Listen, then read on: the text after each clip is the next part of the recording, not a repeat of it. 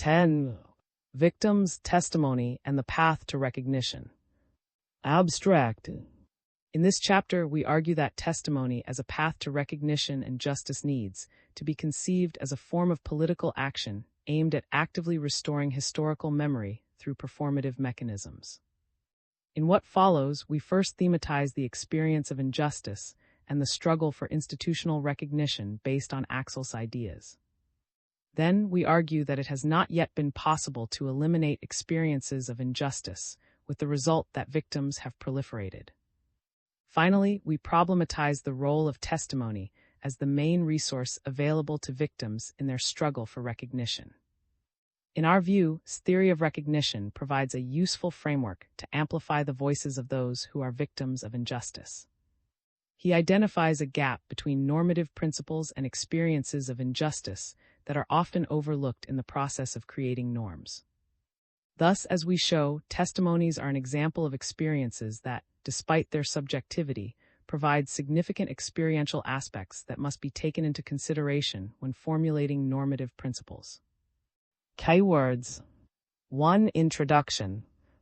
In The Authoritarian Personality, Adorno and his collaborators described their political and social environment as a world in confrontation. Adorno, 2019, two of their main concerns are discrimination against and hatred for those most vulnerable. Hence, they inquire into the roots of the social tendency to make the vulnerable invisible. While those authors posited that this invisibility is brought about through systemic violence and authoritarianism, we think that in the case of contemporary democracies, it is due, at least in part, to corruption in the institutions of justice. The governmental institutions responsible for delivering justice have systematically ignored victims of injustice and, in some cases, even silenced them.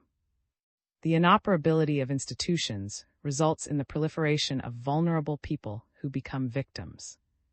But since victims tend to be seen as unpleasant, institutions of justice seek to make them invisible, for they are the living embodiment of the deficiencies of the very institutional mechanisms that are designed to provide justice and guarantee the rule of law. The failure of institutions of justice makes them, in fact, institutions of injustice.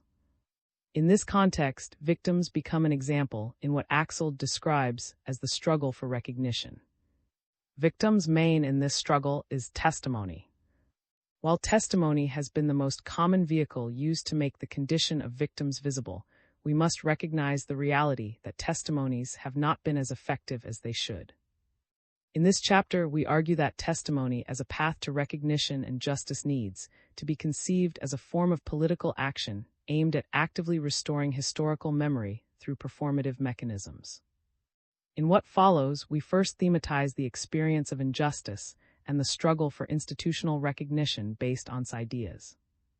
In the second section, we argue that it has not yet been possible to eliminate experiences of injustice, with the result that victims have proliferated.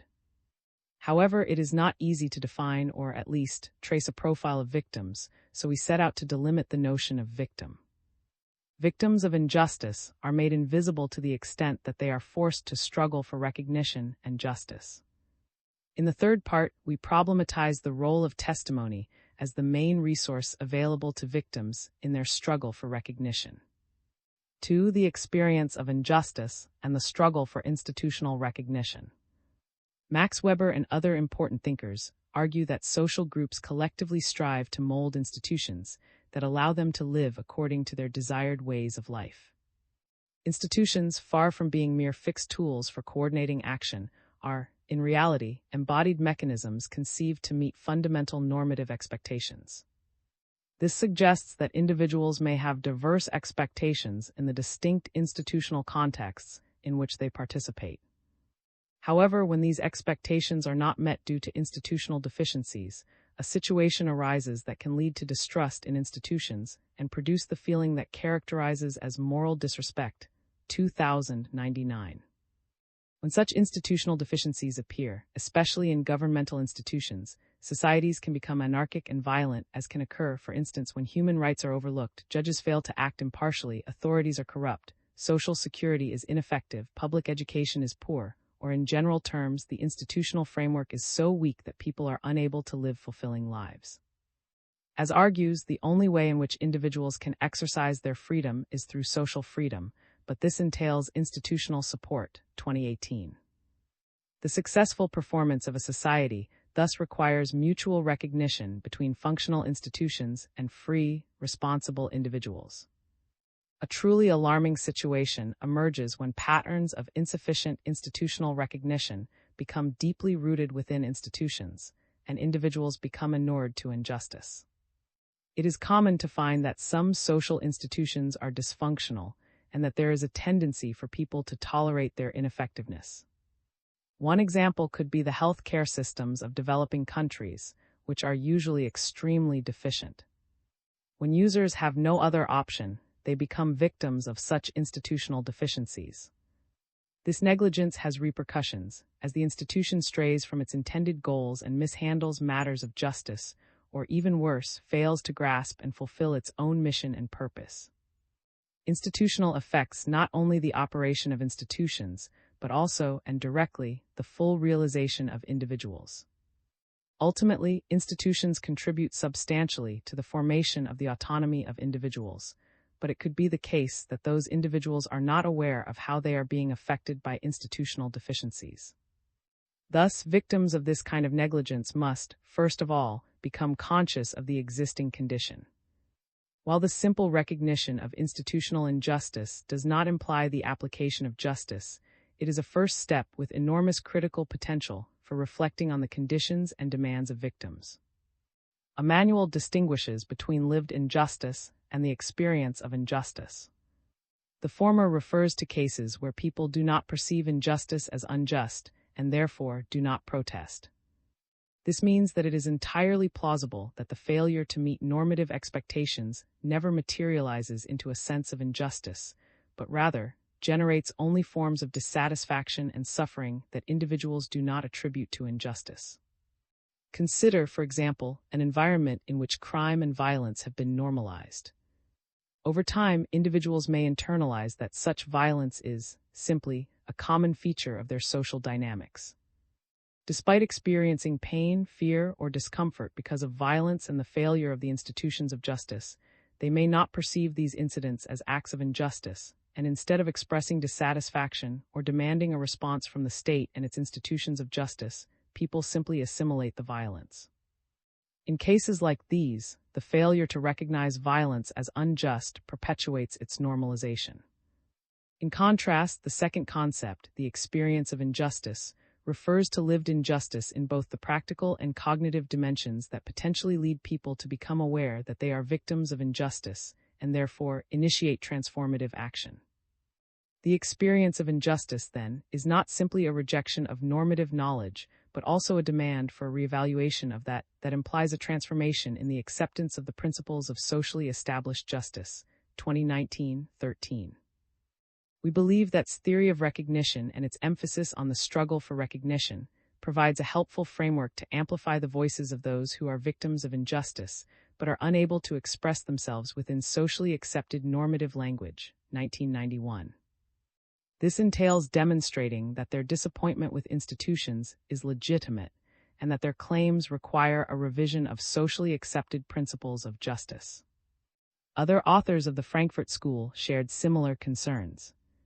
For example, through his concept of transcendence, addressed the need to assert social claims to eliminate institutional injustices. He argued that in communicative action, individuals act within a framework of normative expectations whose unfulfillment can lead to moral demands against the established forms of domination. However, maintains that emancipatory process does not adequately reflect the moral experiences of participants. People's moral expectations are affected not so much by the limitations of the intuitive linguistic norms, but rather and mainly when their claims to identity acquired through socialization are infringed. Thus, he argues that improving our understanding of moral expectations in social communication requires revisiting the experiences where intuitively given ideas of justice have been violated. The basic concepts of an analysis of society must be structured so as to grasp the distortions or deficiencies in the social structure of recognition. Identifies a clear gap between normative principles and the lived experiences of certain individuals, which are often overlooked in the process of establishing norms. This omission should be corrected in regulatory frameworks. In this context, recognizing others and listening to social claims, as in testimony, are essential for understanding voices that are normally excluded from institutional principles. Testimony serves as a means to amplify the voices of the marginalized, support the legitimacy of their claims, and emphasize the need to reassess and adapt socially accepted principles of justice. Thinks that critical theory must consider itself able to name empirical experiences and attitudes that in pre-scientific terms indicate that normative criteria do not lack support in reality. 2092-96.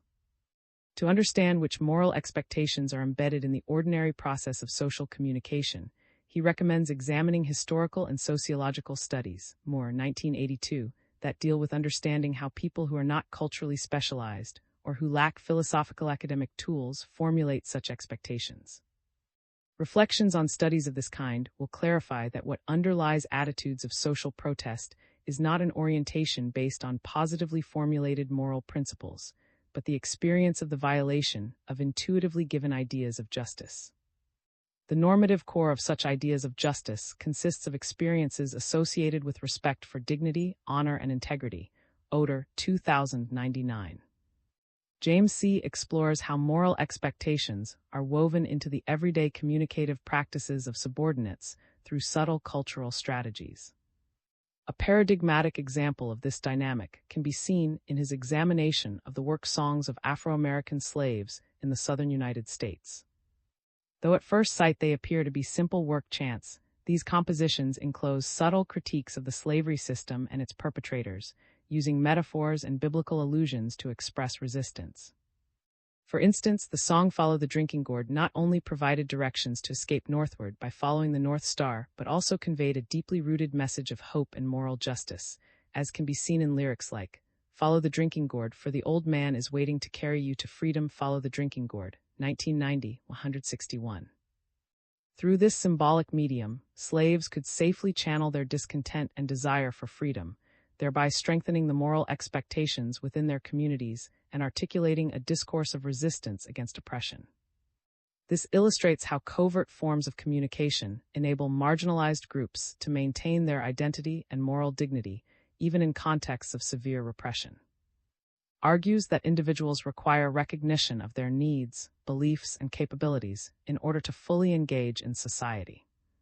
Respecting the individual's decision-making abilities does not suffice to encourage autonomy, for it is equally important to recognize their specific needs and personal actions.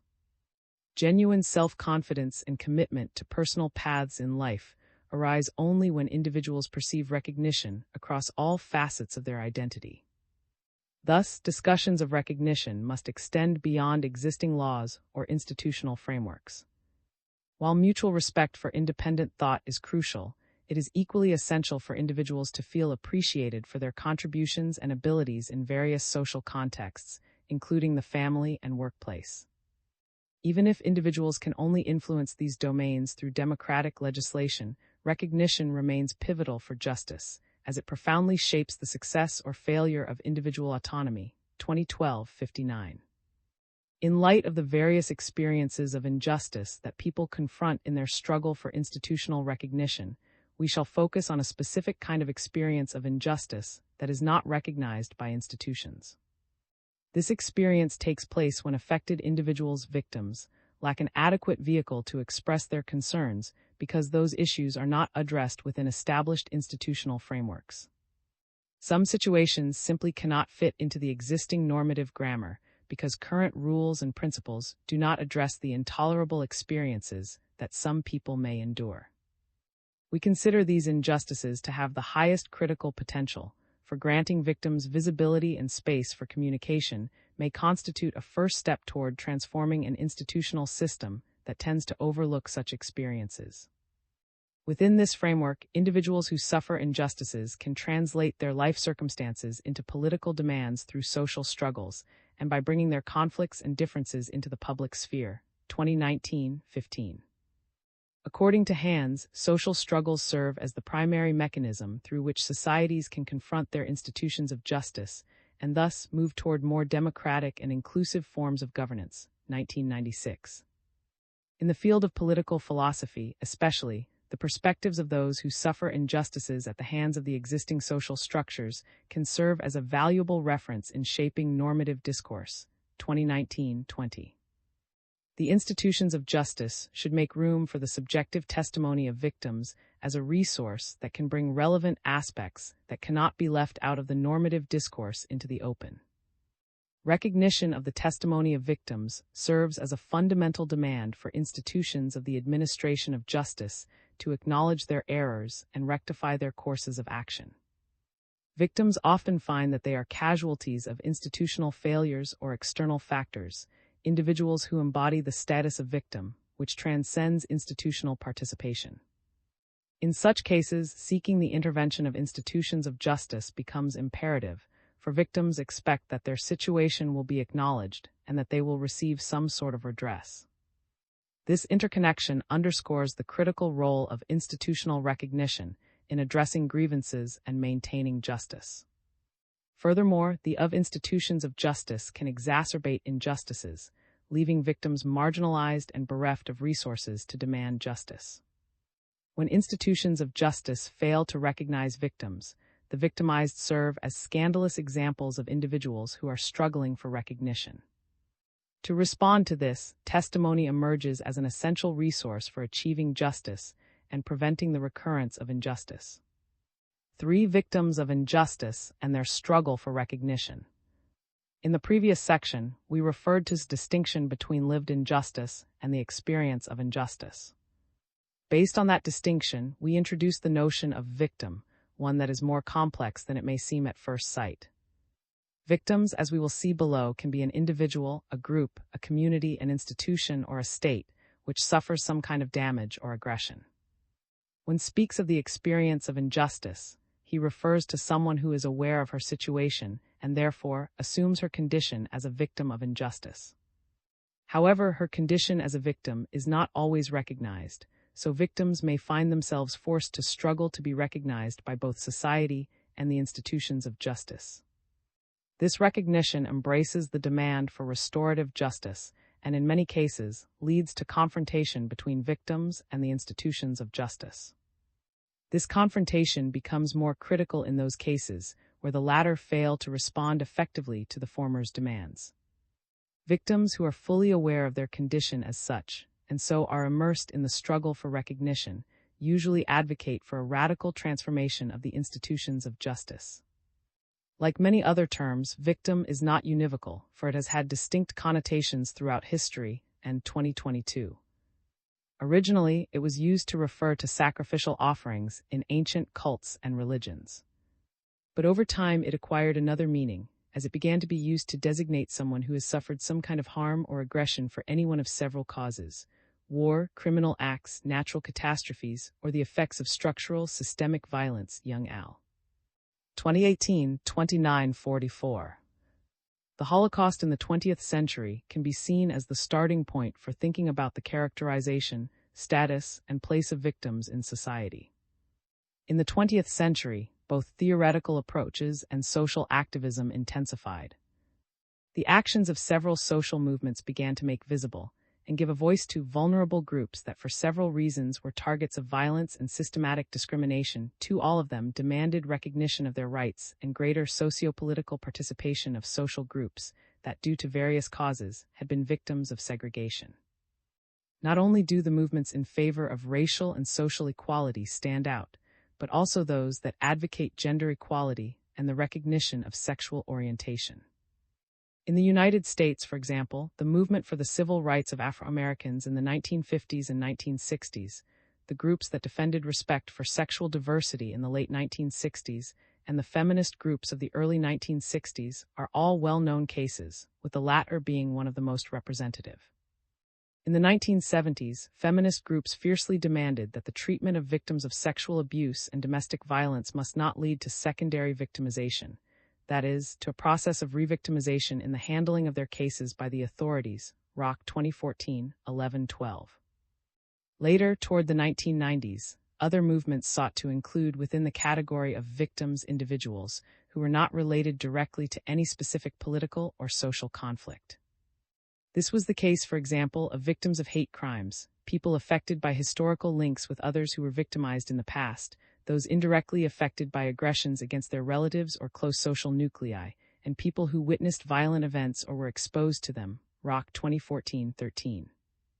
Their struggle for recognition has contributed significantly to increasing their visibility in the public sphere, a situation that has led several governments to take measures to repair the harm done to victims through the institutions of justice. Unfortunately, their actions have not always been successful. For that reason, several social movements, collectives, and non-governmental institutions have demanded that victims be recognized and that the debts they are owed be acknowledged. Globally, sensitivity to and empathy for victims appear to be increasing, though it is also true that in many contexts, discrimination, violence, and criminal activity have not diminished. Unfortunately, many governments continue to be omissive and indifferent to the situation of victims. In many places, the absence of robust institutions of justice, free of corruption and committed to human rights, has led to the realization that the government itself may be the aggressor, either as a persecutor through omission or indifference, or due to a lack of sensitivity and empathy toward victims. In international treaties and law in general, victim is usually understood as any individual who has been unjustly harmed in his or her person or rights because of a crime or some form of aggression. UN 1985-2005. In this understanding, victims are seen as passive subjects, and the harm they have suffered is seen to have negative consequences for their person and indirect negative effects on people close to them. In a broad sense, the term victim refers to an individual or social group that has suffered harm directly or indirectly due to 1. Natural factors, 2. A set of fortuitous conditions, 3. Social conditions, 4. Political positions, 5. Or religious beliefs. The first case embraces individuals who have been affected by natural catastrophes or illness. The second covers those who have suffered an accident due to contingent circumstances. People who are discriminated against or attacked because of their race, ethnicity, socioeconomic status, or sexual orientation are examples of the third case, while those who are persecuted for their political ideas or creed belong to the fourth and fifth cases, respectively. While in the first and second cases, there may not be any responsible agent to whom the damage can be attributed, in the other three there is, clearly, an agent responsible for the harm. In these cases, the notion of victim can be characterized as a condition that is acquired through the abuse of power and omission or negligence, but they share the feature that there is a clear intention to inflict harm on an individual or social group. Here, we shall focus only on cases where there is an agent who intentionally harms the integrity of another individual physically, psychologically, or in some other manner that violates her or his rights. Physical injury may refer to either the person's body, malicious injury, torture, rape, inappropriate bodily contact, homicide, etc., or property destruction, looting, robbery, home invasion, etc. Although, obviously, physical harm also entails psychological damage, the latter can also occur without any kind of direct physical aggression. In many cases, however, psychological harm also manifests itself corporally in the form of fear, emotional distress, abulia, anxiety, aggressiveness, or the deterioration of health, among other symptoms. The etiology of psychological damage is associated with various forms of emotional mistreatment, including discrimination, humiliation, contempt, extortion, intimidation, defamation, or threats, among others. Since there are cases in which victims have great difficulty in overcoming the negative effects of injustice, it is often assumed that this status is permanent. These victims feel pressured to assume themselves as such and to assimilate the associated social stigma. For this reason, people often do not wish to be identified as victims. Some may consider the category victim as a stigma that determines and influences the way they are perceived socially and even how they perceive themselves. 2014-3250. What they generally seek to avoid is condescending treatment by the rest of society. But however victims may see themselves, they usually hope that justice will be done, and that their experience and testimony will serve to improve and strengthen the institutions responsible for the administration of justice, and guaranteeing the rule of law, social stability, and the non-repetition of offenses. Manny 2014, 183-209. The first step required for these kinds of claims to materialize is for the victims to be recognized as such, a clear case of a struggle for recognition. According to, the process of recognition entails both practical and cognitive demands. Cognitive recognition presupposes the identification of the other as a being who matters and whose judgment is relevant to us, while the practical demand for recognition presupposes a double identification, that of the other as a valuable being and that of their behavior as an expression of an evaluation of our own worth. In the framework of reflections on justice and recognition, it is important to mention the contributions of Miranda, who introduced the concept of epistemic injustice to refer to situations in which someone is harmed in their capacity to be recognized as a source of knowledge. Epistemic injustice can manifest itself as testimonial injustice when prejudices lead people to grant less credibility to someone's words, or as hermeneutical injustice when the lack of interpretative resources places someone at a disadvantage in terms of understanding and communicating their social experiences. Emphasizes that these forms of epistemic injustice can have negative effects on individuals' ability to protect their interests and trust in their knowledge, 2007.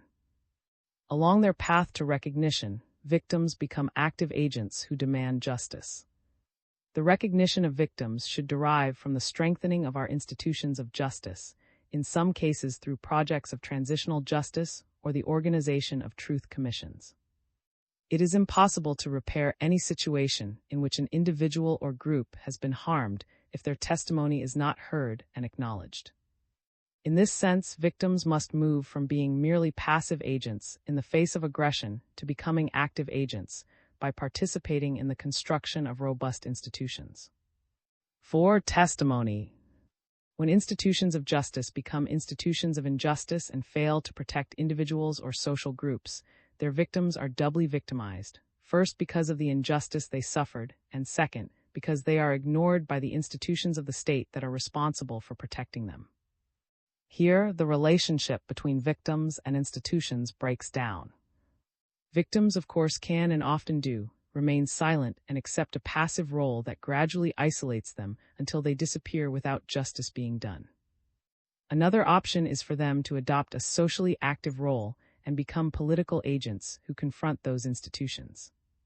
In the latter way, victims expose the vulnerability of the law and the legal framework. Their demand for justice serves as a political action with a twofold purpose: first, to see that justice is done; second, to ensure that the injustice they suffered is instilled in the historical memory as a mechanism to prevent its repetition. Testimony is the most valuable resource for the recognition of victims. However, all too often their testimonies are shaken and called into question. Testimonies are, by their very nature, always subjective. They emerge from the first person, and as happens in all intersubjective relationships, there may be reasons, good or bad, to trust or distrust them. Testimony, without doubt, is one case in which the epistemic attitude of trust is essential. For victims of injustice, testimony offers a way to bring others closer to what they have experienced. The goal of testimony is to reveal, inform, and support victims and their circumstances, perhaps even to arouse empathy in the face of a situation that may be alien to those who are not immersed in it. While it is impossible to avoid the influence of feelings, emotions, and personal appraisals on testimony, this does not extinguish its epistemic value. On the contrary, it is precisely this personal dimension that makes it possible to detect specific experiential aspects that are important for the construction of justice. In many cases, testimonies must be well-grounded and comply with certain epistemic conditions, such as plausibility, credibility, and reliability. In others, they impose themselves, and even though the above conditions may not be met, there is no need for verification. Here we can think, for instance, of the numerous testimonies that recount the atrocities committed by the Nazis. Certain experiences of injustice have become paradigmatic precisely due to such collections of testimonies. Whether justice is done depends on testimony being heard, but testimony requires certain conditions, not only the epistemic ones mentioned above, but also some related to the tone of people's narratives. Where testimony is intended to draw the attention of those who have not experienced injustice, tone matters.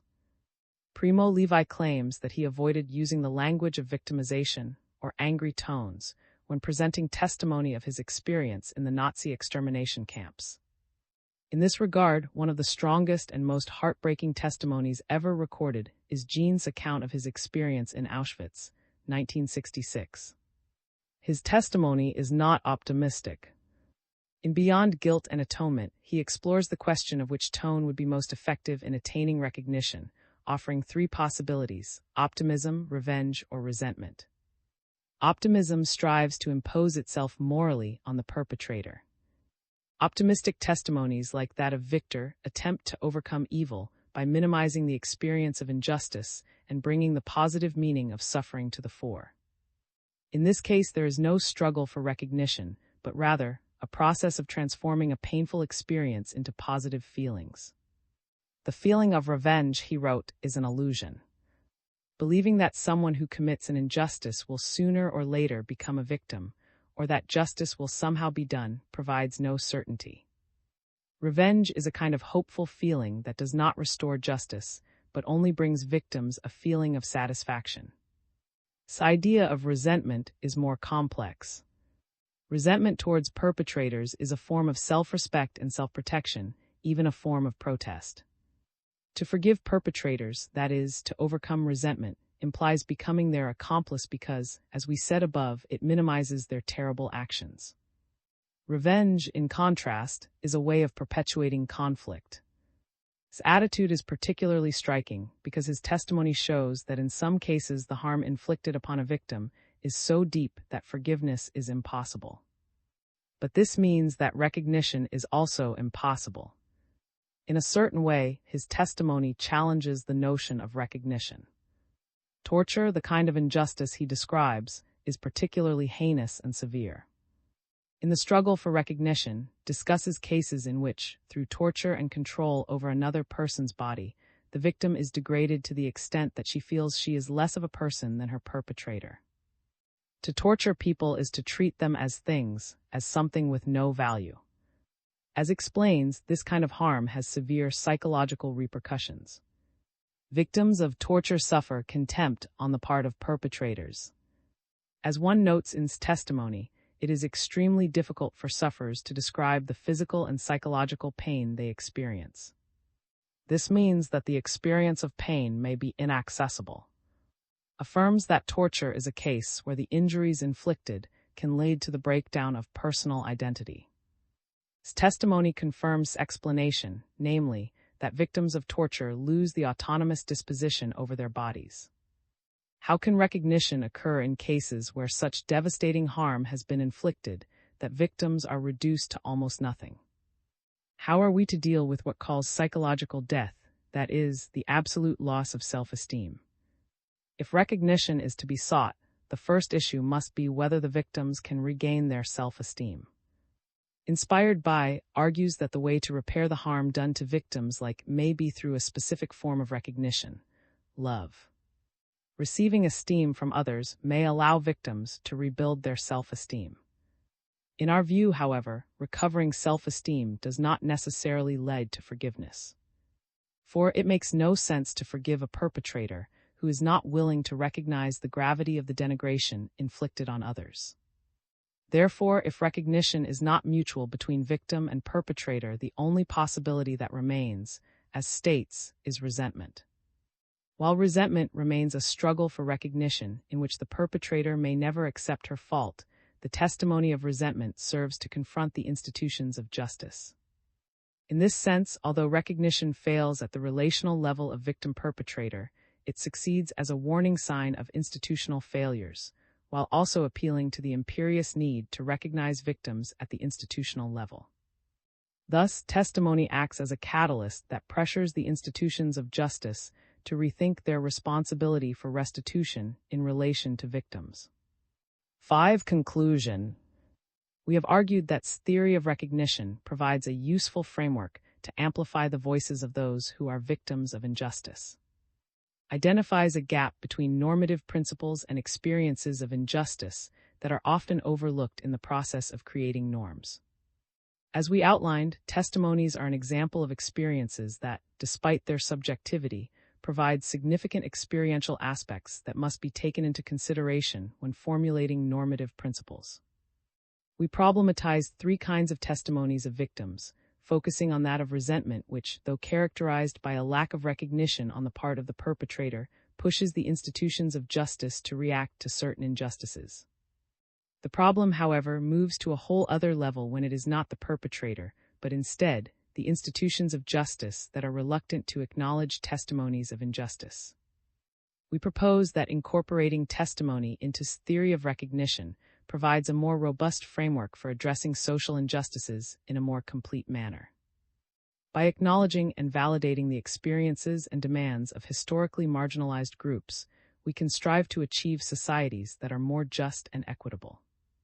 In addition, inclusion resolves criticisms of theory of communicative action by establishing a more solid base for the theory of contemporary critical theory. Testimony, understood as the first-person experiences and narratives of victims, gives those who are not immersed in a specific situation of injustice indirect access to it. There is no doubt that testimonies play a crucial role as a source of knowledge of injustice, although in an epistemological perspective, they only succeed when victims are trusted. Testimonial knowledge can only occur when trust exists in both parties, the victims and the institutions. In the absence of the recognition of testimony, justice is impossible. Recognizing the value of testimony is beneficial for victims, for their voice is heard and the value of their narrative is recognized. While testimony is still an element in the struggle for recognition, it is beneficial not only for the victims but for the rest of humanity as well, as through the first-person experiences of victims, we become witnesses of injustices. Unfortunately, as we have said, testimonies are not always heard. Indeed, there are cases in which society itself, and more seriously, the institutions entrusted with the administration of justice, do not recognize testimonies. In these moments, victims suffer epistemic injustice. At others, when testimonies are not believed, or some are deemed to have more credibility than others, or the victim's conditions are not recognized and power mechanisms are used to silence them, the struggle for recognition is intensified. It is in no way a triviality to emphasize the victims' struggle for recognition and the importance of their active role. Certainly, it is difficult to eradicate injustice, but institutional receptiveness to victims' testimonies should be assimilated as a learning path for institutions of justice so they can apply more effective alternatives to mitigate injustice in distinct contexts. If institutions of justice become unresponsive, they will soon become obsolete. Open access. This chapter is licensed under the terms of the Creative Commons Attribution 4 International License (org licenses by 4.0, which permits use, sharing, adaptation, distribution, and reproduction in any medium or format, as long as you give appropriate credit to the original author S and the source, provide a link to the Creative Commons license, and indicate if changes were made. The images or other third-party material in this chapter are included in the chapter's Creative Commons license, unless indicated otherwise in a credit line to the material. If material is not included in the chapter's Creative Commons license and your intended use is not permitted by statutory regulation or exceeds the permitted use, you will need to obtain permission directly from the copyright holder. References: Adorno W. Else, Daniel J. and Sanford. 2019. The Authoritarian Personality. London, Verso. Gene 1966. Munich. 2018. Laula in Axel. Open Insight 9, 147-171. Org 1023924 OIV9 N15, a 2018-147-171263. Miranda. 2007. Epistemic Injustice, Power and the Ethics of Knowing. Oxford University Press. Dan Tom. 1993. Memoirs of a Former Nazi. London and Axel. 1991. The Critique of Power, Reflective Stages in a Critical Social Theory. Cambridge, MA, the MIT Press. Axel. 2000. Does Frankfurt am Main. Axel, 2012. The I in We, Studies in the Theory of Recognition. Cambridge Polity Press. Hands, 1996. The Creativity of Action. Chicago, The University of Chicago Press. And 2022. In Aid. Carlos Al. 777-782. XXI. Mani Rama. 2014. Integral Justice for Victims. Injustice for Victims, ed. And 183-209. London, Moore, 1982. Frankfurt am Main. 2014. Respecting Victims of Crime, Key Distinctions in a Theory of Victims' Rights. Injustice for Victims, ed. And 3250. London, Emmanuel, 2019. The Experience of Injustice, A Theory of Recognition. Translated by Richard A. Lynch. New York, Columbia University Press. Rock, 2014. Victims' Rights. Injustice for Victims, ed. And 1131. London, James C. 1990. Domination and the Arts of Resistance, Hidden Transcripts. New Haven, Yale University Press. United Nations, 1985. Declaration of Basic Principles of Justice for Victims of Crime and Abuse of Power. 1985. Org-N Instruments Mechanisms Instruments Declaration Basic Principles Justice Victims Crime and Abuse Access 25 July 2024. United Nations, 2005. Basic Principles and Guidelines on the Right to a Remedy and Reparation for Victims of Gross Violations of International Human Rights Law and Serious Violations of International Humanitarian Law. Org-N Instruments Mechanisms Instruments Basic Principles and Guidelines Right Remedy and Reparation Accessed 25 July 2024. Young John L. Bandy X. Lay and Grace Lee. 2018.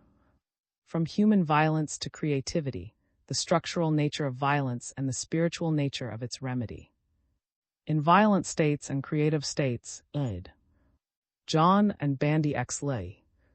12944.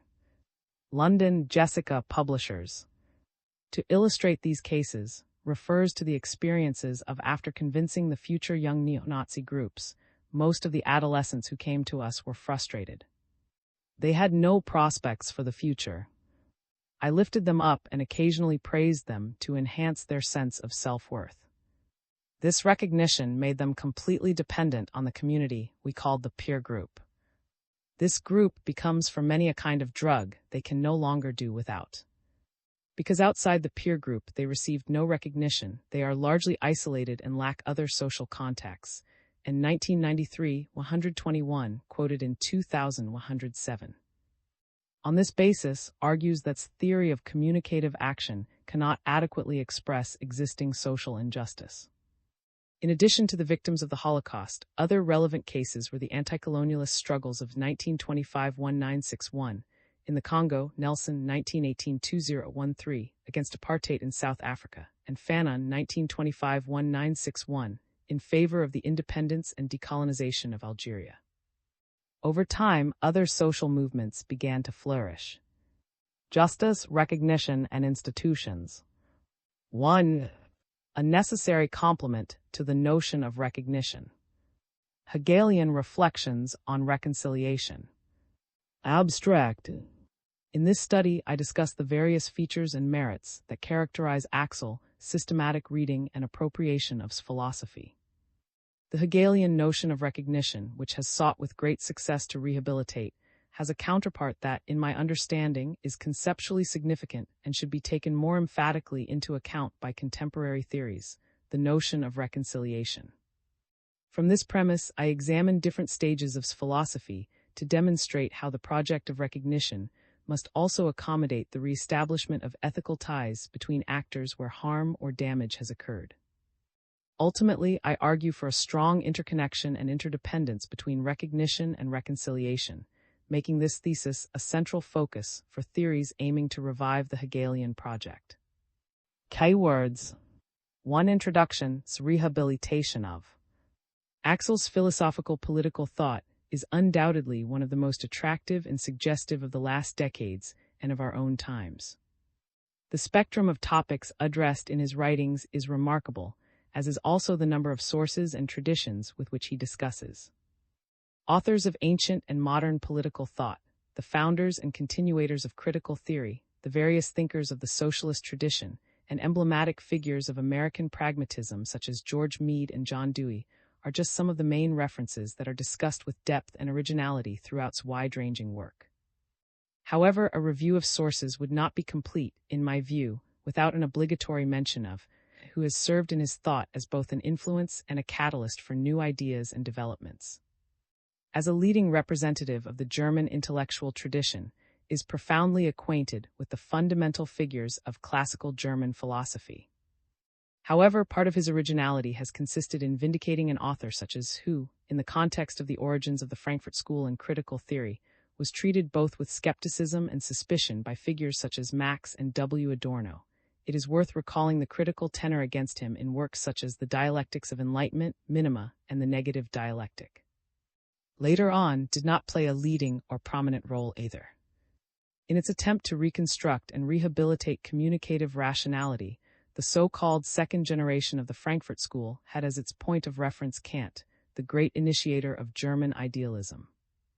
Both Otto and made the theoretical move of interpreting Kant under the parameters of the linguistic turn, in its hermeneutic, pragmatist, and analytical variants, in order to overcome the limits of the modern paradigm of consciousness, which, in their opinion, dominated the thought of modernity. In doing so, they introduced into the debate a Kant, preserving the best of his philosophical intuitions, but also aligning him with the discourse of what called an epoch in thought. Only with Axel, who has sought to distance himself in some regards from his predecessors, would be properly rehabilitated. For him, and remain with their Kantianism in a paradigm of what he has called in the last years a reflexive freedom that understands freedom predominantly in terms of autonomy under the dictates of morality. 2016-2941. A fundamental limitation of this paradigm is that it does not account for the fact that the aspirations and ends that a rational actor can give himself through deliberation are always framed in a cultural, social, and institutional context. In other words, the exercise of autonomy never occurs abstractly, but is always already rooted in a life world that informs our decisions and projects with value and content. These practices and institutions, as Christopher F., a specialist in thought, emphasizes, are not external to an individual's freedom, they are constitutive elements of it. 2015-160. Notices this superiority of the Hegelian model from the very beginning, as it consistently accounts for human social interaction on much more concrete levels than the models of his immediate predecessors. Thereby, again using words, goes beyond the discourse that aims at the undistorted intersubjective language and appeals rather to the undistorted intersubjective recognition. 2015-17. And for this task, of course, the help of the Siege of Stuttgart becomes invaluable. Thus has been one of the main figures responsible for making an interlocutor worth taking into account in the present. Attempting a very brief reconstruction, which unfortunately has to leave important figures aside one, I would venture to say, first of all, that English-speaking scholars such as Terry, Robert Pippin, and Stephen had the undoubted merit of developing sober and rigorous interpretations that, through the conceptual translation of the intricate Hegelian terminology into a contemporary philosophical language, went beyond the Hegelian myths and legends that prevented understanding the author, thus opening the possibility of renewed approaches to his classical works. Second, philosophers such as John and Robert, without making necessarily at all times exegetical scholarship but having in turn ambitious systematic aims, have put forward original readings to address various topics such as the myth of the given, the space of reasons, the unboundedness of the conceptual, and semantics, thus making highly attractive to analytic philosophy. Last but not least, it seems to me that Axel should be highlighted as the theorist who has done the most to vindicate from the perspective of practical philosophy, particularly in the political and social domain. In a manner inspired by yet original in its own right, has introduced the notion of recognition into contemporary debates, which articulates the various aspirations of actors in terms of interaction and reciprocity, aiming to be fulfilled within the framework of a democratic ethical life. However, it must be said that its approach to has not always been the same and has been subject to readjustments and subsequent additions over time. Thus, for example, if one concentrates on his early work, The Struggle for Recognition, The Moral Grammar of Social Conflicts, 1995, one sees that there is a very punctual and circumscribed rehabilitation of, namely, the of the Jena period, that is, the of writings such as The System of Ethical Life or on the scientific ways of treating natural law, or even fragmentary ones such as the various sketches of the system, which can be considered as a prelude to the Phenomenology of Spirit of 1807. Saw a huge philosophical capital in the notion of recognition as it is dealt with there, which, however, in his appreciation, would later be absorbed and minimized within the Hegelian system, and what he considered to be its enormous and grandiloquent metaphysical ambitions too hence. In that book his purpose is to identify and reconstruct the main Hegelian notions in those writings prior to the system, and then to test their validity and applicability through the discussion of multiple authors such as Mead, Marx, among many others. A major shift in our author's interpretation of is to be found later in the book of 2001 Leiden N., which was translated into English in 2010 as The Pathologies of Individual Freedom, Social Theory. This constitutes most extensive work on himself and represents, in turn, an appropriation of a later moment in his career, namely the of the 1821 Outlines of the Philosophy of Right. In this study recognizes that philosophy of right, contrary to the historical disdain it has suffered in comparison to Kant or John Stuart Mill, is a fertile source for political thought.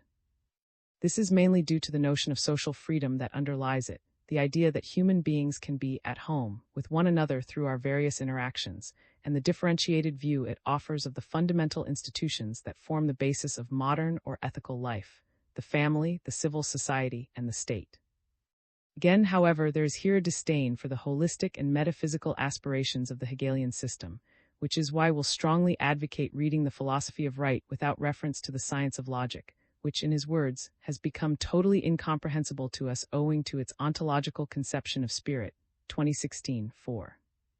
His efforts are extensive in endorsing a minimalist reading of the text in terms of its speculative categories, showing thereby the intrinsic validity of various Hegelian arguments. Nonetheless makes manifest the desideratum of having, so to speak, a philosophy of right for our present age.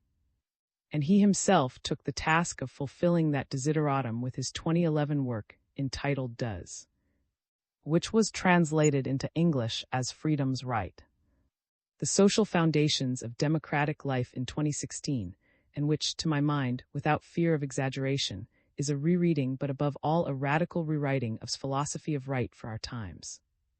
This original elaboration of the coordinates of a democratic ethical life with a Hegelian inspiration revisits the same spheres that once analyzed, but points out their changes, transformations, and challenges within the contemporary context, thereby transcending several aspects of the metaphysical background of German idealism. Thus, this work is one that, like others before it, consciously and decisively abandons coordinates of what calls metaphysics of spirit, which would only hinder an approach to these vital topics of interest.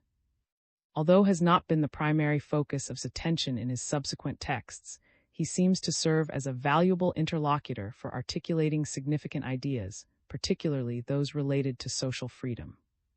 2 does need a rectification or a theoretical complement. To be sure, Hegelian developments have not left interpreters of indifferent. There are those who, have expressed concerns regarding his contribution, pointing out that the force of social critique could not be neither fully understood nor adequately appropriated for the present without considering its dependence on the categories and notions provided by the science of logic c. 2012, 32-34. But its challenge itself is not without controversy. The reason for this is mainly that there is no consensus on how dependent political and social philosophy is on the logic 3. Therefore, I do not intend to enter the debate here. In any case, as far as our interests are concerned, a couple of things are clear.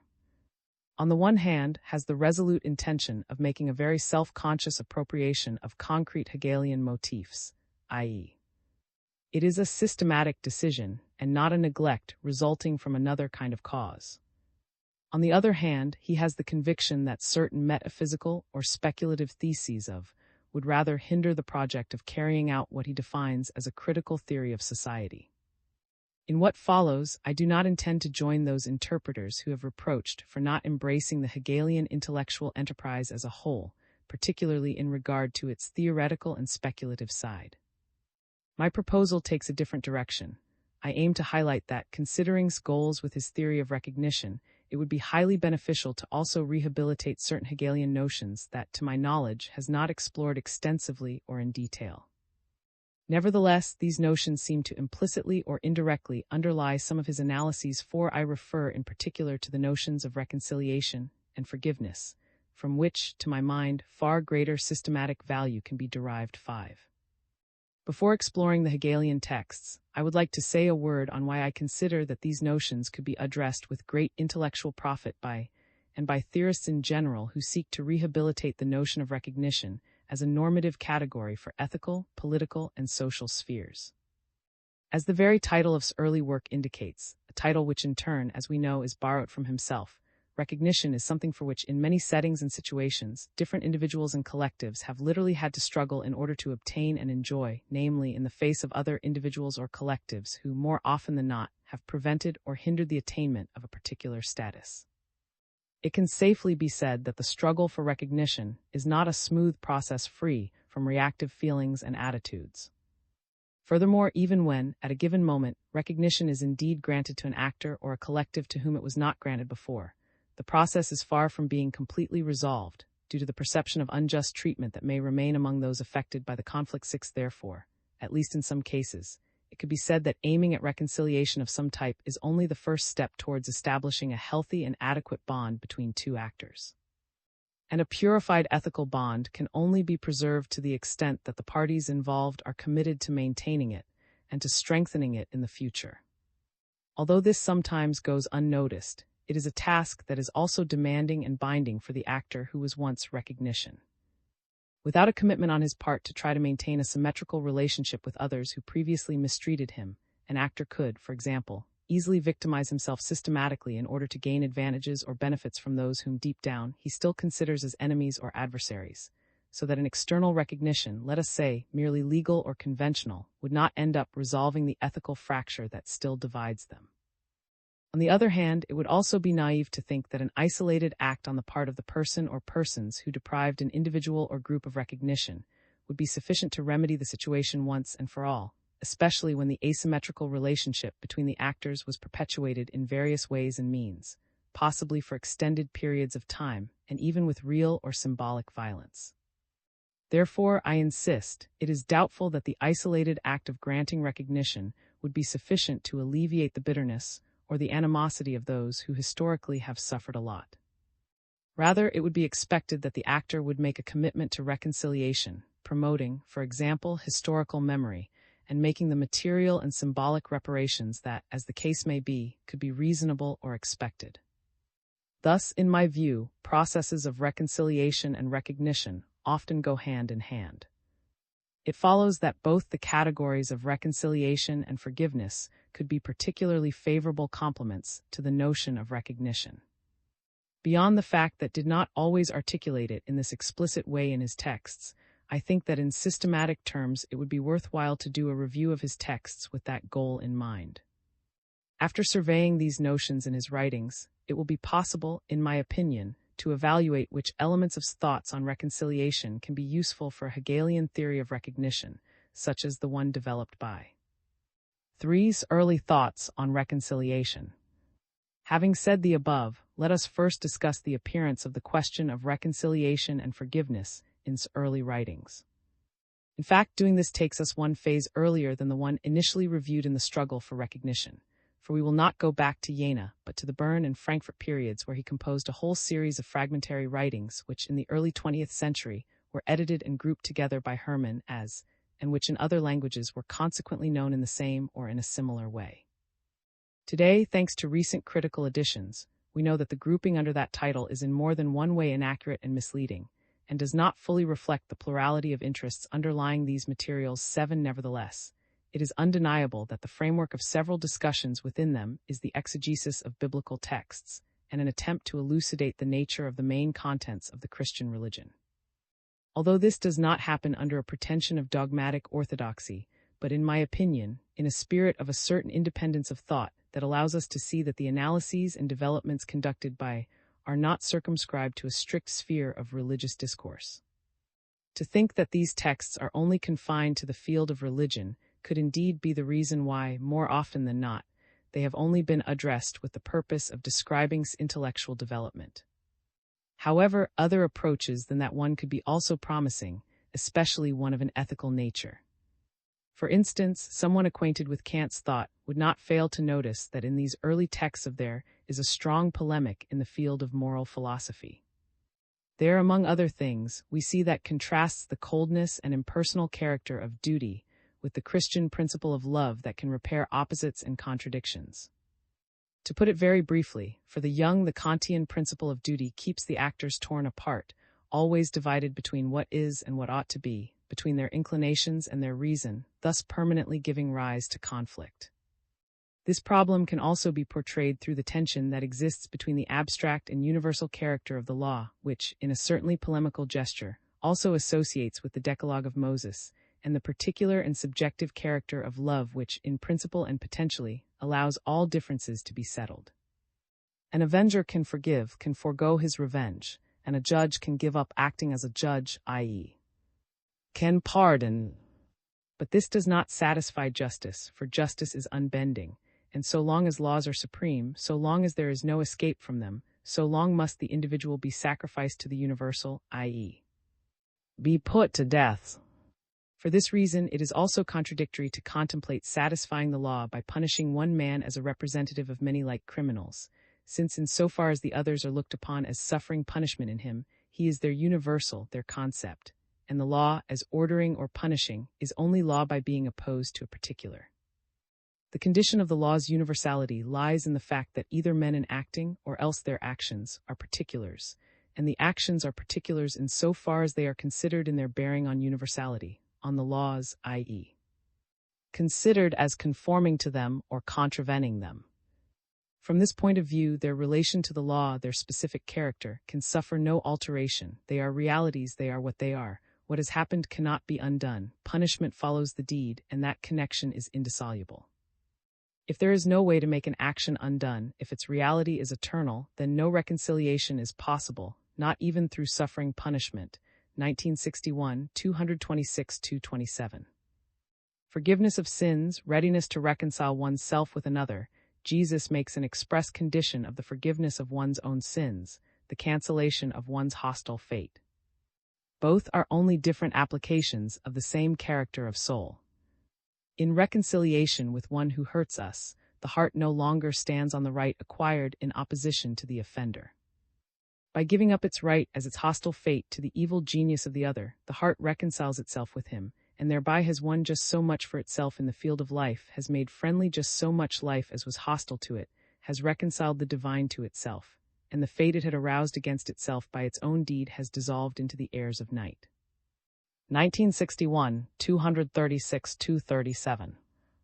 Even in the hostility of fate, a man has a sense of just punishment. But since this hostility is not grounded in an alien law superior to the man, since on the contrary it is from him that the law and right of fate first arise, a return is possible to the original situation, to wholeness. For the sinner is more than a sin existent, a trespass possessed of personality. He is a man, trespass and fate are in him. He can return to himself again, and if he does so, then trespass and fate are under him. The elements of reality are dissolved, spirit and body are severed. The deed still subsists, but only as something past, as a fragment, as a corpse. That part of it which was a bad conscience has disappeared, and the remembrance of the deed is no longer that conscience's intuition of itself. In love, life has found life once more. Between sin and its forgiveness, there is as little place for an alien thing as there is between sin and punishment. Life has severed itself from itself and united itself again, 1961, 238-239. The role of reconciliation and forgiveness that is expressed in these passages is one, as was said, highly regenerative, which would allow the actors to be able to coexist and face new challenges in the future. In addition, granting forgiveness to someone else has a regenerative ethical effect on the subject himself. Forgiving the other is nothing other than expressing your own inner desire to be reconciled with life, and most probably, to be forgiven by those whom you may have hurt. This act of reconciliation seems in the Hegelian characterization something almost indispensable in order for someone to move forward with his or her life. Thus Reid, it seems that, even independently of the background theological context, saw an enormous ethical potential in the notions of reconciliation and forgiveness, which are capable of reestablishing one's own ethical agency in an intersubjective context.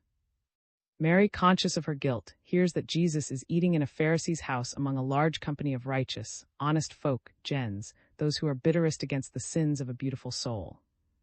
Her heart drives her through this company to Jesus. Weeping, she walks up to his feet, washes them with her tears and dries them with the hair of her head. She kisses them and anoints them with ointment, with pure and costly spikenard.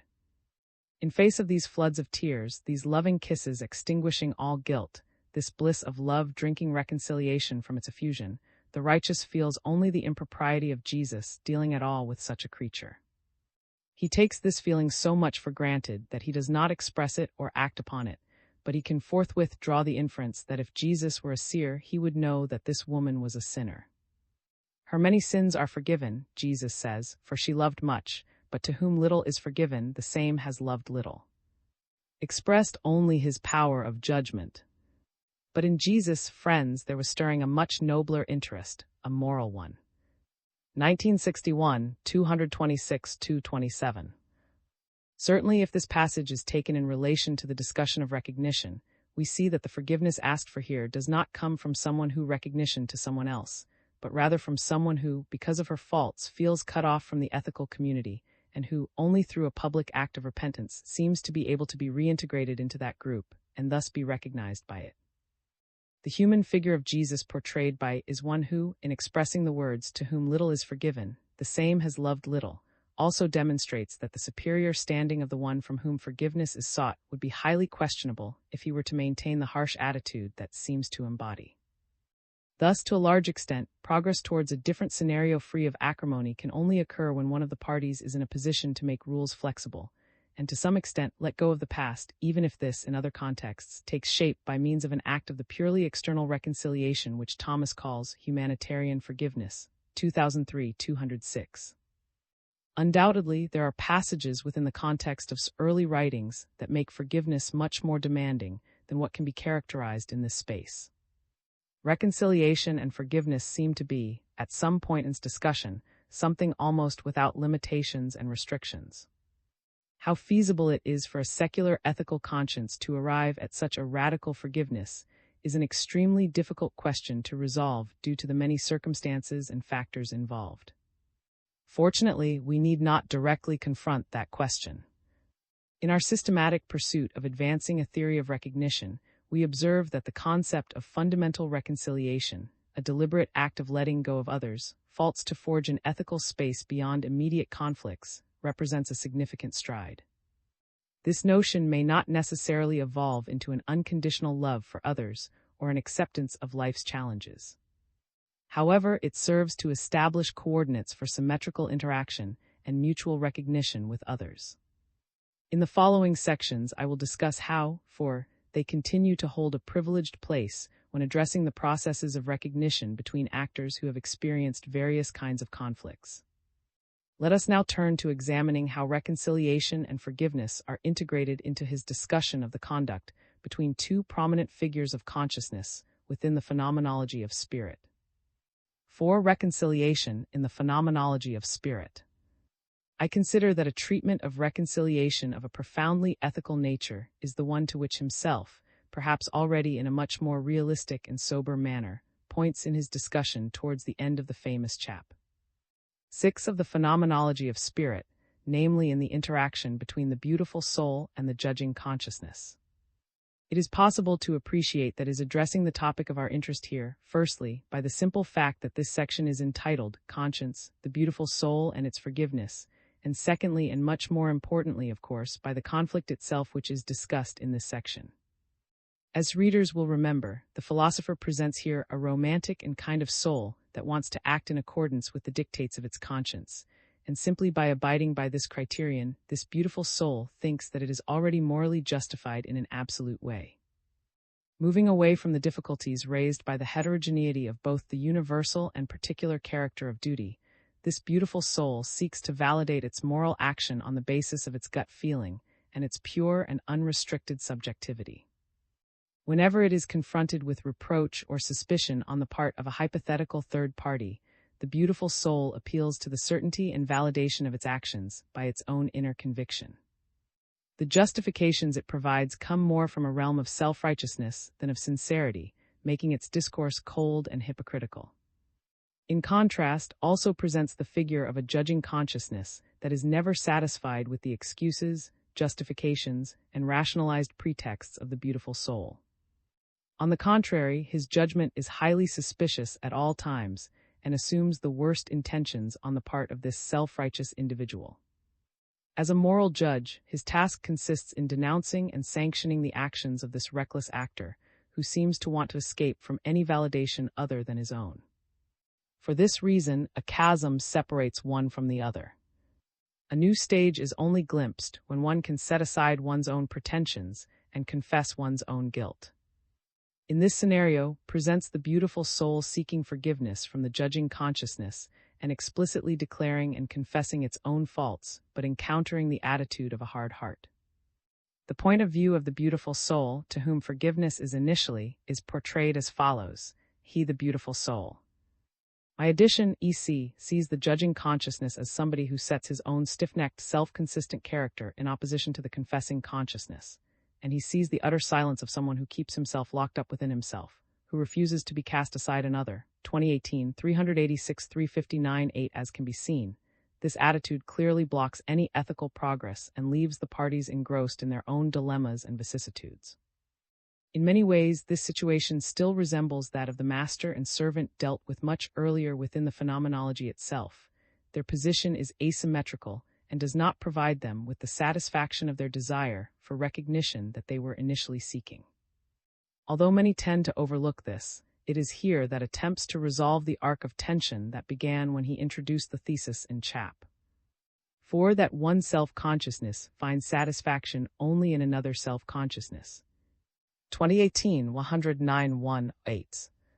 To be sure, in the meantime, has made an important approach to a whole series of themes that have constituted humanity in its present form, and that are intimately linked to its self-understanding, paving at the same time the way for the most ambitious type of reconciliation, which is undoubtedly that which absolute knowledge provides from its speculative seat as a perfect logical unity between the spheres of objectivity and subjectivity.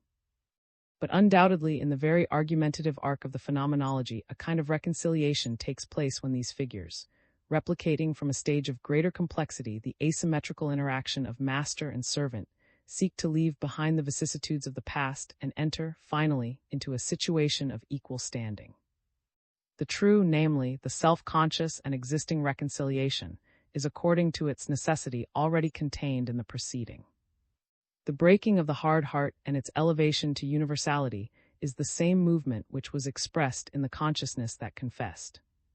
The wounds of the spirit heal and leave no scars behind. It is not the deed which is imperishable, but rather the deed is repossessed by spirit into itself.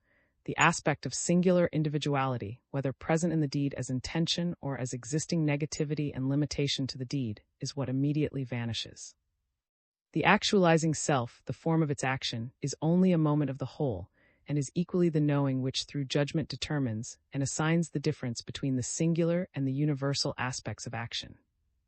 The former evil consciousness posits this relinquishing of itself, or posits itself as a moment enticed into a confessional existence through the intuition of itself in another. However, to this other, the latter consciousness, its one-sidedness, unrecognized judgment must break, just as to the former, its one-sidedness, unrecognized existence of particular being for itself has to break. As the first exhibits the power of spirit over its actuality, the the latter exhibits the power of spirit over its determinate concept. 2018, 387 363 61. The language of forgiveness is the means available to both figures to abandon their false existence. It is by recognizing in unison their own fallibility that they can finally consider themselves as equals. So at last we can witness the recognition that has promised us, but only on the basis of a prior reconciliation. Spares no words to describe this change of attitude and conduct. Thus, surprisingly, he will even say that what we find here is a reciprocal recognition which is absolute spirit. 2018, 388 361, certainly disconcerting his readers with this expression. This religious language is only further exacerbated by the lines with which the entire section concludes. The reconciling yes, in which both eyes let go of their opposed existence, is the existence of the eye extended into two-ness, which therein remains the same as itself and which has the certainty of itself in its complete self-relinquishing, and in its opposite it is the God that appears in the midst of those who know themselves as pure knowing. 2018, 389 362. Confronted with these assertions, one is fully justified in wondering what is at stake here. In my reading, this scene portrayed by constitutes a kind of prelude to his treatment of the Christian religion in the following chapter of the Phenomenology. Because of the contemporary secular mindset, readers may be reluctant to make this connection, especially if one wants to read beyond any metaphysical stance or view and to rehabilitate him systematically in the face of current challenges and debates. But even if this is so, it must not be forgotten that interpretation of religion is highly peculiar and that even under secular premises it is possible to show affinity towards it. For he will defend, among other things, that the resurrection of Christ is not to be taken in the conventional sense, but rather as the continuous regeneration of the Church, which thereby repairs itself. 9 with this, marks the transition to an understanding of God as spirit in his community, transcending on the one hand the image of an absolute and impersonal God, and on the other its identification with a concrete historical and finite individual. And that spirit survives, as already said, through practices of reconciliation and forgiveness. From all of the above are important ethical lessons that one would do well to take up. The systematic value of the notion of reconciliation in connection with that of recognition seems to me incalculable. One could say that this is one of the fundamental concepts that seeks to rescue from Christianity, but translated, to a large extent, into the conceptual and speculative language of his philosophy. But precisely because of the Christian origin of this notion, one might be suspicious about whether himself abjured this important discovery on the assumption, for example, that even the Phenomenology itself can be considered a writing that still does not reflect his more mature views. Thus, one might think that recovering this notion would not be entirely profitable in theoretical terms for those who, for example, are seeking to rehabilitate Slate's social philosophy. 10. However, I consider that there are elements in thought that suggest precisely the opposite, so what I will seek to do in the following section is to present and discuss them in a way that shows their relevance for the Hegelian philosophical enterprise. 5. Reconciliation in the outlines of the philosophy of right. Although the word reconciliation appears relatively rarely, in an explicit way, throughout the outlines of the philosophy of right, the fact is that it plays a much more important role than is usually believed. 11. In key passages where speaks about the general aspiration of this work, he stresses, for example, that with an adequate social philosophy, the sphere of the subjective can be reconciled with that of the objective. The unity of the subjective with the objective good in and for itself is ethical life, and in it we find the reconciliation which accords with the concept. 2008, 141 edition, 153:12. While the sphere of abstract law deals or has to do with objectivity, the sphere of morality recovers or gathers subjectivity. And it is thus the fundamental error of different philosophical endeavors not to realize that both must be unified not in an abstract or unilateral way, but through the ethical life of a community, which must develop institutions in accordance with this requirement. It is also important to note that philosophy itself, as a rational understanding of these topics, provides agents who can attain this point of view with something that can reconcile their particular wishes and desires with something objective. 2008, Prologue 15. These lines of argument are quite in tune, in general terms, with other late Hegelian reflections that can be found in the lectures on the philosophy of religion of 1827. At a given point of the discussion, addresses the fact that the community, he has characterized as the place where the true Christian spirit dwells, is a scenario that has given rise to three different types of reconciliation. Initially, speaks of real reconciliation. This reconciliation can occur within the inner religiosity of individuals, between religiosity and worldliness, where religiosity and worldliness remain external to each other, and the Church has the upper hand in worldly affairs as with the medieval Church, and also in the modern world where religion and the world are reconciled in the ethical realm, thus setting aside the despotic dominion of the Church, at least in some nations or territories, see 2007. 263, 265, 343, 42. This type of reconciliation is followed by what we could call ideal reconciliation, which, according to, is highly defective. Regarding this form, recounts the positions on religion within the Enlightenment, which tended either towards extreme rationalism, which only admits as valid that which can be referred to sensible experience, or towards sentimentalism, both being unilateral visions that failed to do justice to the sphere of the religious. 2007, 265, 267, 342, 344. Finally, the philosopher speaks about ideal real reconciliation, which is the standpoint of speculative thought. Here we encounter the appropriate mediation of content and concept, of reality and thought, and of the real and the ideal. 2007, 267, 273, 45, 347. A relevant note of the above in relation to our reading is that explicitly states the need to reconcile factual social reality. In other words, it is not the case that only a philosophical or theoretical reconciliation with the world is sought. If this were so, the doors would be wide open to readings that make a conservative for whom the evils of the world can only be solved at the level of thought. But the philosopher's texts, as well as his project in general, clearly go in another direction. There is no doubt that the point of view of theoretical conciliation as a balance between objectivity and subjectivity is a compass for in order to judge, so to speak, the full form or shape of reconciliation. But as I have indicated, this would not be enough if social reality remains split or fractured. Hence, there is a profound need to repair it. Now, as we have seen, what is interesting is that he associates again the conceptual framework of reconciliation with a Christian one, but this time he refers or identifies it with a task proper to the social world.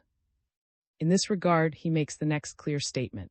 Thus it is in the ethical realm that the reconciliation of religion with worldliness and actuality comes about and is accomplished. 2007, 265, 342.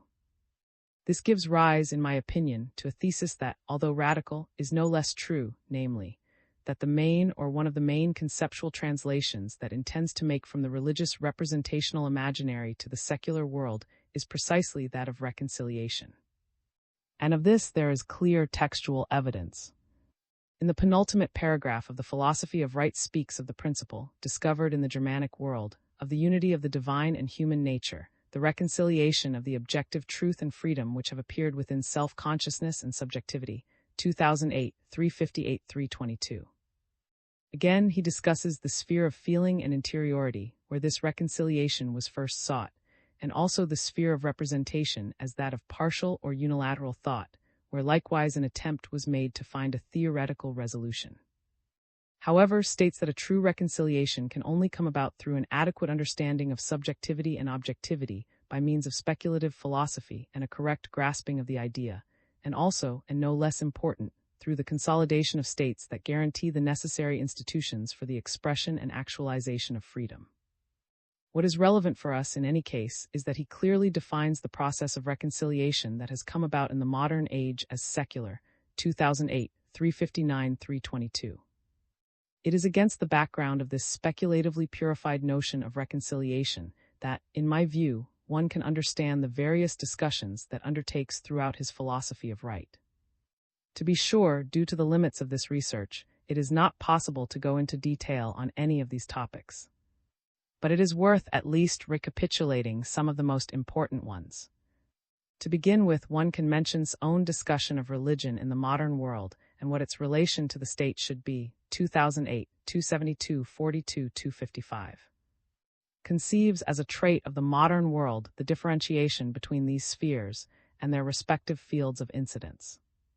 From a broader perspective, we can also discuss various aspects such as legitimizing and justifying the juridical concept of property, validating the moral authority of individual conscience, and delineating boundaries within the realms of family, civil society, and the state.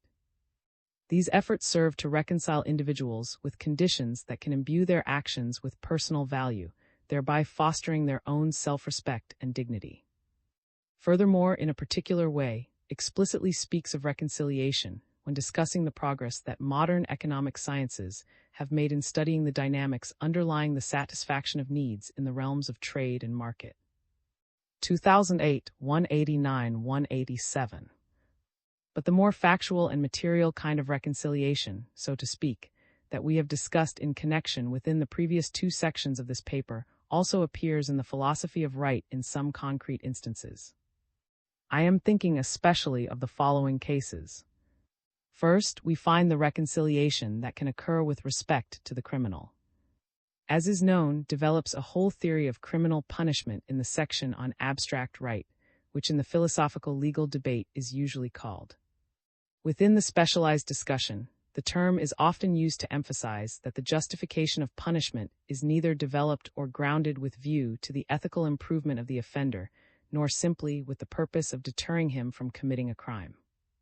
On the contrary, it is said that in theories the justification of criminal punishment is given because it makes it possible, so to speak, for a system of freedom to hold firm and be reestablished after a transgression. However, to characterize stance in such simplistic terms would be misleading. On the one hand, he associates punishment with the basic acknowledgement that the offender is first recognized as a legal subject with rights. On the other hand, he also emphasizes the importance of reintegrating these individuals into society once they have fulfilled their societal obligations. 2008, 222-0913. From the perspective of ethical life, he argued that a peaceful society can afford to condone certain acts of violence and apply milder sanctions, provided that the individual is expected to exhibit non-aggressive behavior after release from confinement. 2008, 96 edition 100. Secondly, another area of material reconciliation that addresses is that which occurs within society itself, particularly concerning poverty.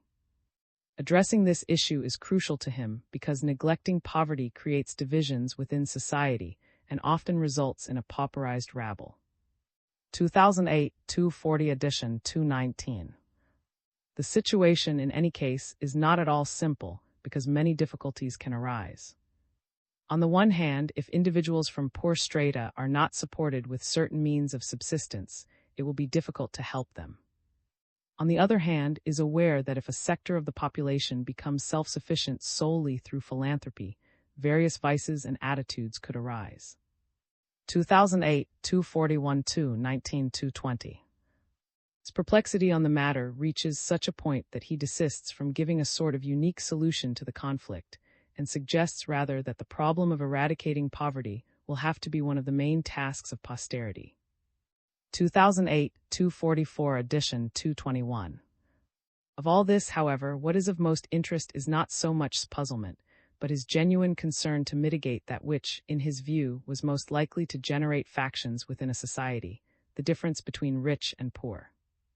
Recognizing that mere restitution of material goods would likely be insufficient, emphasized the necessity of morally and ethically rehabilitating these individuals and seeking reconciliation with them. 14. Third and lastly, one must mention discussion of reconciliation in relation to the topic of war. Certainly has earned much animosity and criticism for several of his assertions regarding war, which mark a discourse qualified by some scholars as warmongering. 1998. Although there are interpreters who have sought to redress, in some way, his image in this respect, and who, in the opposite direction to what is usually claimed, have tried to show that the philosopher provides elements for fruitful thinking about international relations. 2012-2023, it is not my intention here to enter fully into that debate. Instead, the only thing I would like to emphasize is that, despite the roles assigned by to war, he always recognized the need for states to reestablish relations and exchanges. Therefore, for him, if war was inevitable, it had to be executed in a certain way that would not make reparations and compensations impossible in the future. undoubtedly was skeptical of the possibility of perpetual peace understood in Kantian terms. 2008 324 305 308, but in no sense does he undervalue the theme of seeking to repair damaged or fractured relations between nations through conciliatory practices. 2008 338 314 315. In addition to the issues explicitly mentioned by me, there are others that, as has shown, could be profitably read from the standpoint of Reconciliation 15, but my purpose, as said, was not to be exhaustive, but to show that the very project of Hegelian philosophy of right is only well understood if the notion of reconciliation, which seemed to have been condemned to remain in its initial reflections, reappears here in a new form and in a prominent way, which endorses the position of not dissociating this concept from that of recognition. And this, it seems to me, has been achieved. 6 final remarks.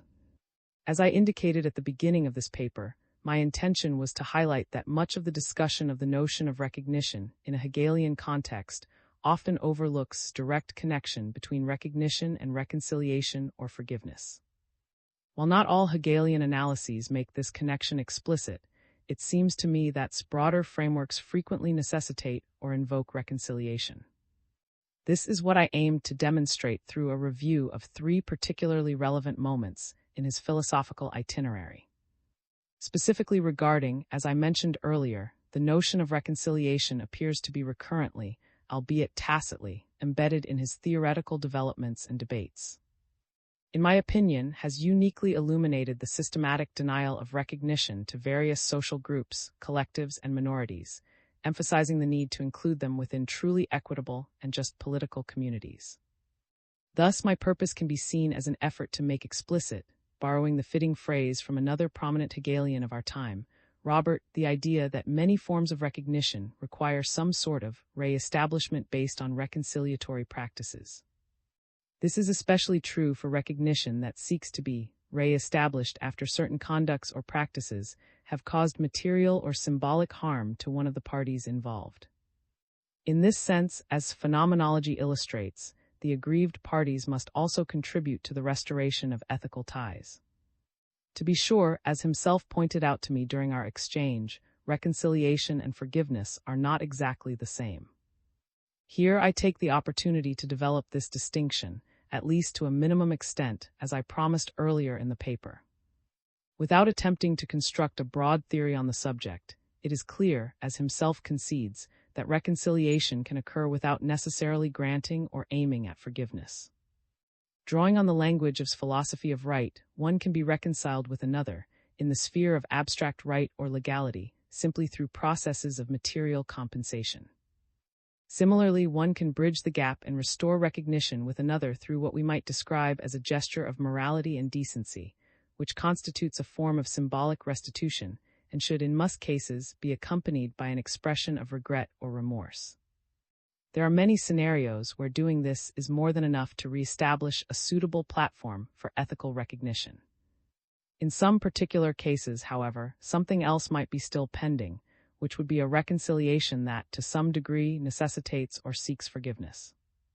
It might be the case that seeking recognition from another, without also seeking their forgiveness, frustrates the first endeavor from the outset. 16. Paradoxically, in cases of great moral vexation, reaching forgiveness is almost impossible.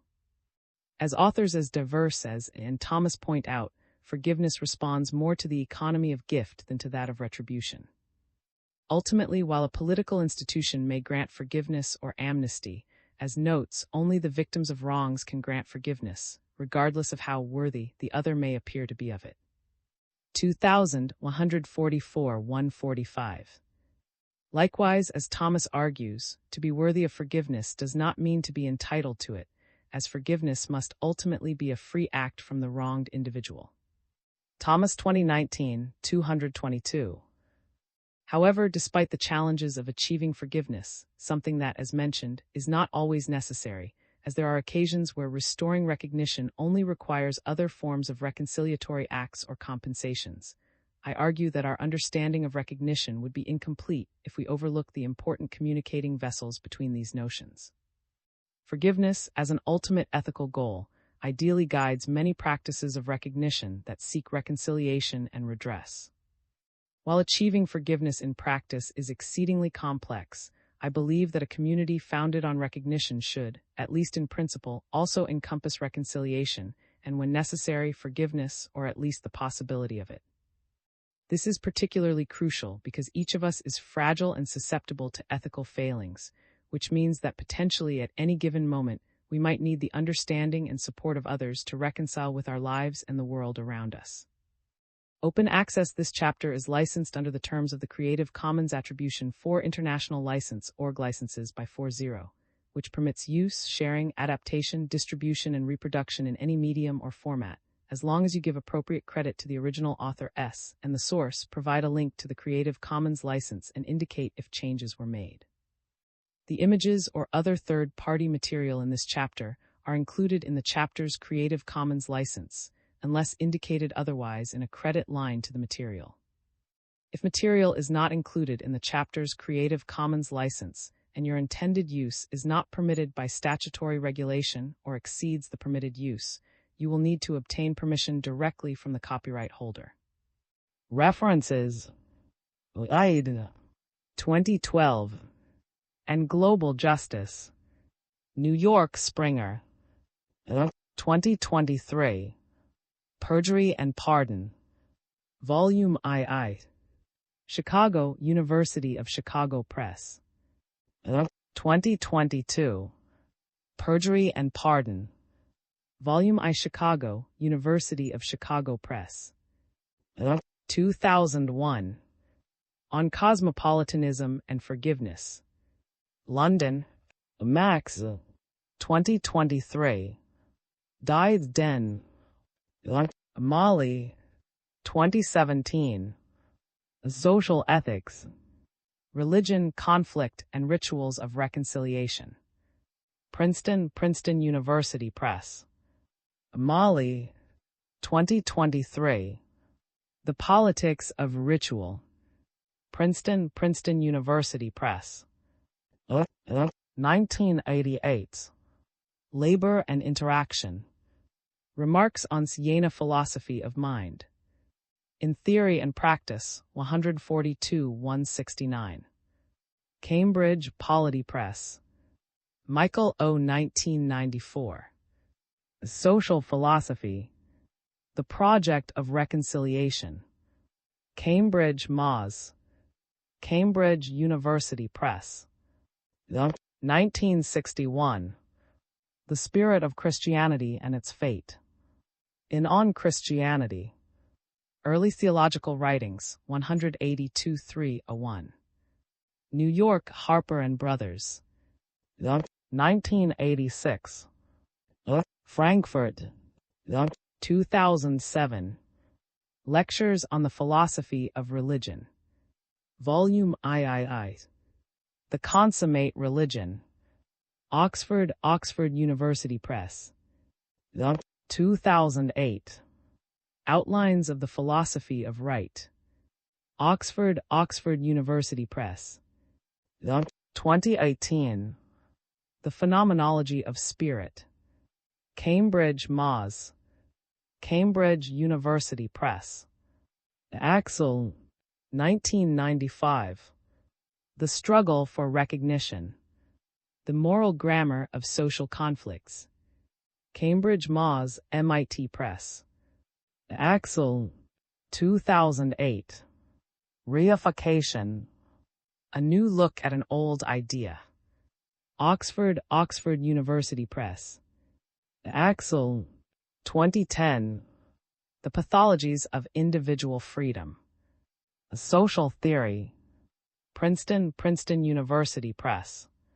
Axel. 2016. Freedom's Right. The Social Foundations of Democratic Life. New York: Columbia University Press. 1998. System des Problem. Hamburg. 2016. Anger and Forgiveness, Resentment, Generosity, Justice. New York: Oxford University Press. Reading. 2007. Analytic Philosophy and the Return of Hegelian Thought. Cambridge Moz, Cambridge University Press. 2000. Sanction, Rehabilitation, Pardon. In the Just, 133, 145. Chicago, The University of Chicago Press. Frank, 2011. Srabble, London Continuum. Thomas, 2019. Forgiving the Unforgivable. In Moral Philosophy and the Holocaust. Eve and 201-230. New York, 2017. And Normative Justification, the Method of Philosophical Science of Right. Ins Political Philosophy. On the Normative Significance of Method and System, ed. Brooks and Stein, 4466.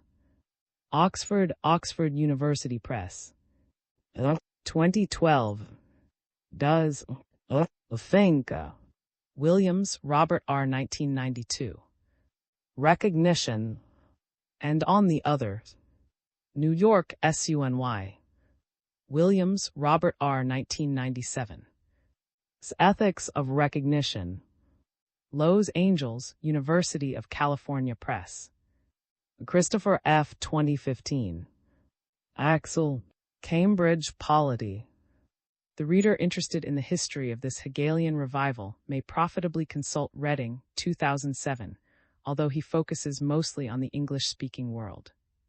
In doing so, he seems to be following the coordinates established by a paper entitled Labor and Interaction. Remarks on Siena Philosophy of Mind, 1988.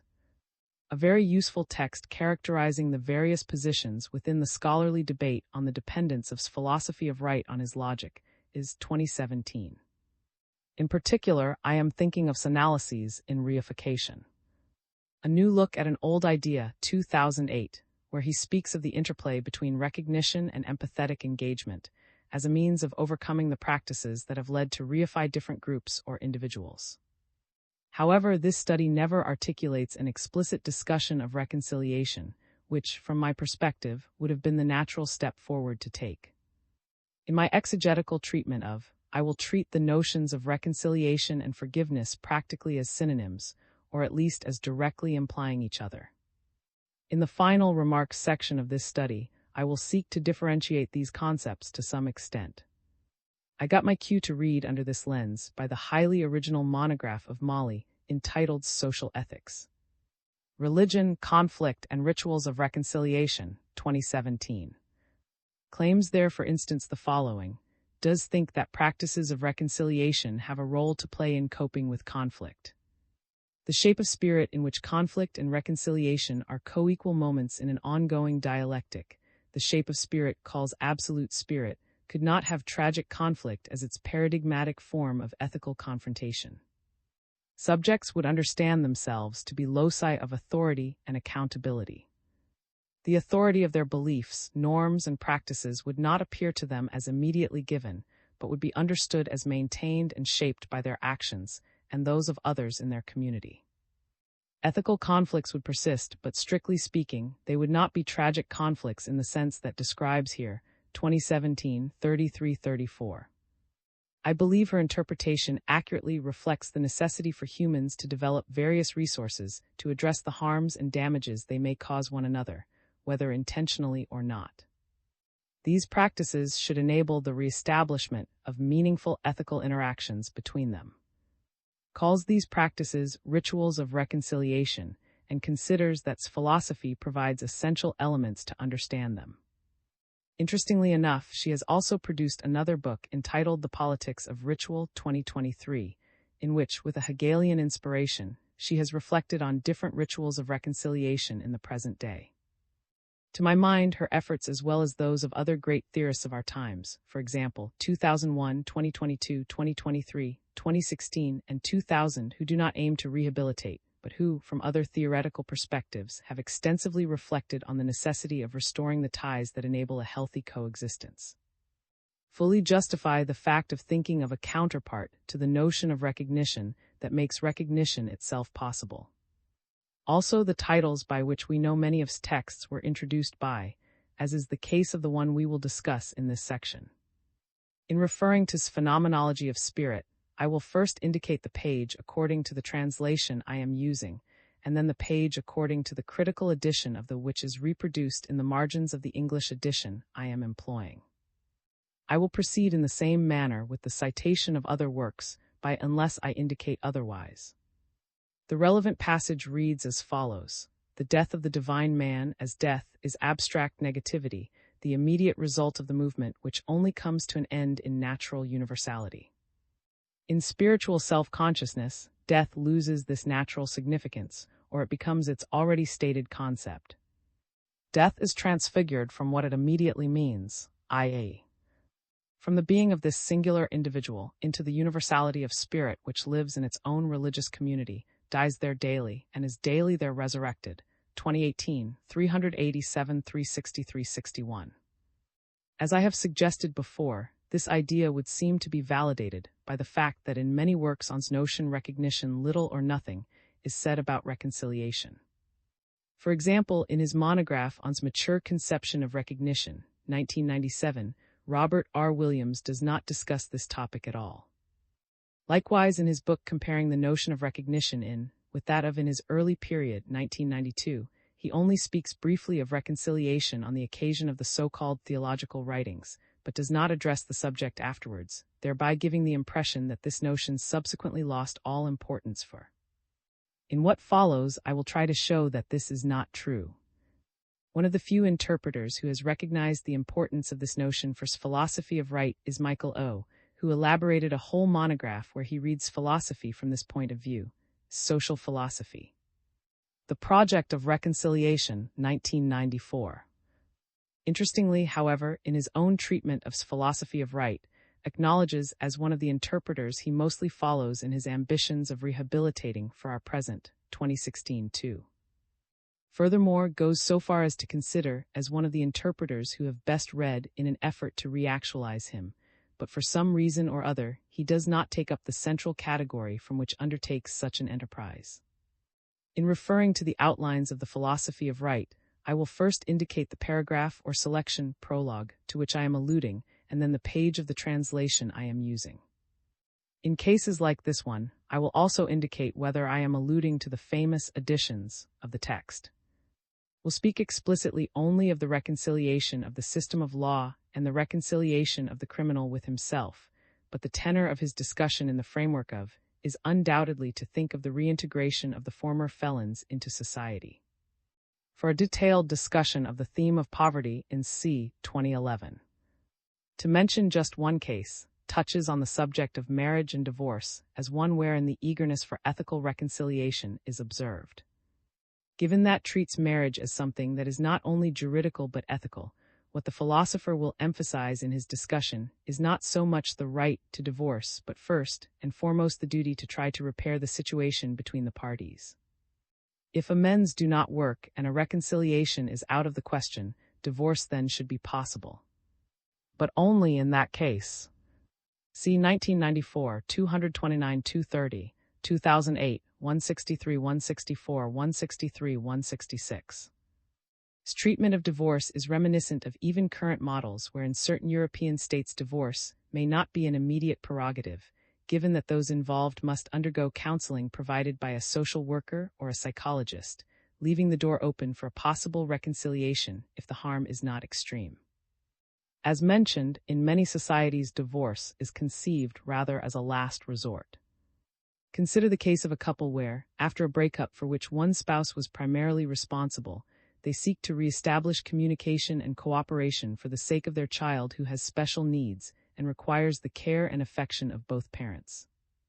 If the spouse whose behavior led to the separation attempts to restore their relationship solely by appealing to the child's condition, the other person may be reluctant to cooperate or may do so grudgingly or inadequately, unless some form of apology or amends is also offered on a personal level.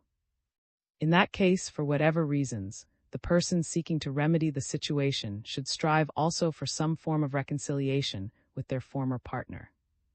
Due to the intimate bond that once united them, I tend to think that under circumstances which are not absolutely overwhelming, the ideal form of reconciliation one would seek in this situation would be forgiveness, even though it may be exceedingly difficult to obtain in practice and may never be fully attained.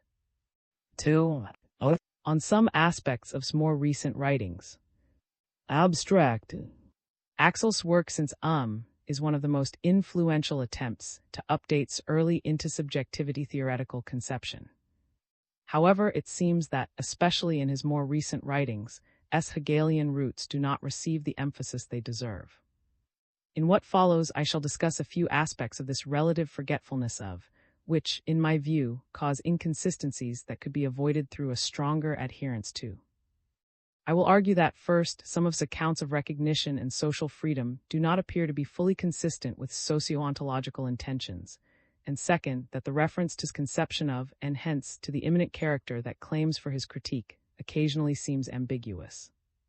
This is the case, for example, with his more recent interpretations of social evils as pathologies, noticeable for instance in his new understanding of the capitalist market. Keywords. 1. Introduction. Axel's work since published in 1992, is one of the most influential attempts to update's early intersubjectivity theoretical conception of recognition and the understanding of freedom which can be called social. His early theory of recognition and of the struggle for recognition, and his subsequent work on this concept in the 1990s and 2000s, can only be understood with reference to his critique of modern socio-ontological individualist premises, in the sense that for and also for both self-consciousness in the epistemic sense and individual identity in the social and social psychological sense are only possible through intersubjective recognition by others. Moreover, his partial turn toward the concept of social freedom from the years 2002-010 onwards can also be understood as a reinforcement of this reference, which complemented his interest in Siena period and is an especially convincing actualization of. It seems to me unnecessary, then, to present or explain significance for once more, so my intention here is distinct. Although his connection to is still important, I would argue that, especially in his more recent writings, his Hegelian roots do not receive the emphasis they deserve. My criticism thus concerns a relative, for the most part intentional forgetfulness of not in the sense that often convicted orthodox Hegelians denounce that interpretations like show a deficient Hegelianism, due to the marginalization of his metaphysical premises and of the connection between his practical philosophy and the Wissenschaft, among other elements, but rather in a sense that could be particularly important for critical theory. In his recent texts, increasingly refers to authors who lie, to some extent, theoretically outside his approach, such as John Dewey. Indeed, in his last major work, almost apologizes for the fact that in his new American environment he relies more on Dewey, with the consequence that his work could appear not radical enough to some 2023-12. This is not a problem in itself, but it seems to me that, with this relative decline in the weight of his theory in his work, a clear reference to some of his most essential premises is partially lost. As a result, some of his interpretations may be problematic, tending to become entangled in unnecessary problems. In what follows, I can discuss only a few aspects of the situation, scattered throughout various works by where, in my view, inconsistencies emerge that could be avoided through a stronger adherence to his own Hegelian roots. First, some of his accounts of recognition and social freedom do not appear, at least to me, to be fully consistent with socio-ontological intentions. Second, but related to this, the reference to his conception of, and hence to the immanent character that claims for his critique, occasionally seems ambiguous. This is the case, for example, with his more recent interpretations of social evils as pathologies, noticeable for instance in his new understanding of the capitalist market.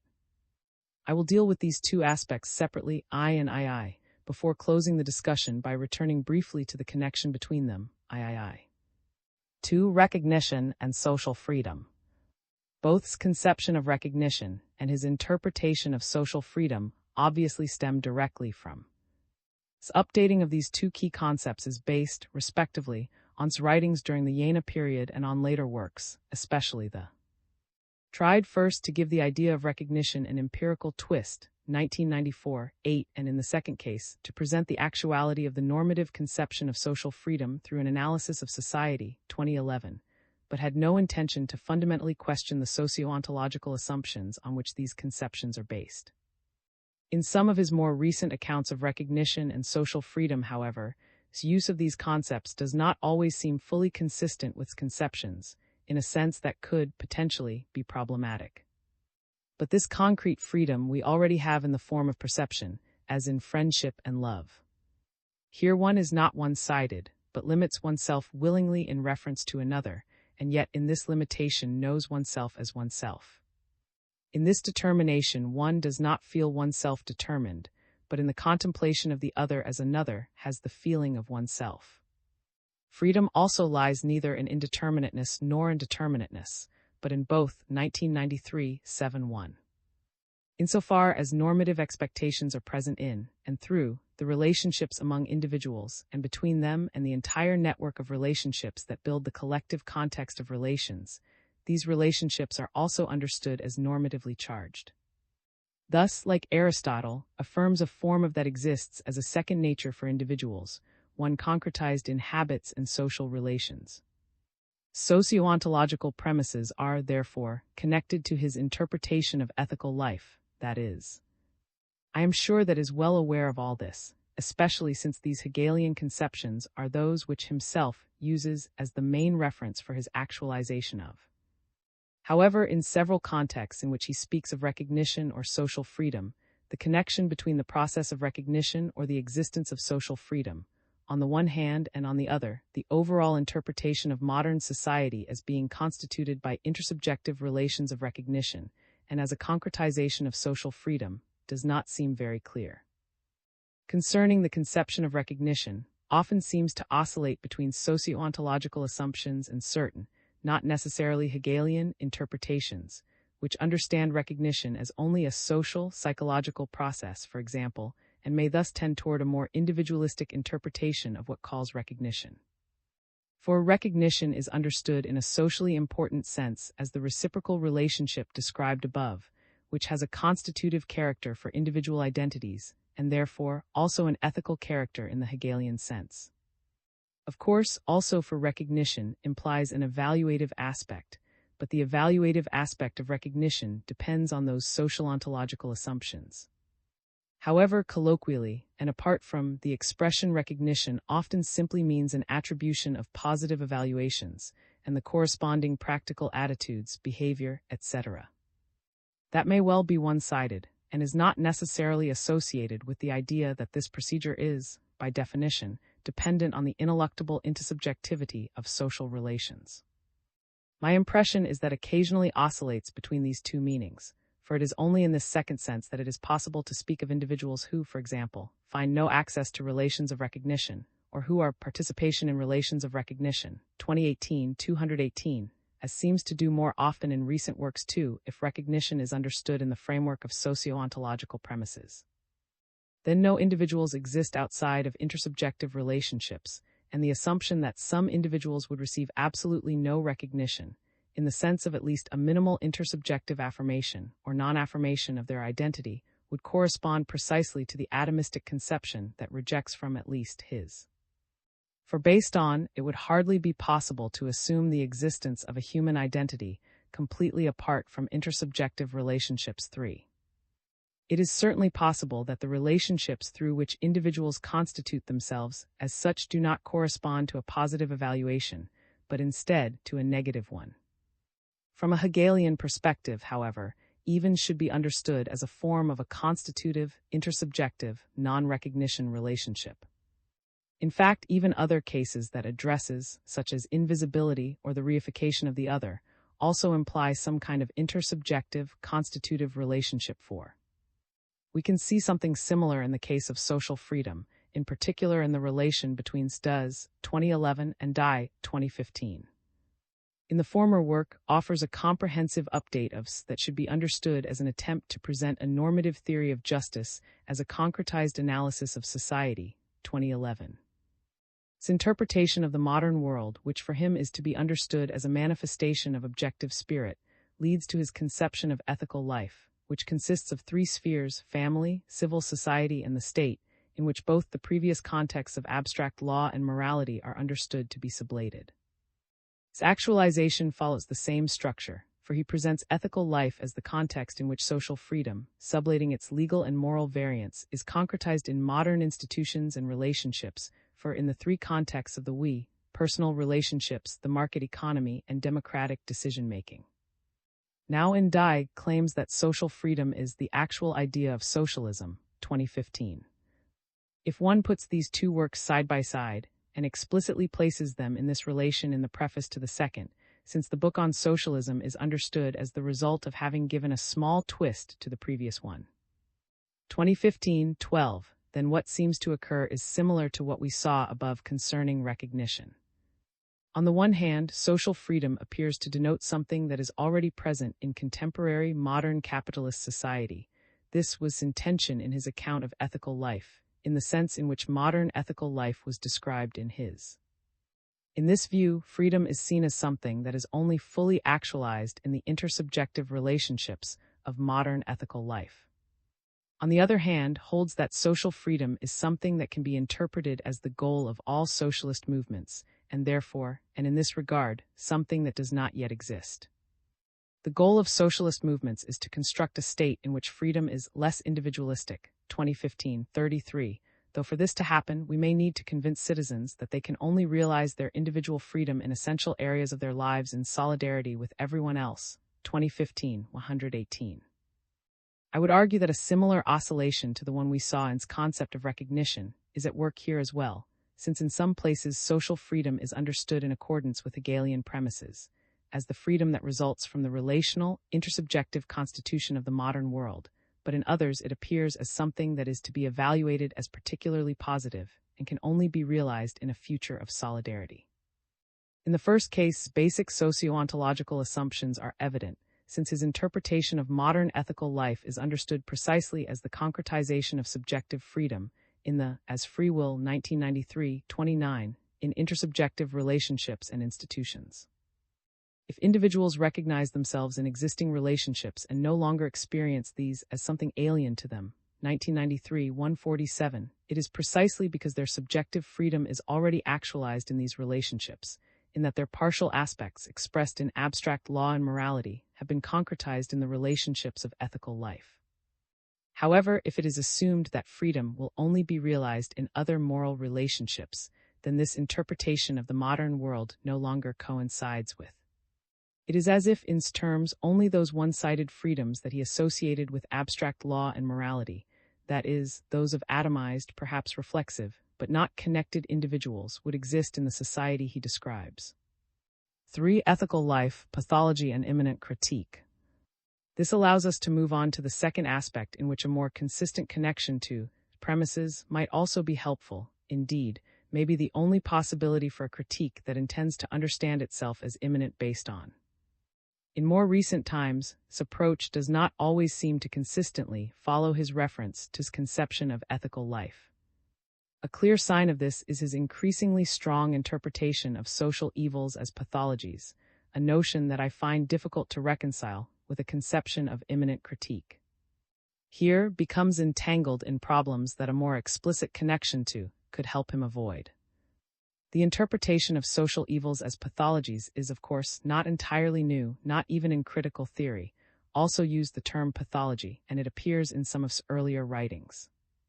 But while the use of pathology in the past could be interpreted as metaphorical, in more recent texts it is used not only more often, but also in a seemingly more literal sense. In his effort to characterize grievances in contemporary society, his recent writings frequently use expressions that originated in a medical context, such as pathologies, distorted developments, deformations. He justifies their use explicitly, for instance, in his discussion in a 2014 essay based in part on, where he proposed rehabilitating the idea of the organism for social theory, 2014. But while these expressions may still make sense for, their use from a Hegelian background might be more questionable. The use of terms like deformations, distorted developments, and pathologies in a literal sense seems problematic for a critical theory that regards itself as immanent because they presuppose critical parameters that are necessarily external to the state or condition that is being criticized. That is, they assume the ideas of a correct form, correct development, and a healthy state. In medicine, determining that an organism is sick entails assuming the existence of a state that corresponds to the correct healthy functioning of that organism. This is only possible through parameters that require a comparison with similar organisms and only becomes recognizable in this way. However this retranslation of social theory into the language of medicine may be judged, it clearly expresses a form of social criticism that is not immanent. And for a conception of critique based on an approach of this kind could be even more problematic. This conception of ethical life implies the view of a that is concretized in existing relations. This view is connected to the idea that these relations have an inner logic that is an expression of a certain rationality, as would be the case of all of reality if we were to take metaphysical assumptions seriously. In the case of what he calls the objective spirit, where this idea is more plausible than in the case of nature, for example, this means that no human form of life can simply be irrational as a whole, even if from the perspective of other forms of life it appears to be so. People in this form of life must somehow have found their way around. This idea would rule out the possibility of, based on, describing a form of life as pathological as such. But might it be possible to understand only some parts or aspects of this form of life as irrational or pathological? It seems to me that two things are conceivable in this respect. On the one hand, for it is possible that the rationality that should be concretized in the existing conditions of a certain form of life is no longer recognized as such by the individuals, or no longer exists. In this case, which the Jung described as a state from which the spirit has escaped, 1994, 269, it becomes possible to bring this form of life into a new condition from within. Indeed's account of history, or of the succession of forms of the spirit in the phenomenology of spirit, corresponds precisely to this development, that of an internal critique of an existing perspective or condition that leads to a new form or gestalt. But this possibility hardly seemed to me to be compatible with an understanding of society or form of life that regards it as either pathological or healthy. 5.4. The conditions from which the spirit has escaped are understood as having been animated by the spirit itself in the past, that is, they must have corresponded to some form of rationality at some previous point in time. Either there is a certain rationality in the existing relationships that makes them possible, which is also the basis for their normative character, or this no longer exists, and this society will probably become something else from within. On the other hand, from a Hegelian perspective, it still seems possible to understand modern ethical life as contradictory. Modern society, which he described in his Jena period as being entangled in a tragedy in the ethical, IM, 1990, shows a tension among the spheres of ethical life that could be interpreted as a contradiction. In his, the ethical is understood as the expression of a reconciliation. In that work this occurs in the case of the sphere of the family, albeit still from an immediate point of view and more clearly in the domain of the state. The sphere that he presents as civil society, however, is assumed to be understood as the loss of the ethical, 1993, 184. But also here it is hardly possible to speak of a pathology. Modern ethical life may be partially contradictory, but that is the way modern ethical life is organized. The loss of the ethical is an existing aspect of the ethical, and the tension among its different spheres is understood as an expression, not of some distorted development, but rather of the need to somehow stabilize modern ethical life on the basis of its own structure. In its interpretation, this takes place in the objective spirit through the state. Regarding the central point of reference of modern civil society, the market, it is striking that in its more recent texts precisely those developments that are difficult to understand within an interpretation of the market, as a sphere of reconciliation and social freedom, are described as pathologies, deformations, and distorted developments. For example, in Does the Independence of Financial Capitalist Imperatives, 2011. 468, or some related developments in the labor market, 2011, 410f. Here I see a double movement in. On the one hand, there is an attempt to revalue the sphere of the market as an ethical one. In his more recent works, at least since Does, the capitalist market has clearly gained importance as a sphere of recognition or social freedom. If earlier, following the second sphere of ethical life between family and state was interpreted as that of civil society in the broader sense, or even, as in his early theory of recognition, as that of right, now interprets this sphere directly as that of the capitalist market. In doing so and interpreting this sphere as a system of needs based on reciprocity, he also intends to emphasize the normative elements that should exist in these relationships. Understanding the capitalist market as a sphere of social freedom is particularly risky, not only because for many interpreters of this sphere should be associated only with the loss of the ethical, but also because, given the present of capitalist markets, it is certainly more difficult to demonstrate it as something ethical, compared to the family and the state in an attempt to actualize it. However, insists correctly in my opinion that this too is to be understood as a sphere of ethical life, and thus of the realization of social freedom. On the other hand, in his valorization of the market, seems to want to set aside the contradictory character with which it appears in. This problem arises when attempts to base his interpretation of the market as a sphere of the realization of social freedom on interpretations that come, for example, from Adam Smith. One of the most important passages from Adam Smith for argument is what he describes and does as the Adam Smith problem, that is, the question of whether the promise of freedom of the modern economic market should be explained in terms of strategically behaving individual subjects, or in the terminology of relating communication partners. 2011, 319. Sees the same question in. In a recent essay, he asks whether for the market would be appearance or appearance of the ethical, 2022, 741. He comes to the conclusion that for the market is apparently both at the same time mere appearance and the actual appearance of ethical life, 2022, 741. However, seems to attribute this ambiguity of the market to a hesitation, or indecision, 2022, 735 on the part of both thinkers, alleging that they were unable to decide between an interpretation of the market as strategic or communicative in Smith, as mere appearance, and the actual appearance of the ethical. But why could it not be both? What seems to disappoint is the difficulty that those authors encountered in asserting the ethical character of the market more unequivocally. The market should only be communication and actual appearance of the ethical, and everything that could be interpreted as strategic or mere appearance would have to be declared a deformation, distorted development, or pathology.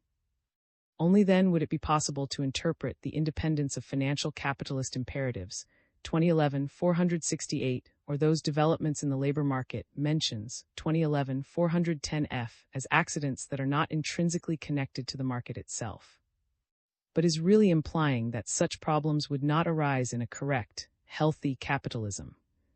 Does he mean that only social freedom should shine through here? After all, it is difficult not to answer that what these phenomena evidence is not the deformation of the capitalist market, but its correct form. That is to say, modern capitalist society is not sick, this is just the way it is. And it is precisely here that the extent to which a greater emphasis on premises could be helpful in criticizing disproportions, such as these, becomes clear. For once again, it appears possible to interpret both Smith's ambiguity and indecision not as problems, but as insights into an inner tension in an already realized social freedom. In this sense, the capitalist market, as well as the family and the state, is therefore marked by both strategic self-interest and mutual recognition of need, mere appearance and actual appearance of the ethical, form and deformation. Regarding, at least, this would be more in line with his view than the one-sided assertion of only one of these alternatives. Is free in the double sense that he, as a free person, disposes of his power as his commodity, and that, on the other hand, he has no other commodities to sell, is free in single lows, free from all things necessary for the realization of his power. Marx, 1962, 183. Here the constitutive ambiguity of the capitalist market becomes clear. In the first sense, free labor in terms would be free in the sense of existing social freedom, that is, an expression of the actual appearance of the ethical. In the second sense, free and single, however, this freedom would only be a mere appearance. The point here would be, then, not to heal the capitalist market, but to drive it beyond itself from within through an imminent critique of its already realized normative claims. For conclusion, seen in this light, socialism represents from the outset a movement of imminent critique of the modern capitalist social order. Its normative legitimizing foundations of freedom, equality, and fraternity are accepted, but it is doubted that these can be realized without contradiction if freedom is not thought of in less individualistic terms, and thus more strongly in the direction of intersubjective implementation. 2015's 33. It remains to ask here whether what is needed for the critique of the market, for example, is not thinking about existing freedom in a less individualistic way, but instead deepening the intersubjectivity of existing social freedom, which is already understood as non-individualistic. But other approaches to immanent critique can also be found in his work. For instance, a conception of immanent critique is clearly present in his early idea of the struggle for recognition, and in the idea of a surplus of validity in the normative claims that would be expressed in relations of recognition. The idea of socialism as historical experimentalism, elaborated in Die 2015 85F. Or the interesting emphasis on struggle in the more recent attempt to redefine the possibility of an emancipatory interest in knowledge, 2017, are also clearly to be understood in this sense. How then can we understand the difficulty that arises in this ambivalent interpretation of the market? At the beginning of this presentation, I claimed that theory, especially in his most recent works, shows inconsistencies that could be avoided with a stronger adherence to the Hegelian roots of his own approach. I have identified some points in his interpretations of recognition and social freedom that I believe are not entirely compatible with socio-ontological premises, and then tried to show that in some accounts, conceptions are not entirely consistent with conception of ethical life, which also seems to make the exercise of immanent critique more difficult. In doing so, I set out from the assertion that there is a connection between these two inconsistencies, and that this connection is related to a certain forgetfulness of. For although is well aware of this, and despite all his references to, some aspects of his theoretical efforts can occasionally be understood as not entirely compatible with conceptions. A return to might be helpful here. But of course, none of this should be understood as an admonition against reading other authors. Open access. This chapter is licensed under the terms of the Creative Commons Attribution 4 International License (ORG) licenses by 4.0, which permits use, sharing, adaptation, distribution, and reproduction in any medium or format, as long as you give appropriate credit to the original author S and the source, provide a link to the Creative Commons license, and indicate if changes were made. The images or other third-party material in this chapter are included in the chapter's Creative Commons license, unless indicated otherwise in a credit line to the material. If material is not included in the chapter's Creative Commons license, and your intended use is not permitted by statutory regulation or exceeds the permitted use, you will need to obtain permission directly from the copyright holder. References: Aristotle, 1991. Aristotle, 1991. Berlin, 1990. Die Scène in Eden, 1802. In 2 434 530. Frankfurt am. 1990b. 2 1811807. Frankfurt am. 1991. 3 Geist. Frankfurt am. 1993. 7 Oder in. Frankfurt am. 1994. 1 Frankfurt am. Axel. 1994. Frankfurt am. Axel. 2001. Leiden and Stuttgart. Axel. 2003. Frankfurt am. Axel. 2005. Frankfurt am. Axel. 2011. Does. Berlin. Axel. 2014. Die Gesellschaft. And West End. 114560. Axel. 2015. Die Berlin. Axel. 2017. Die 2012-2019. Berlin. Axel. 2018.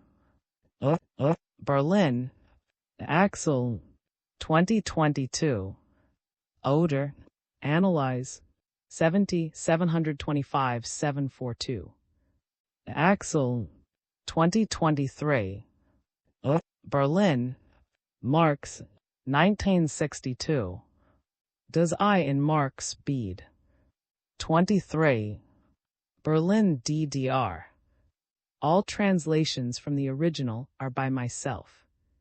This occurred also in earlier writings, but this tendency seems to have intensified in more recent works, for example, those which questioned whether recognition was an attributive or receptive process, e.g. 2003-24. If one proceeds consistently from socio-ontological premises, recognition is necessarily both at the same time, as attribution and reception are part of the same intersubjective constitutive relationship. Aristotelian legacy might come to mind here. Outside the polis, one can only live as an animal or a god. Aristotle, 1991, 1253. I cannot address these questions here, but interpretation of invisibility, in a metaphorical, here relevant sense, see 2003, as well as his interpretation of reification, 2005, both of which state the precedence of recognition and not of cognition, show precisely that recognition is not simply effective, expressive affirmative reaction to the value of the other, as tends to define it, 2005, 59f. But lies on the intersubjectivity of a constitutive relationship, which is then ignored in both cases, but this does not mean that the intersubjective character of the relationship disappears. I don't think the idea of a more elemental form of recognition, or existential of recognition on which all the other forms would ground, 2005, 60, note 19, is the answer to this difficulty. In fact, for the mature, only the one-sidedness of perspectives that might insist on their own validity, in spite of the only retrospectively clear fact that they are one-sided, might still be called pathological in a metaphorical sense. But the pathology would reside here idealistically, on its incapacity of interpreting the situation correctly, not on the situation itself. 3. Critical theory at the crossroads of the philosophy of history, the case of Axel. Abstract. The chapter examines Axel's position at the crossroads to various interpretations of the philosophy of history, particularly that of and critical theory tradition. Is critical of any philosophy of history, including Benjamin's, which he devotes more attention to in his writings. However, his normative theory of recognition aligns well with the historical experimentalism of pragmatism. The chapter delves into how this understanding of history influences his theory of justice. Keywords: 1. Critical theory and the philosophy of history.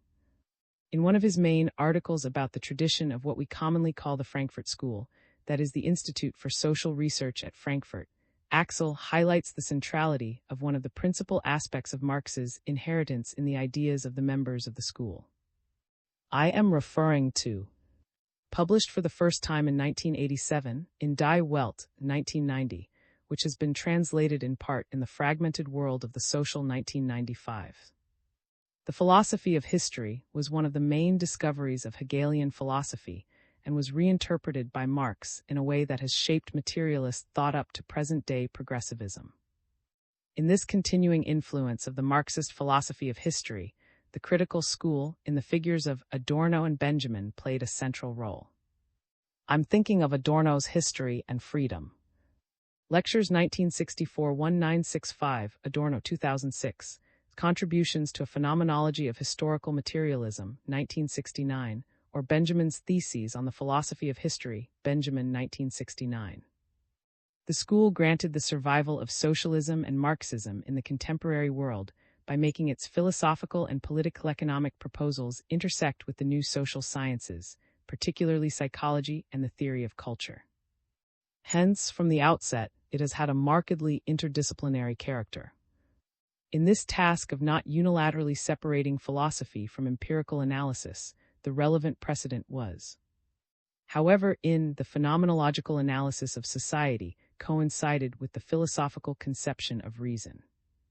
Indeed, the only problem with the school's reappropriation of system is that the latter's philosophy is a philosophy of the spirit. Hence, the great challenge for convinced materialists was to adapt the system to the new beginning, which is not spirit but work and utopian forces. If the historical process, in general, progresses in such a way that the potential for reason embodied in the productive forces is released time and again in social conflicts, then, under the special conditions of the present, the question arises as to precisely which mechanisms prevent the outbreak of such conflicts. 1995-66. The question is about preventing the establishment of a reconciled order where freedom is at home. Marxist theory had always conceived a peaceful capitalist order as a false consciousness unable to perceive domination. It was therefore a matter of understanding the mechanisms that prevent the outbreak of conflicts to unleash them, and thus release their emancipatory potential. In the 1940s, there was a shift in perspective at the Social Research Institute, largely led by Adorno, in terms of the orientation of the group, which initiated a critique of reason and a towards progress. The historical process begins to appear linked to a logic of gradual reification that commenced with the domination of nature and culminated with fascism. A new philosophy of history becomes necessary as a legitimizing framework for theories, particularly in the context of the distancing of totalitarian regimes. In this context, emancipation begins to be associated with a certain reconciliation with nature. This view continues to conceptualize and production as the driving forces of history through class struggle, but still overlooks the emancipatory potential of other dimensions of social action, such as communicative action or legal praxis. Years after, still critical of this issue, has taken up the theme of work in Normative 2023, trying to correct the one-dimensionality of as the production of objects inherent in Marx's and this first circle of the school. The emphasis on the emancipatory potential of social dialogue and legal freedoms was precisely the shift that introduced into historical materialism from the 1950s onwards. While every society owes its emancipation from external subjugation to nature, to processes, and the production of technically usable knowledge, emancipation from the coercion of internal nature is achieved to the extent that institutions wielding coercion are replaced by an appropriate organization of social interaction that is solely tied to communication free from domination. This can only be made possible through the activity of class struggle, including the critical activity of reflexive sciences. Indeed, this is highlighted by, in addition to the activity of processing nature, the practice of linguistically mediated interaction must be viewed as an equally fundamental dimension of historical development. 1995, 86-87. If the Marxist utopia envisioned the organization of society as a self-operating mechanism, or in other words, self-production through productive activity, the utopia of historical materialism is the organization of society through critical revolutionary activity based exclusively on free discussion devoid of any domination. Add something to idea. The normative conditions of social interaction cannot be fully understood by focusing only on the communicative conditions of a domination-free understanding. The social recognition expectations of individuals must also be considered to give a full account of the socio-political normative framework. Social progress depends above all on the struggle for recognition, that is, through institutional achievements. Criticizes the one-sidedness with which this first generation, constituting what he calls the inner circle, interprets social action, specifically those processes that could assume a role in the reproduction of. This is what at that time terms functionalist reduction, relying on two philosophical premises. First, that reason is an instrumental device for dominating objects, and second, that historical development is connected to this domination. His thesis in that article reviewing critical theory is that while the inner circle, namely Adorno and Pollock, failed in their initial proposal to integrate the social sciences into materialist philosophy due to their one-sided emphasis on a specific type of action, falling into the functionalist temptation, there exists an outer circle predating's rectification of that functionalist philosophy, which needs to be reclaimed to yield further insights from the Institute of Social Research. This outer circle includes figures such as, and in the legal realm, in psychology, and Benjamin in cultural theory. As a theorist of culture, Benjamin was thus primarily interested in the changes occasioned by the process of capitalist modernization in the structures of social interaction, in the narrative forms of experiential exchange and the spatial conditions of communication, because these changes determine the social conditions under which the historical past enters the pictorial imagination of the masses and thereby acquires immediate significance. 1995-87. The important thing is that his analyses of culture went beyond the Institute's functionalist level of thinking, 1995-81. However, does not the extent to which Benjamin's philosophy of history could connect with his social philosophy of recognition. What is sure is that shows an almost total absence of interest in the question of the philosophy of history, even though it lies at the heart of the philosophical approach of Marx and almost all the theoreticians of the tradition. He resents any kind of unification that can be achieved on the back of social praxis. Indeed, he tries to escape from a utopian conception of the idea of progress, typical of the critical theory tradition.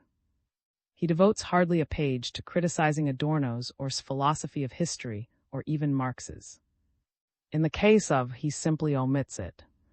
He does, however, devote some criticism to Benjamin's theology of history. However, the philosophy of history is hardly extricable from a theory of justice understood as recognition. The following pages will begin by outlining aspects that may have omitted from philosophy of history and theory of justice. Subsequently, his critique of Benjamin's theology of history will be addressed.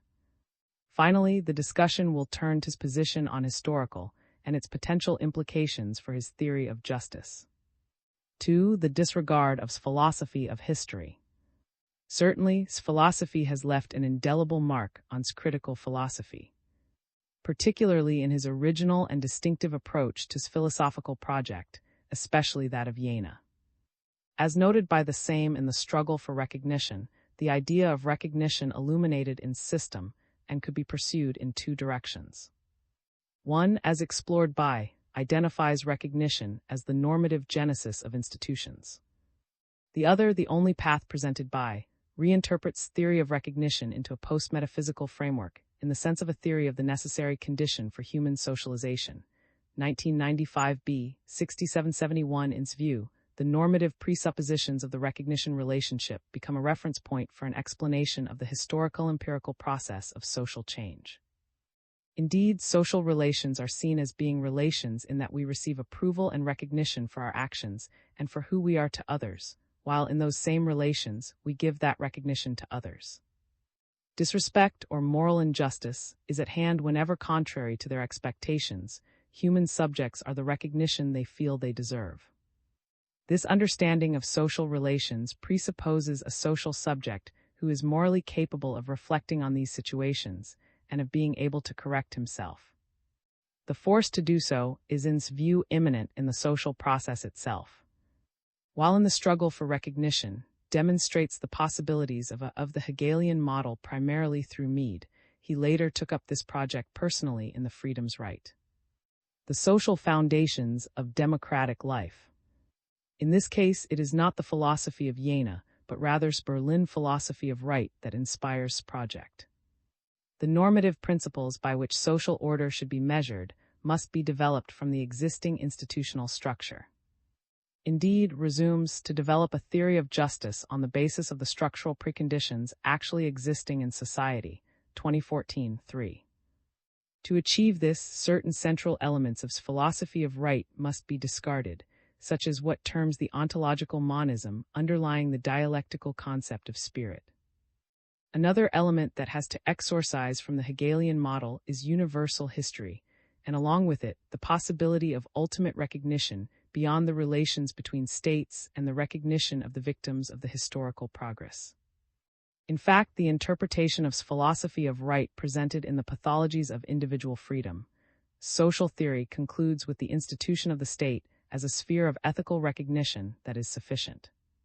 However, the only justification for why excludes the significant final paragraphs from 341 to 360 concerning universal history, and how therefore recognition can be definitively achieved, could be summarized in one paragraph in the introduction of The Freedom's Right. We, the children of a materially enlightened era, cannot hold on to the idealistic monism in which anchored his dialectical concept of spirit, 2014-3. This is the materialist profession of faith that leads not to consider the Hegelian thesis up to the end. A consistent theory of recognition has to accept a philosophy of history if it does not want to dismiss the victims of past injustices. That is to say, a general theory of justice cannot be satisfied by normatively explaining how to do justice in the present, but must also point out how it is possible to guarantee recognition to those to whom justice was not done in the past, and to whom we owe the fact that we have come this far, even if it has to, that this kind of justice is beyond the political sphere, and that, therefore, The political sphere is never a definitive sphere of justice, and that it may have to look for definitive criteria beyond it. In 1995, Henning wrote the article Die ist das Tu, where he addresses the question of whether the Hegelian theory of so well developed by, and in addition to the recognition of the human being, includes a recognition of history. The definitive recognition of all people, especially those who have offered their efforts for the sake of progress, that is, in the awareness of freedom and recognition, calls for an absolute spirit that redeems all suffering and every individual life. 3. Can the Hegelian approach offer this reconciliation in which the struggle for recognition is overcome, that is, a struggle in which some are saved and others are stigmatized for the injustices they procure? In his view, this depends on how the enigmatic phrase of his philosophy of right, the world history, is the world's court of judgment, is interpreted. According to this verse from Schiller, as cited by, is often interpreted in a historicist way. However, this meaning cannot be attributed to the verse, either in the context of Schiller's poem or in the context of his philosophy. If that were the case, historical time, specifically the future, would become the sole absolute. Doing justice to the victims of the past, as we them in our present and not in their present time, would identify every justice with the absolute justice of the present time. But can the power of spirit be identified simply with the power of time? This world's court of judgment operates in a rational manner. It speaks rightly in the name of freedom and recognition, which are the ultimate ends of history. An end that is conquered in the present in each of the figures of the spirit, and that is not, however, simply in the future as a utopia for. Thinks that the legitimacy of the state lies in its rational existence. The highest end of individuals is to lead a life in common. However, the form of the rationality of ethical, political radicals must be judged from beyond themselves.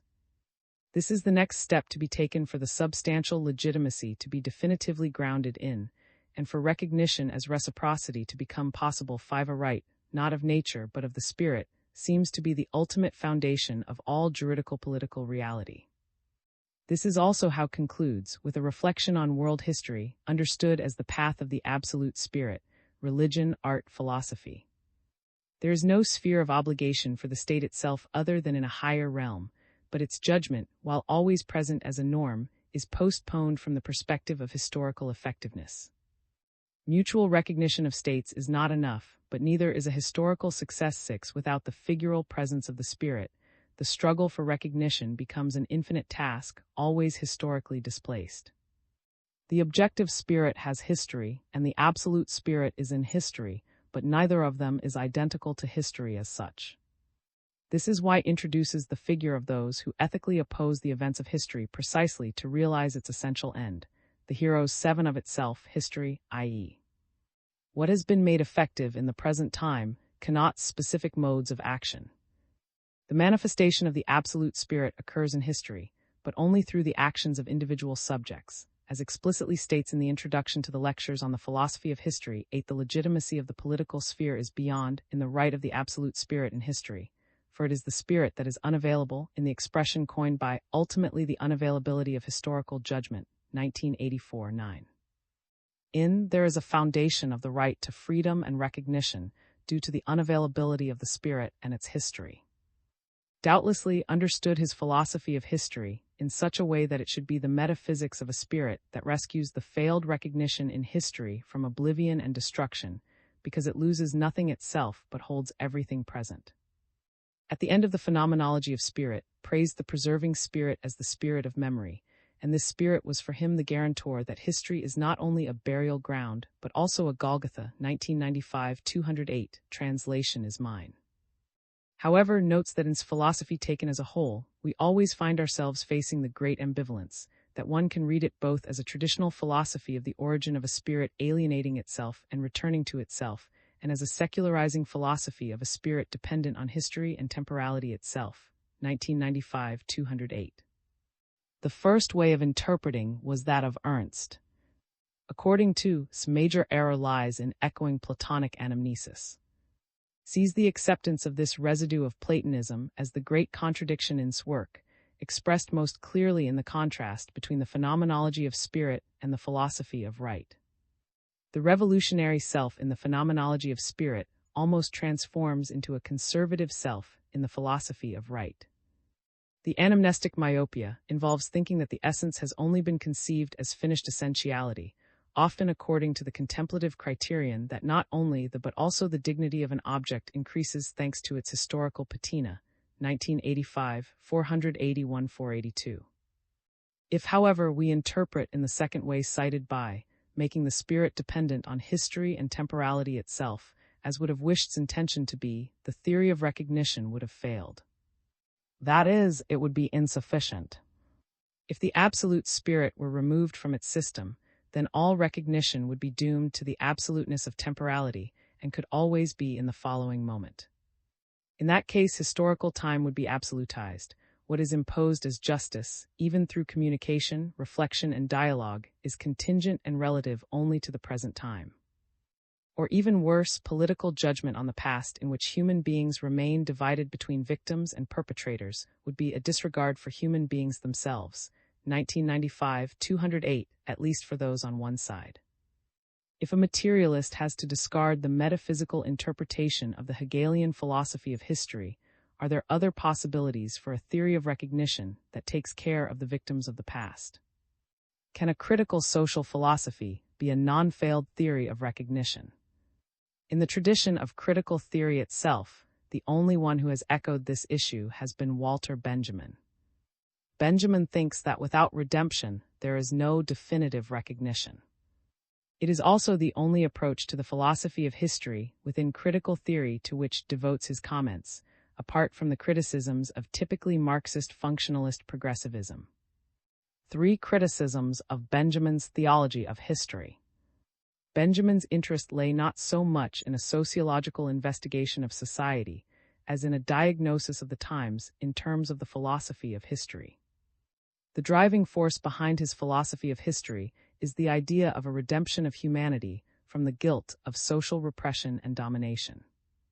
Benjamin reconciles the tradition of Jewish messianism, initially shared with his materialist positions.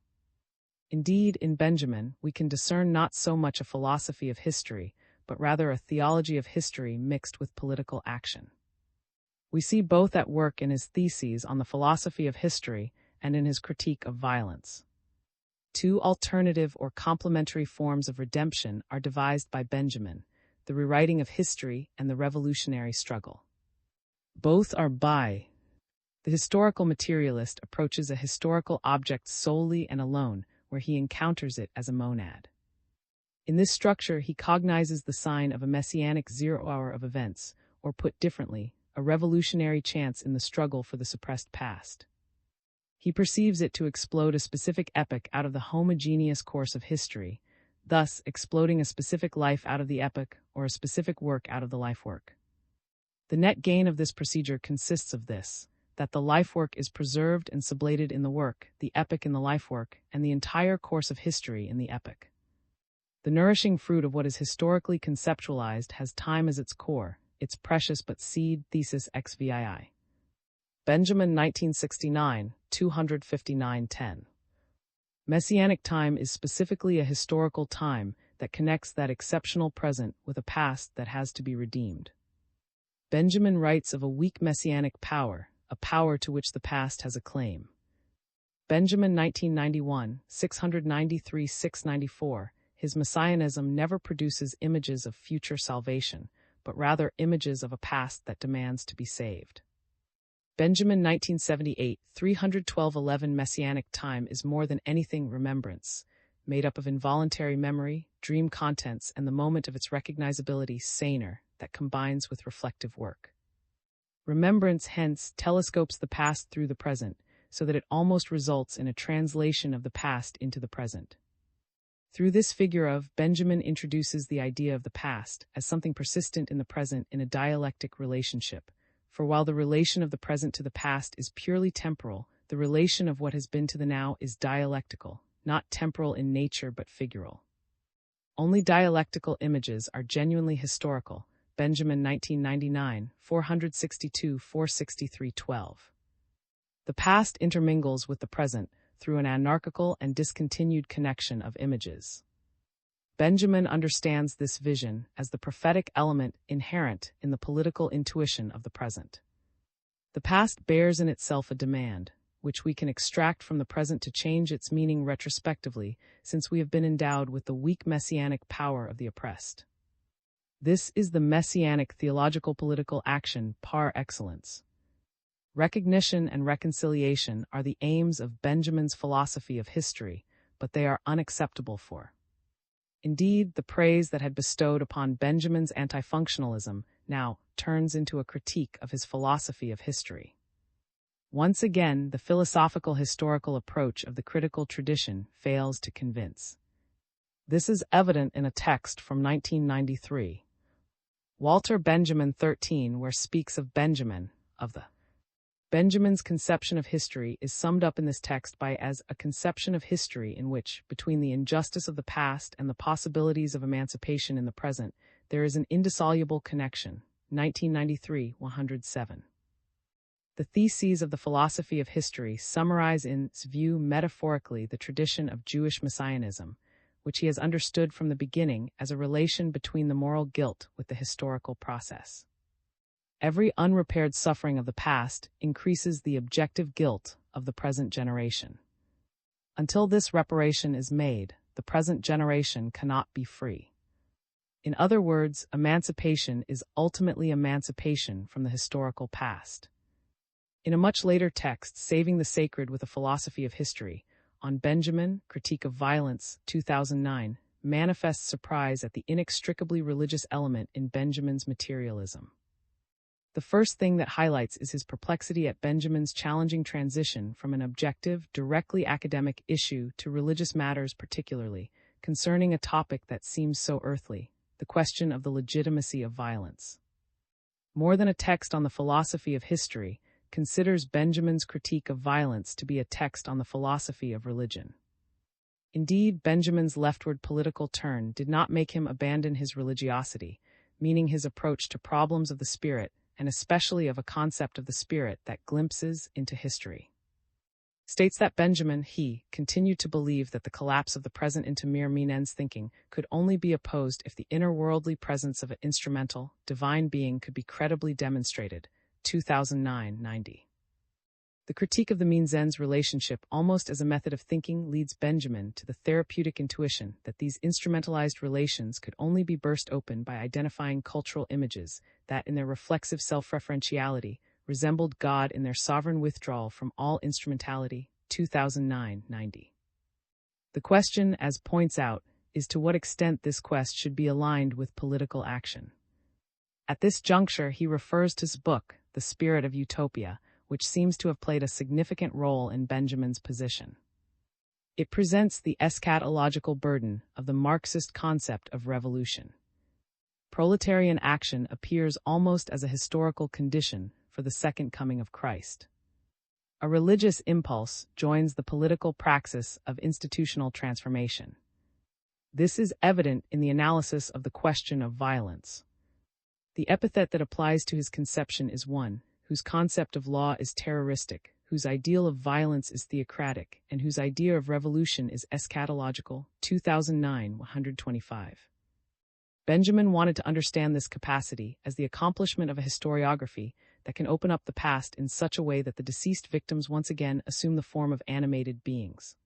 A messianic force comes to us today to the extent that we present the historical process in such a manner that its losers reappear as interactive partners in our current experiences, and thus become members of the moral community.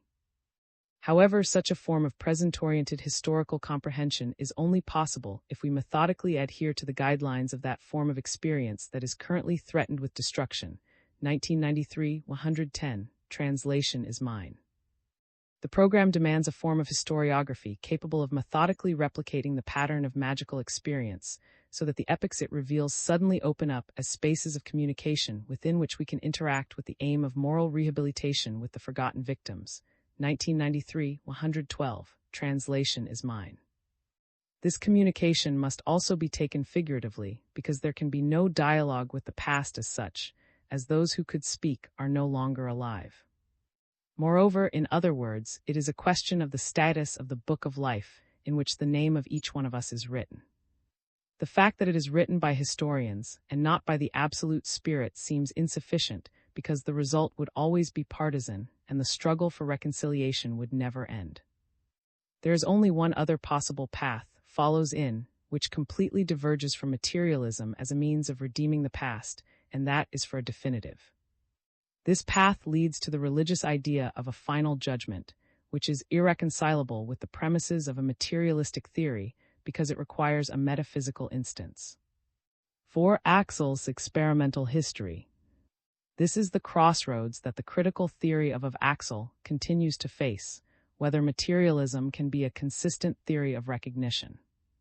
If not in the form of the reconciliation offered by theory of absolute spirit, not in that offered by Marxist and utopianism, not in the progressivism of the first Frankfurt generation or Benjamin's symbolic messianic recovery, at least in the form of what he calls experimental history. Indeed, in Chap. 1 and 2 of Die. 2015 speaks of socialism as historical experimentalism. For the historical event that opens up the possibilities of the promise, in his words, of social freedom is the French Revolution 14, an event that is perhaps one of the first political genocides in history in which a revolution of a wealthy bourgeoisie allied with what came to be called the people decapitates part of the population because of their birth. In other words, an event of radical exclusion with victims and blood. In this case, however, they seem to be justified victims because their death was necessary for the achievement of social freedom. We could say that the history of socialism as a philosophy of recognition starts badly. The question is whether a struggle for recognition that progresses dialectically by resolving social pathologies through the generation of victims can ever become a theory of reconciliation. In other words, the question is whether the victims of history can ever be as human beings with the capacity for reflection, or whether history is rather a large graveyard where those who did not succeed in imposing their ideological position must be discarded. His Dewey argument therefore reveals something about the kind of evolutionary force upon which a revised version of socialism could rely if it wishes to be an expression not of a moral imperative, but of a historical tendency.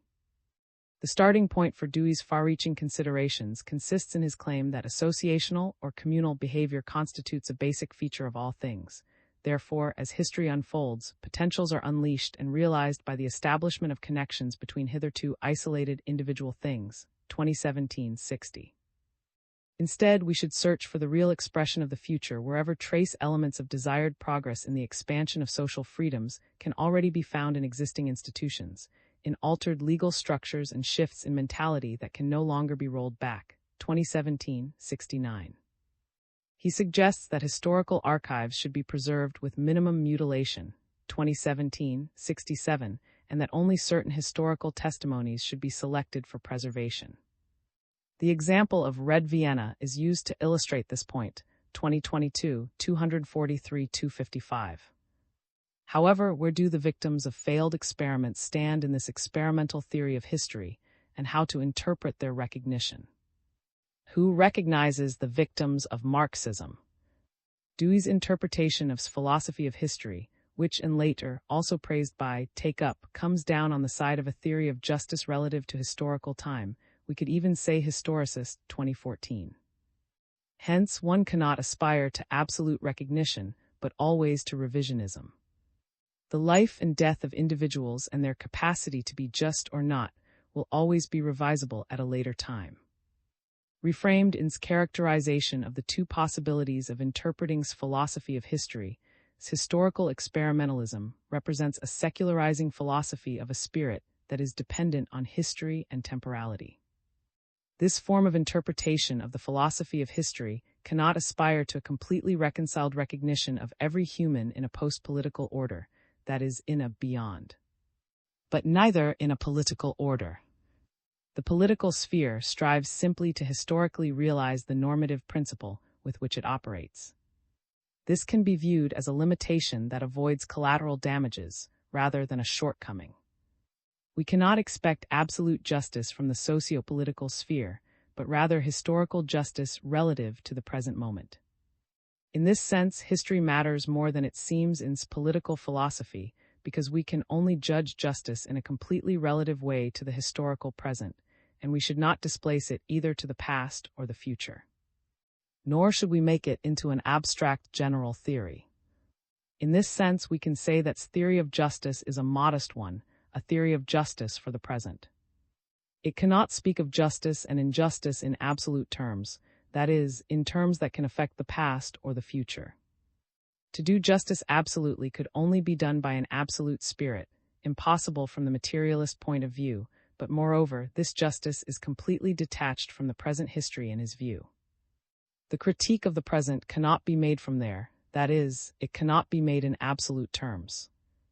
The role of the absolute spirit in this approach is played by the law of the formation of the social, communication, and the search for social freedom, in democracy. Only these instances allow for a relative social critique, and are in a way a substitute for the role that gives to the absolute spirit in his system. His theory of recognition can only be a theory of recognition in the present. In this way abandons, together with the philosophy of history, the Marxist path of offering an absolute moral justification for everything past, present, and future, while imagining a liberal socialism, as rare as this formulation may appear. Open access. This chapter is licensed under the terms of the Creative Commons Attribution 4 International License (org licenses by 4.0, which permits use, sharing, adaptation, distribution, and reproduction in any medium or format, as long as you give appropriate credit to the original author S and the source, provide a link to the Creative Commons license, and indicate if changes were made. The images or other third-party material in this chapter are included in the chapter's Creative Commons license, unless indicated otherwise in a credit line to the material. If material is not included in the chapter's Creative Commons license and your intended use is not permitted by statutory regulation or exceeds the permitted use, you will need to obtain permission directly from the copyright holder. References: Adorno W. 2006. History and Freedom. Lectures 1964-1965. Cambridge Polity. Benjamin Walter. 1969. Theses on the Philosophy of History. In Illuminations 253-264. New York Books. Benjamin Walter. 1978. Political Fragment. In Reflections, Essays, Aphorisms, Autobiographical Writings. Trans. I. New York. Benjamin Walter. 1991. I2. Frankfurt am Main. Benjamin Walter. 1999. The Arcades Project. Cambridge, Belknap Press of University. Ernst. 1985. Berlin. Axel. 1993. Walter Benjamin. In Die Welt. 93-114. Frankfurt. Axel. 1995b. The Struggle for Recognition, The Grammar of Social Conflicts. Cambridge MA, MIT Press. Axel. 2009. Saving the Sacred with a Philosophy of History, on Benjamin, Critique of Violence. In Pathologies of Reason. On the Legacy of Critical Theory, 88-125. New York, Columbia University Press. Axel. 2014. Freedom's Right. The Social Foundations of Democratic Life. Cambridge Polity Press. Axel. 2017. The Idea of Socialism Towards a Renewal. Cambridge Polity. Axel. 2022. La L. Del. In L. Debate Con Axel, Y. Cuvas, 243-255. Barcelona. 2014. Berlin. 1969. Contributions to a Phenomenology of Historical Materialism. Telos 4, 334. Francisco. 2019. Benjamin's Profane Uses of Theology, The Invisible Organon. Religions 10 116. Henning, 1981. Hare, 35 365 384. Henning, 1982. A problem in a dioid. DNs 382 392. Stuttgart Kata. Henning, 1984. Does in 23 115. Henning, 1995. Die ist das 204 210. Eid, 2019. Axel and the Critical Theory of Recognition. New York Springer. Robert, 2005. Stuttgart Kata. Michael J. 2019. The Failure of the Recognition Paradigm in Critical Theory. In Axel and the Critical Theory of Recognition, ed. 243 272. New York Springer. Benjamin Walter. 1977. Frankfurt am Main. Selected Writings 3 305. II 1 234. Benjamin Walter. 1982. Does Frankfurt am Main. 1970. Die 12. Berlin. 1991. Elements of the Philosophy of Right. Cambridge University Press. Axel. 1995. The Fragmented World of the Social. Essays in Social and Political Philosophy. Albany State University of New York Press. Henning. 2005. Die in no aids. Ludwig 267 286. For criticisms and comments of his theory of recognition, see 2019. See also 1981 and 2005. Michael J. 2019 exposes a different shortcoming. In his view, for the theory of recognition to be consistent, at least a social ontology of domination, and not just a pragmatic one, is needed.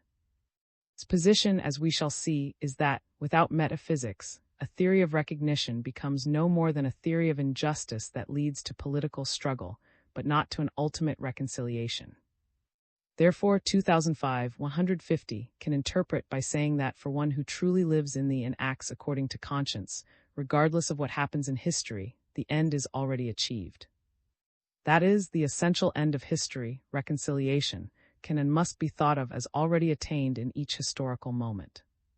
Certainly, as 1982 390 points out, it is strange to the very structure of the philosophy of right that the relationship between states resembles a state of nature, and does not foresee a new synthesis, anew that closes the entire framework and justifies, therefore, the rational existence of one or the other in the case of conflict. Interprets this as an inconsistency in the entire logic of his, is den ist, den Rest, o ist is den als den. Des Eve des den ist is den 1982, 392. Also mag is so als ob die des I am, 1982, 390.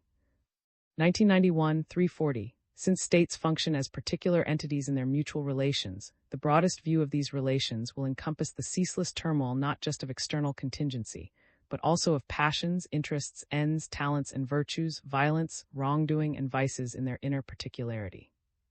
In this turmoil, the ethical whole itself, the independence of the state, is exposed to contingency.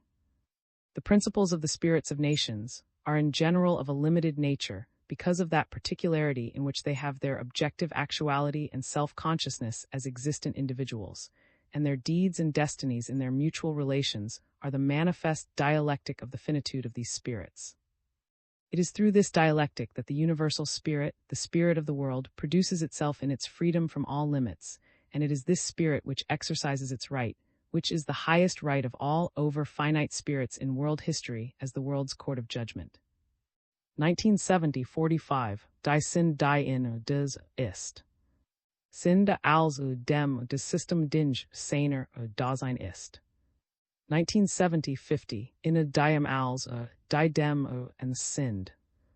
See 2019-5. Also, The Here and Now, which as the model of messianic times summarizes the entire history of humanity into a monstrous abbreviation, coincides to a hair with the figure which the history of humanity makes in the universe. Thesis XVII.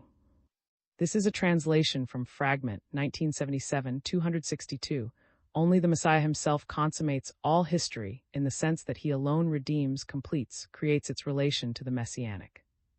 For this reason, nothing historical can relate itself on its own account to anything messianic. Therefore, the kingdom of God is not the telos of the historical dynamic. It cannot be set as a goal. From the standpoint of history, it is not the goal but the end. Therefore, the order of the profane cannot be built up on the idea of the divine kingdom.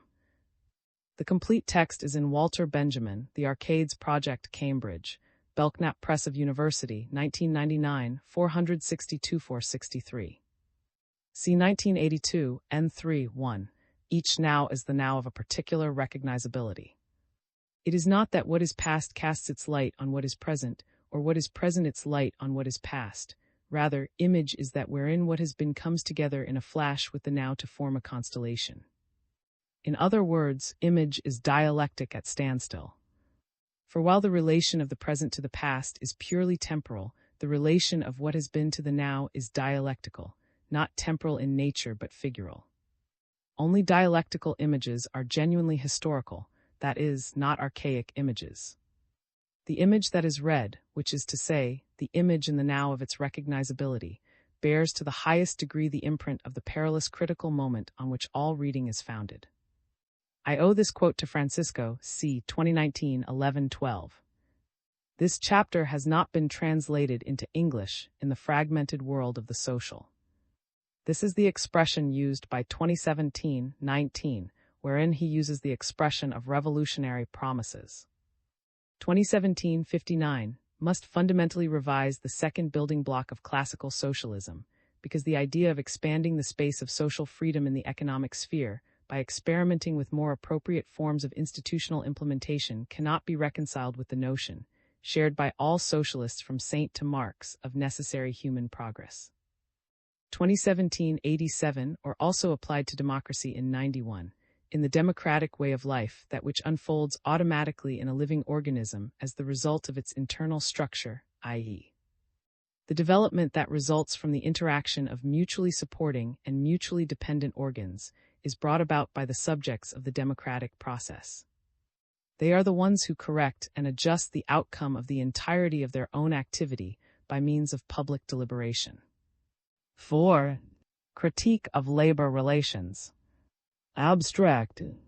In his latest book, Normative, 2023, Axel now sets out to reintroduce back into the horizon of reflection of critical theory precisely that sphere of labor that seemed to have excluded. What proposes in this book is, then, to attend to that absence of the sphere of labor that has emerged on the basis of modern capitalism, and that is central to determine the possibilities of citizens to participate in the process of democratic formation of the will. It could be said in a certain sense that reintroduces again a materialist basis in contemporary political philosophy from a redefinition and expansion of the concept of labor. It is necessary to point out, however, some of the plans of discussion to which invites in his analysis. The first of these has to do with what is to be understood by labor. Indeed, one might ask whether some passages in Marx's own work do not already offer a very promising starting point for developing an expanded understanding of labor that could place conceptualization on perhaps a broader horizon. The second problem concerns the way in which understands and argues for one of the three currents of critique of the social organization of labor in modern capitalist societies.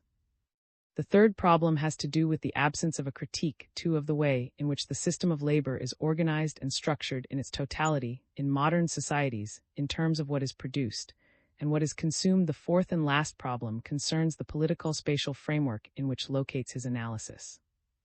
Indeed, his analysis focuses only on the way in which the system of social labor is organized in the developed capitalist countries of Western Europe, and of course, in the United States of America, excluding a number of traits that are constitutive of social labor systems in countries outside this geographical, economic, and political region.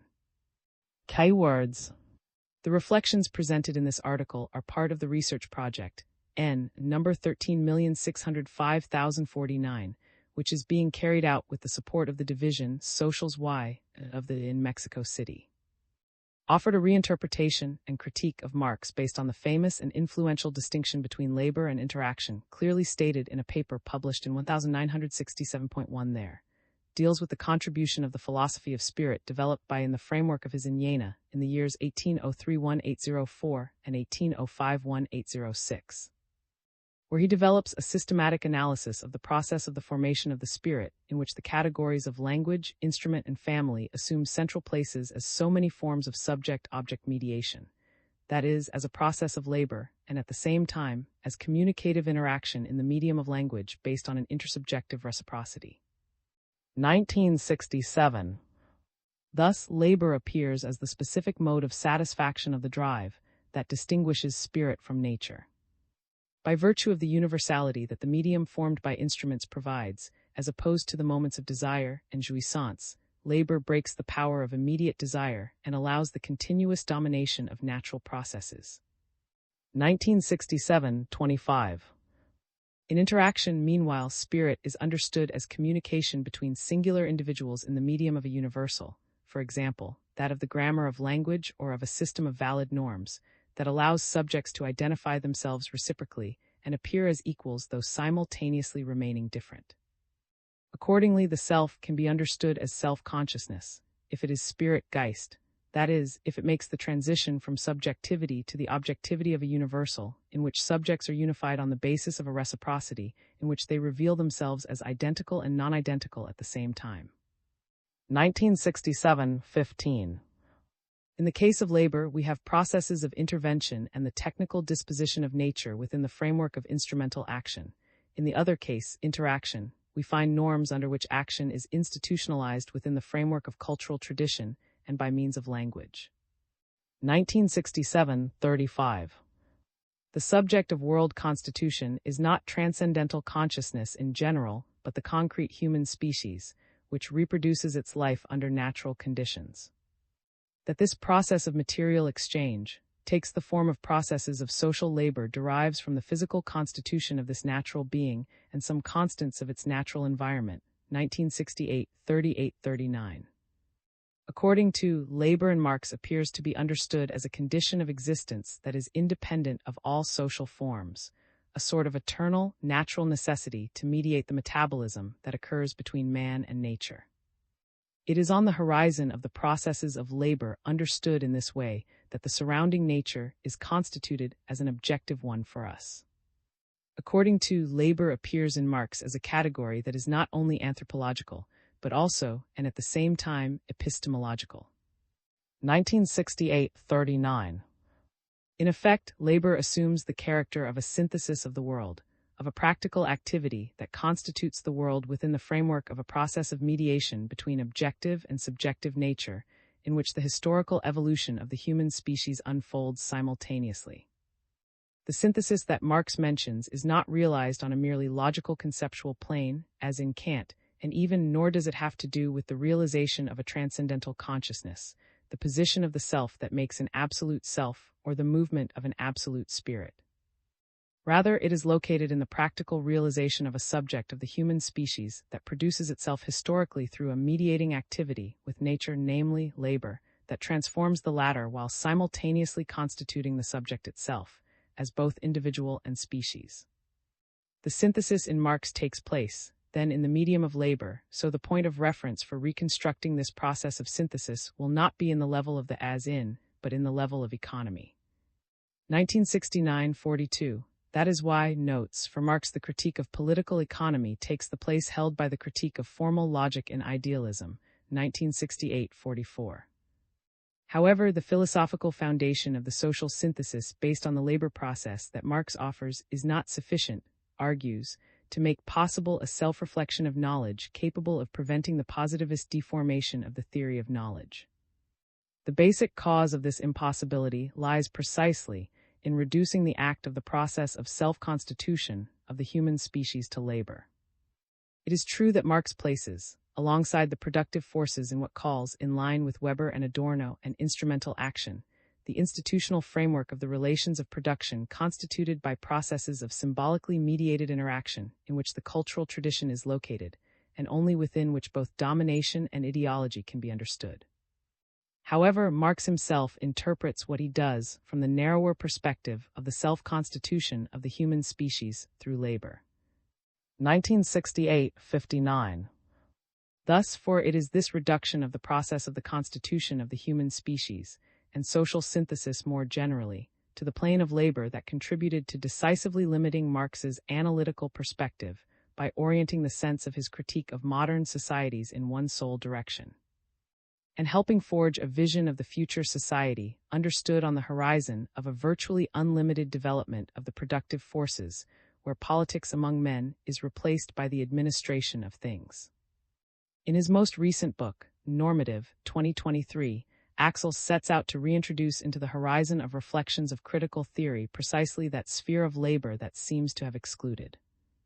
What proposes is to address the absence of the sphere of labor that has emerged on the basis of modern capitalism, and that plays a central role in determining the possibilities of citizens to participate in the process of the democratic formation of will, 2023, 910. School education on the one hand and the system of social labor on the other are two institutional spheres, to which we could add, of course, the family in which the vast majority of citizens in modern societies are inserted, so that everything they experience and learn there is of central significance in shaping and adequately understanding the moral attitudes that predominate in a political community. One of the central purposes of is to analyze how a democratic state can influence and reconfigure its own presuppositions of existence on the horizon of its relationship with, especially, one of these spheres, labor, so that through its labor policy, for example, and its educational or family policy, it can influence its configuration in order to promote cooperative patterns of behavior, and at the same time constrain egocentric patterns of behavior within certain limits. 2023-10-2. In short, it is a question of analyzing the relationship between the system of the social division of labor on one side and democracy on the other. Sets out from the existence of a deficit that, he holds, characterizes practically all theories of democracy, namely the fact that the majority of the members of the political community are also working subjects. Recalls that one of the first observers to perceive this clearly was Marx, where he referred on several occasions to the worldly contradiction between the political state and bourgeois society, a contradiction he analyzed following reflections raised by that are now being developed to understand the relations of production and labor proper to capitalism, Mu Bede. 1-354.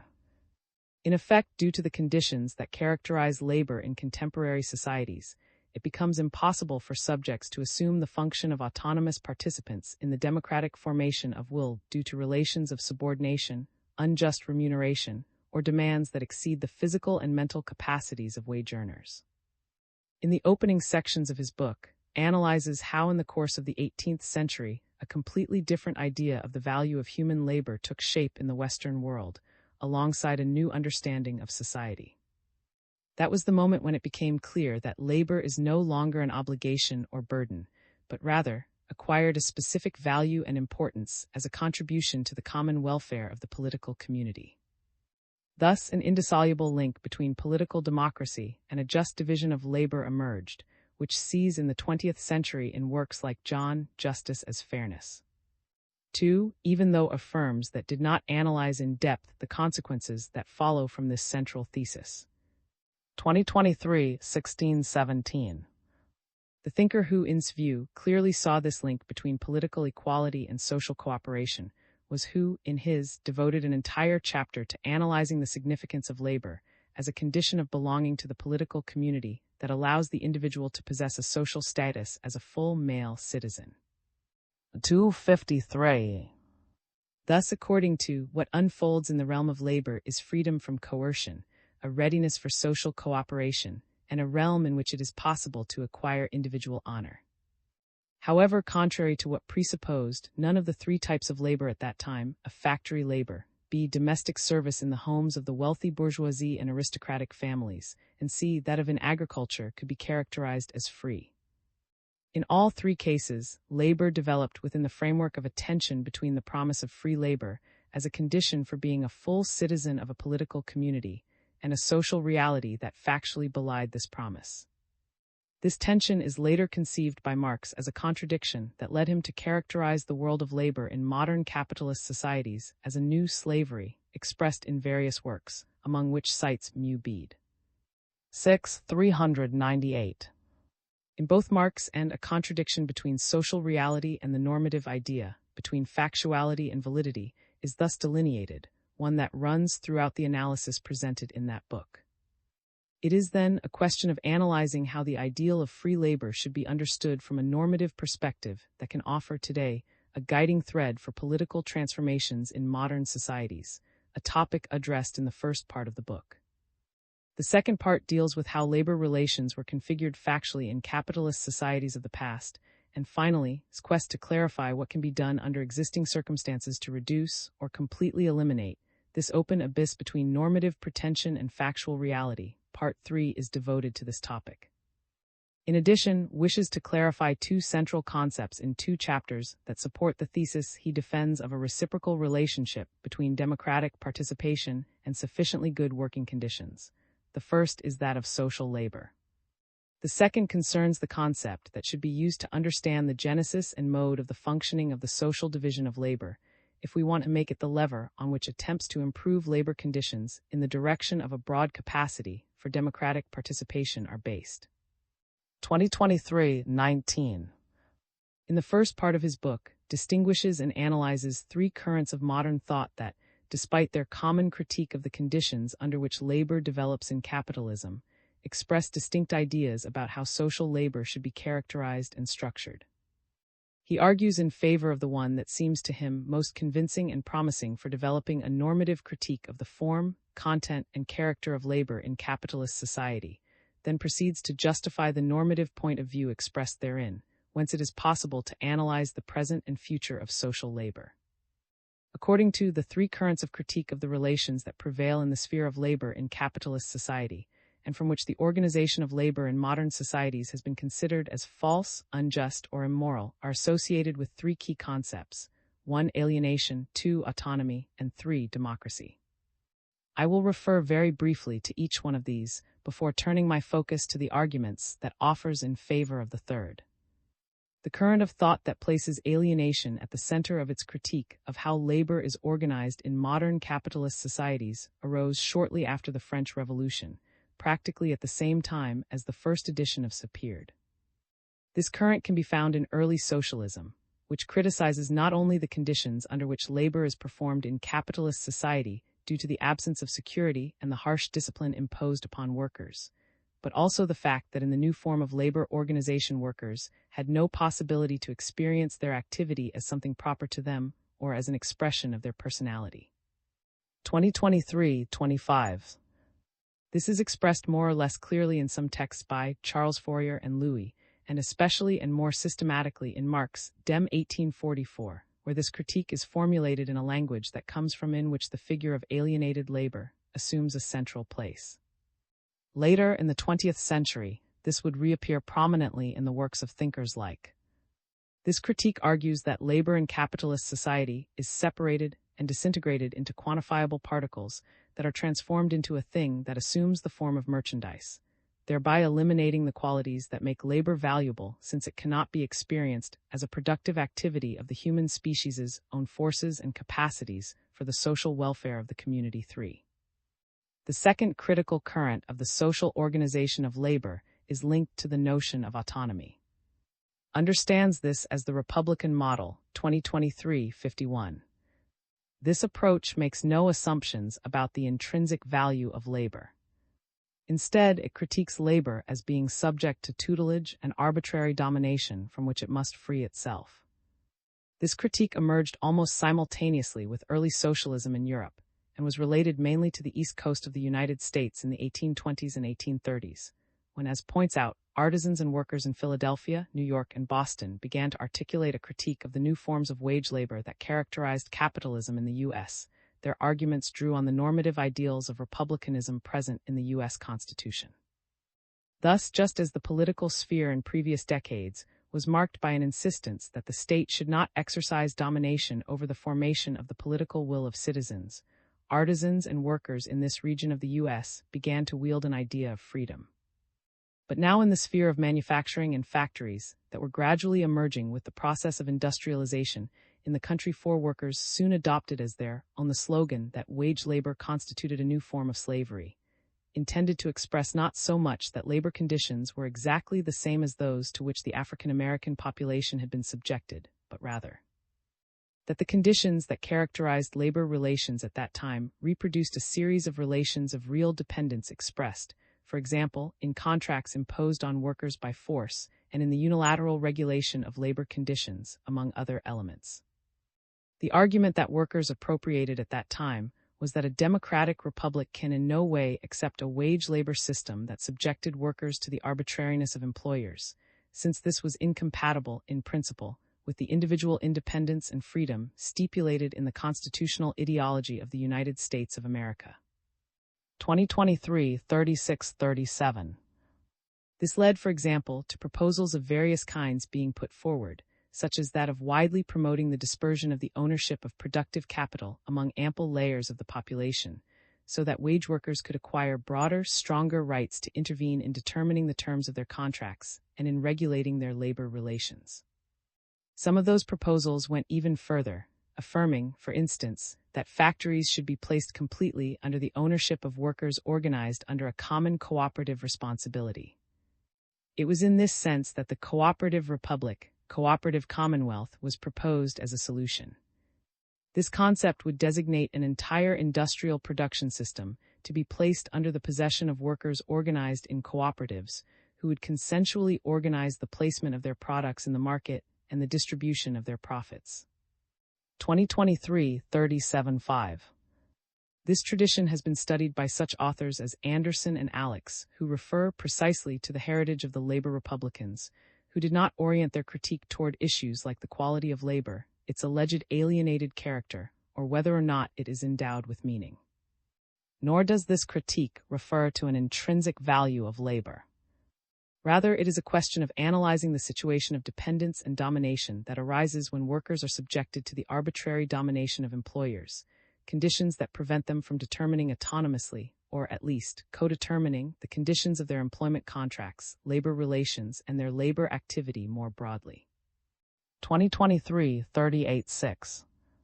Regarding the question of how the demand for the sphere of social labor can be substantiated in such a way that it is also characterized by complete freedom from arbitrary domination, two possible answers can be distinguished within this paradigm.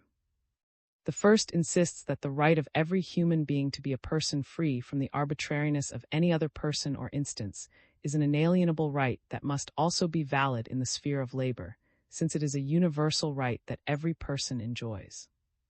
It is in this sense that one can complement this argument by operating with the language of human rights and the additional point that this is an elementary human need, as in his view, Anderson argues.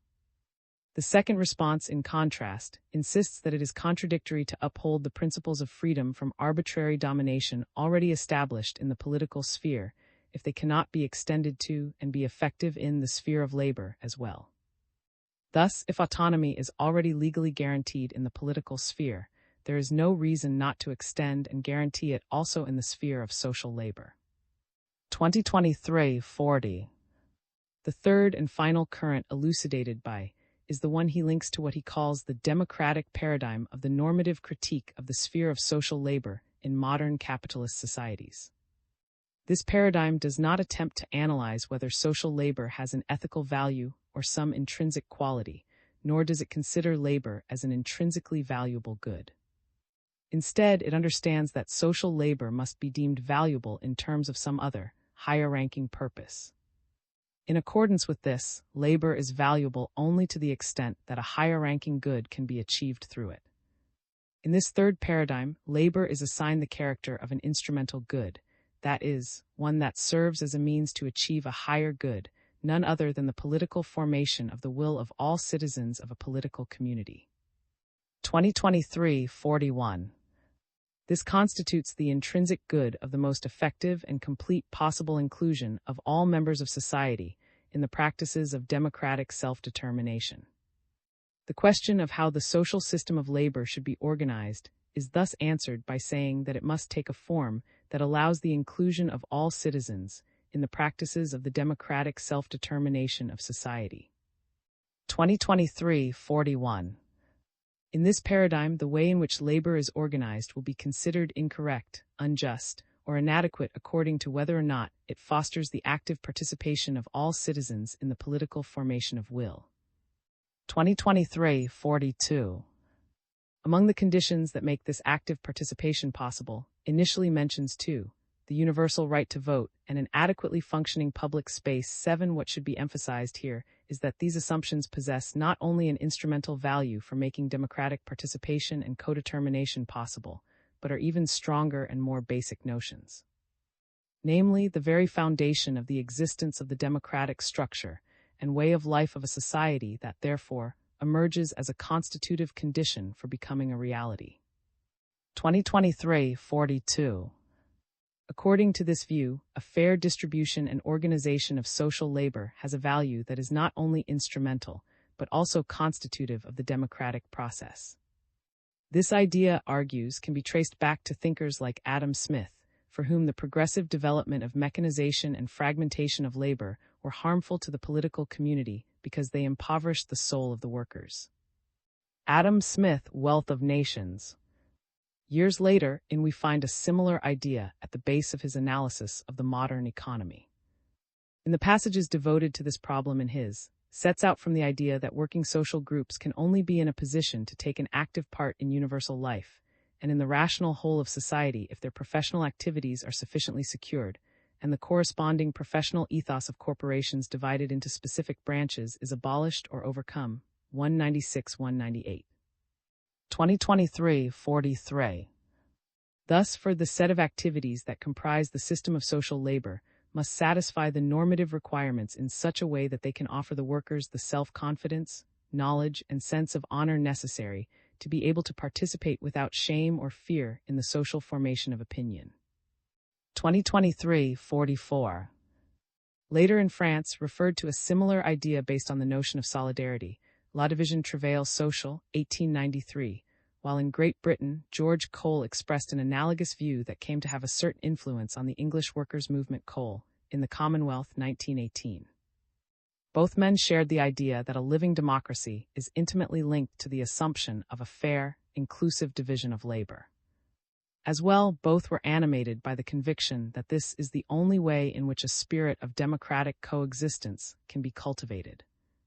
2023-44. It is at this point that proceeds to evaluate the problems that the first 2 paradigms present, and to offer his arguments in favor of the third, the democratic paradigm. With respect to the first model of normative critique, he is convinced that it has evident strength and plausibility, but that this constitutes at the same time its weakness.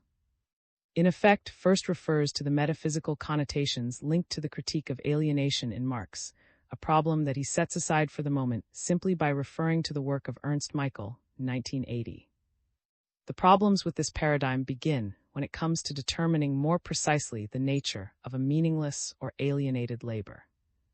It is here that mentions the first problem of this paradigm, arguing that this cannot be determined solely on the basis of subjective impressions or sensations, but that one must offer objective parameters according to which one or more of the capacities that define human beings may or may not be effectively realized. For the issue seems to lie as much in the impossibility of being able to provide objective criteria to determine the lack of meaning or the degree of alienation of labor, as in being able to apply those objective criteria to concrete cases. 2023-47-48. The challenge would be to determine which capacities could be valid as specifically human abilities that represent capacities, forces, and faculties that constitute the human species as such, without recurring, for example, to an anthropology that would first have to be created, and then would have to link these capacities to the elaboration of complex plans of activities characterized by creativity and cooperation.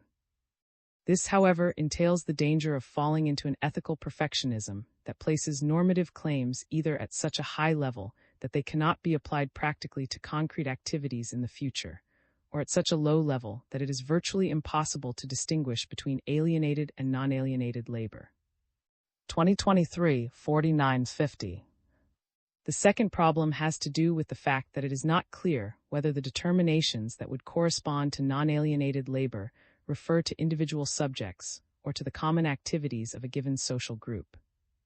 It is in this sense that recalls that Marx' analysis of alienated labor in some passages of the refers to the activity of an individual subject, but at others to the joint activity and cooperation of a social group.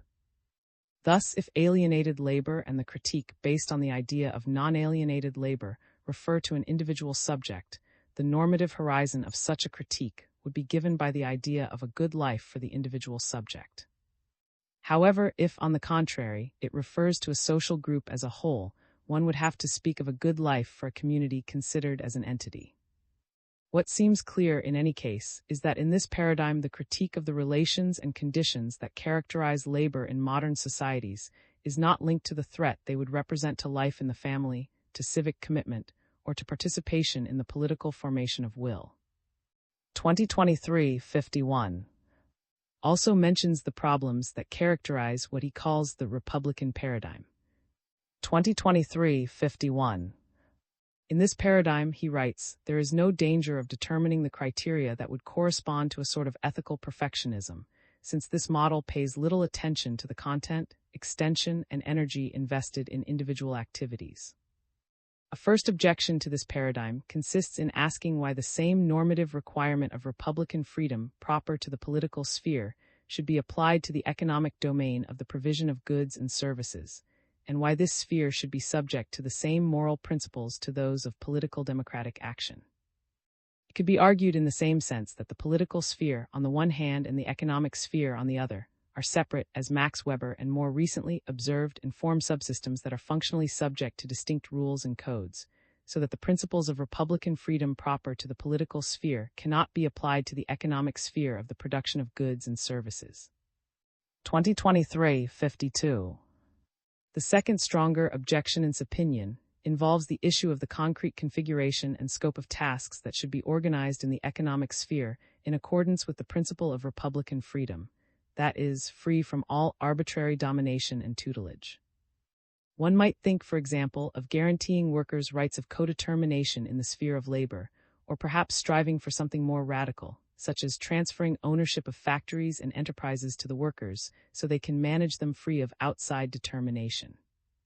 This Republican paradigm seems to assume, moreover, that once wage labor has been freed from all forms of domination and arbitrary tutelage, all the other evils that characterize labor relations and conditions in contemporary societies will disappear. Refers in this sense not only to the form of the organization of labor, but also to the structure of the social division of labor and the delimitations and contents of the various spheres of activity in contemporary societies. Thus, a decisive absence in the Republican tradition can be identified in the fact that it focuses too much attention on the dependence of workers on the private domination exercised over them in the sphere of labor, while neglecting the qualitative dimension of labor relations. This paradigm thus requires a much broader moral vocabulary than that provided solely by the distinction between freedom and unfreedom. 2023-55. Finally, regarding the third paradigm of the normative critique of the relations and conditions of labor in modern societies, which calls democratic. 2023-55, he points out that in this framework the transformation of labor relations is considered only as a means, albeit a constitutive means, to achieve a higher end, namely that of attaining the widest possible inclusion of all members of society in the democratic process. 2023-56. The normative vanishing point of this paradigm is the superior idea of democratic participation, from which must be derived what in each case is considered as adequate for improving labor relations in light of the existing historical situation. This paradigm thus offers a construction based on a higher-level principle and subordinate norms that can be understood as the result of a reflexive application of this principle to both a world of labor and particular circumstances that are transformed historically. In this way, setting out from whatever at a given historical moment may be considered as a particularly relevant impediment or obstacle to the capacity for democratic participation. it is necessary to devise reforms and modifications that can then be directed to the quality of the content of labor, the absence of codetermination in the sphere of labor, insufficient wages, the absence of recognition, the extension of the working day, and so on. In this way, argues that due to its specific normative architecture, this paradigm has two considerable advantages with respect to the previous ones. The fact that the guiding principle of this paradigm leaves open the question of what norms must be applied in each case at the lower level of labor relations explains why it has the great advantage of allowing consideration of all the situations that exist in the capitalist world of labor which hinder or preclude the active participation of workers in the democratic process. 2023-57. This framework thus permits contemplating an especially broad set of possible and thinkable measures, and then choosing the most appropriate ones from among them for each specific situation in order to overcome the impediments and obstacles to the participation of workers in the democratic process. It is in this sense that this paradigm can even resort to the ideology that comes from either the critique of alienation or the republicanism of labor to, with their help, criticize the existing labor relations that impede worker participation in the democratic process. 2023-58. The second advantage of this paradigm with respect to the other two is that neither one of them contains the adequate theoretical means to correctly consider the stages of transition between labor relations that are criticized as bad or unjust on the one hand and those regarded as good or just on the other. This occurs because both seem to conceive of only one situation in which either everything is in place non-alienation or freedom, or nothing is in place total alienation or total absence of freedom.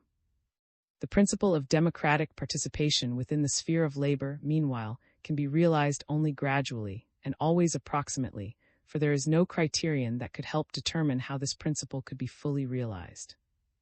It is rather an idea whose final or complete realization cannot be established in advance, because it is not possible to determine what changing conditions and situations may occur in the future that require reconsidering the norms to be applied. It is in this sense that considers this ideal as a regulative idea by means of which, at each new level, and on the basis of the knowledge available there, it will become possible to formulate a goal that seems apprehensible and attainable, apart from the problematic idea that we could somehow know today what a perfect state would be like, an aspect that is completely foreign to this paradigm 8.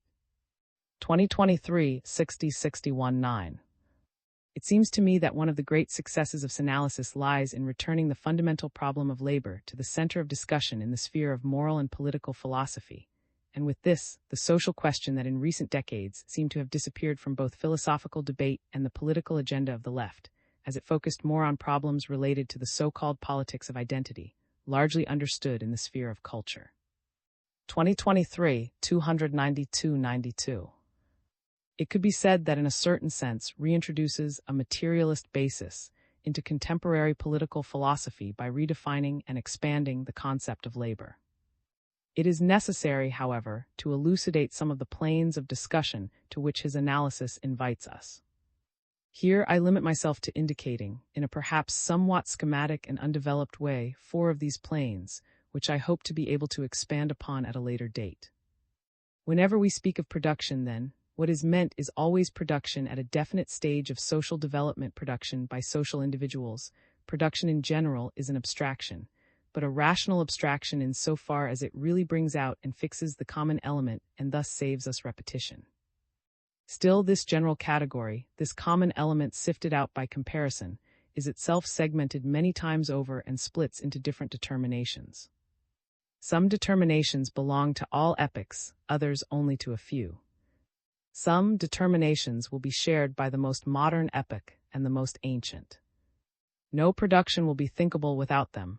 Marx 1857, 616, 617. It should be noted that subjects Marx's concept of labor to a critique, since in his opinion the Marxist conception seems to see labor as being linked exclusively to the activity of producing objects in the world. In contrast, seeks to delimit the total sphere of necessary social labor without restricting it to a single dimension, that of the relation of human beings to nature, by distinguishing 3 types of activities that constitute this sphere. First, the sphere of activities oriented towards the elaboration of either natural objects or objects produced by human beings for the purpose of producing useful goods. Second, the set of activities involved in dealing with people for the purpose of offering them care, advice, or some kind of instruction. And third, activities linked to the production and distribution of symbols for calculating, analyzing, and elaborating data essential for the administration of social and economic processes. 2023 137. In response to his critique, one could answer that the category of production, and similarly that of labor, must not be understood in general, as Marx stressed, for this runs the risk of ending in empty abstractions. Instead, they must be analyzed in their concrete particular configurations that integrate not only the productive labor that creates objects in the strict sense, but all those other activities that are elements of the production process, or, if I may, of labor as a whole, as a totality, so that we can understand it as a unity and a concrete totality. It is essential, then, to understand and analyze labor in its inherent linkage to the moments of the circulation, distribution, and consumption of objects, whether material or immaterial. Hence, Marx's intention was to analyze the general relation of production to distribution, exchange, and consumption, Marx 1857, 620, signaling the way in which in the discourse of political economy these moments were not grasped in their unity. As if this rupture had made its way not from reality into the textbooks, but rather from the textbooks into reality, and as if the task were the dialectic balancing of concepts and not the grasping of real relations. Marx 1857, 621. In accordance with Marx's previous remarks, production labor must be analyzed within the framework of its inseparable unity with other moments of a broader process, distribution, circulation, consumption, with which it constitutes an organic totality of insoluble relations. Thus, both the analysis of labor and the normative critique of the organization of labor in modern societies must be situated not only in the sphere of labor in the strict sense, but also in the domains of the circulation, distribution, and consumption of goods, both material and immaterial. This entails analyzing, as well, the social organization and structure of the spheres of circulation, distribution, and consumption of goods, and hence not only the movements and struggles of artisans, manufacturing workers, and factory workers, those that seem to be at the base of the three currents that analyzes, but also the movements and struggles that have arisen in modern societies in the spheres of the circulation, distribution, and consumption of goods, including social movements and the struggles of individuals and groups in the sector of goods and services, and in general in the domain of the circulation and distribution of commodities, of consumers, etc. The second problem I wish to raise concerns the way in which understands and argues in favor of one of the three currents of critique of the social organization of labor in modern capitalist societies. As noted above, he openly expresses his conviction that the third paradigm, democratic, is the theoretically and philosophically most convincing and promising one for thinking a normative critique of how the labor process is organized and structured in modern societies, for it is the only one that allows us to reflect on the mode of organization of labor in today's societies and to criticize it normatively on a solid philosophical basis. However, one aspect of this paradigm that stands out is that labor is not analyzed from the perspective of its intrinsic value and qualities, but only insofar as it offers a possibility for organizing and shaping the democratic formation of will. Thus, labor takes on the role of a means, of an instrument, although underlines its constitutive character. 2023-56, as a function of what he calls a higher end, that of the organization of the democratic formation of will. The question here is if it would not be better to understand and critique labor and other spheres, such as the family or education, from the sphere of labor itself in a way that is internal and immanent to it, and not as a function of the instrumental relation it maintains with another sphere, in this case the sphere of politics and more specifically the processes of the democratic formation of will. This framework leads me to offer a third observation.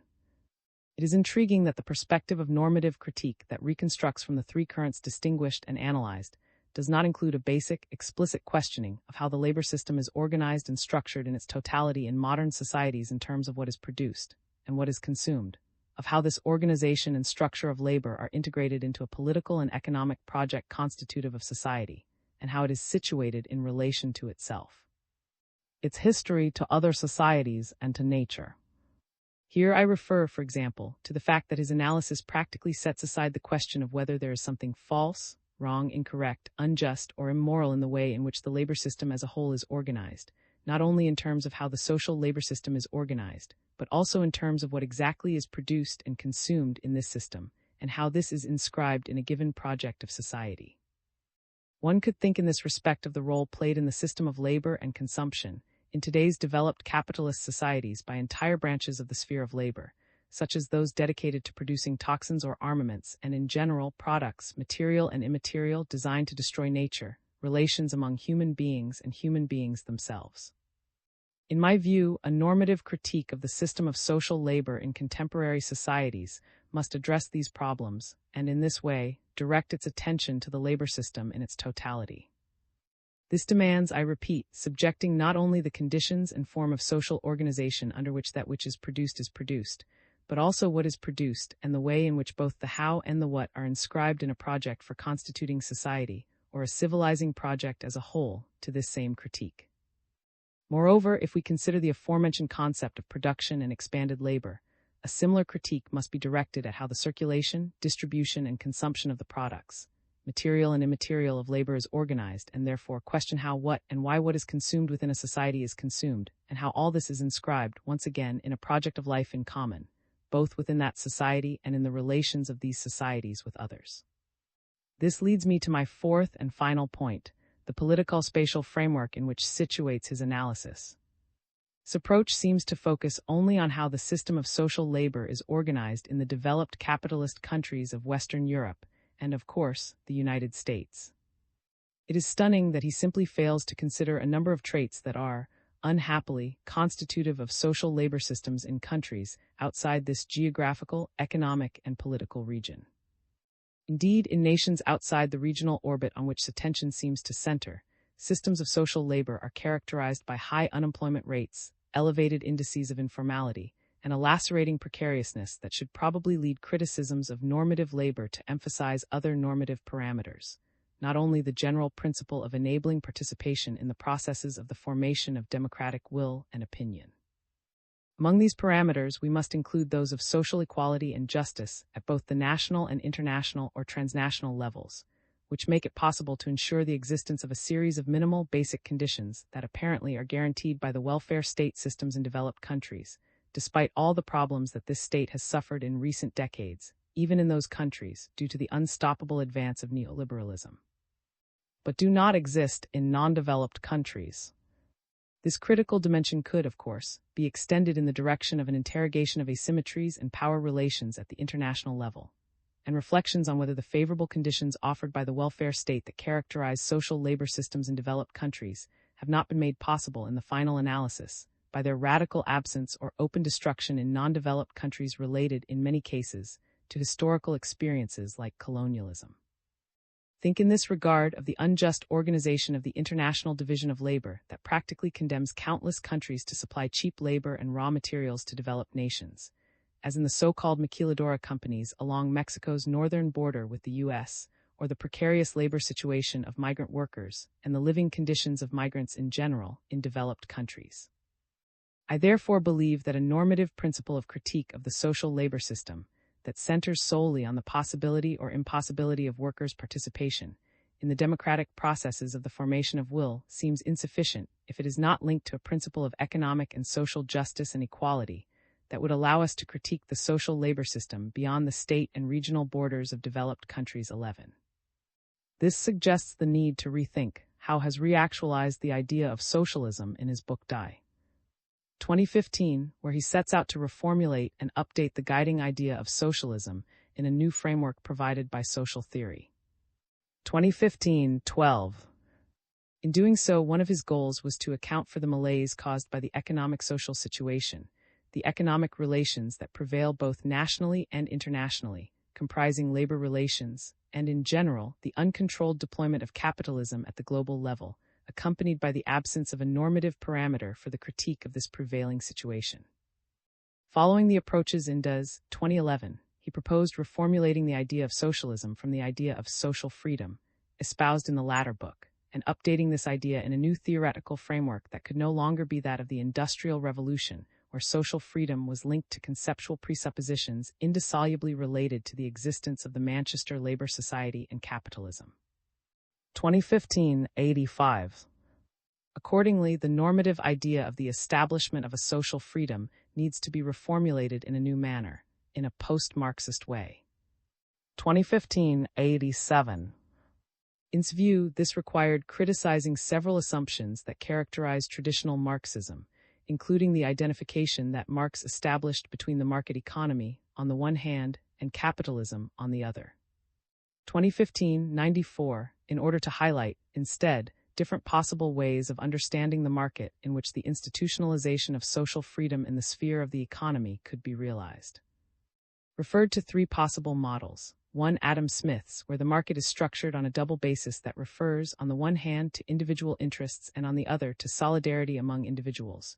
2, the model linked to the idea of the association of free producers based on the democratic organization of the economy.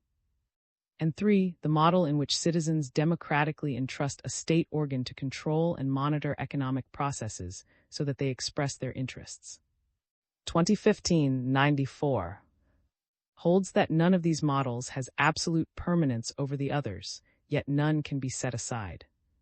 How they can be related in different contexts for the realization and institutionalization of social freedom is an issue that must be left to democratic experimentation in the sense in which a philosopher like Dewey had already conceived. 2015, 96. Thus puts forward his idea of understanding democracy as a way of life that is not restricted exclusively to the political domain, but encompasses all spheres of society. It is here that he places the great democratic deficit of socialism, explicable in part by an inadequate understanding of the internal transformations and differentiations that modern societies experience. 2015, 121.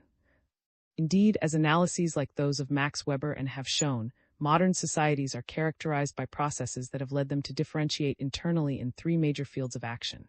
1, the economic system. 2, the system of personal relations as they occur within the family and effective relations in general. And 3, the democratic formation of will.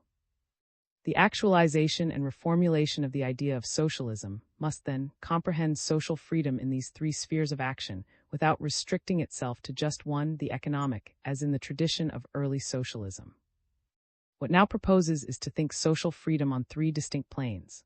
First, in the sphere of the economy as it was initially pondered in the framework of the socialist tradition.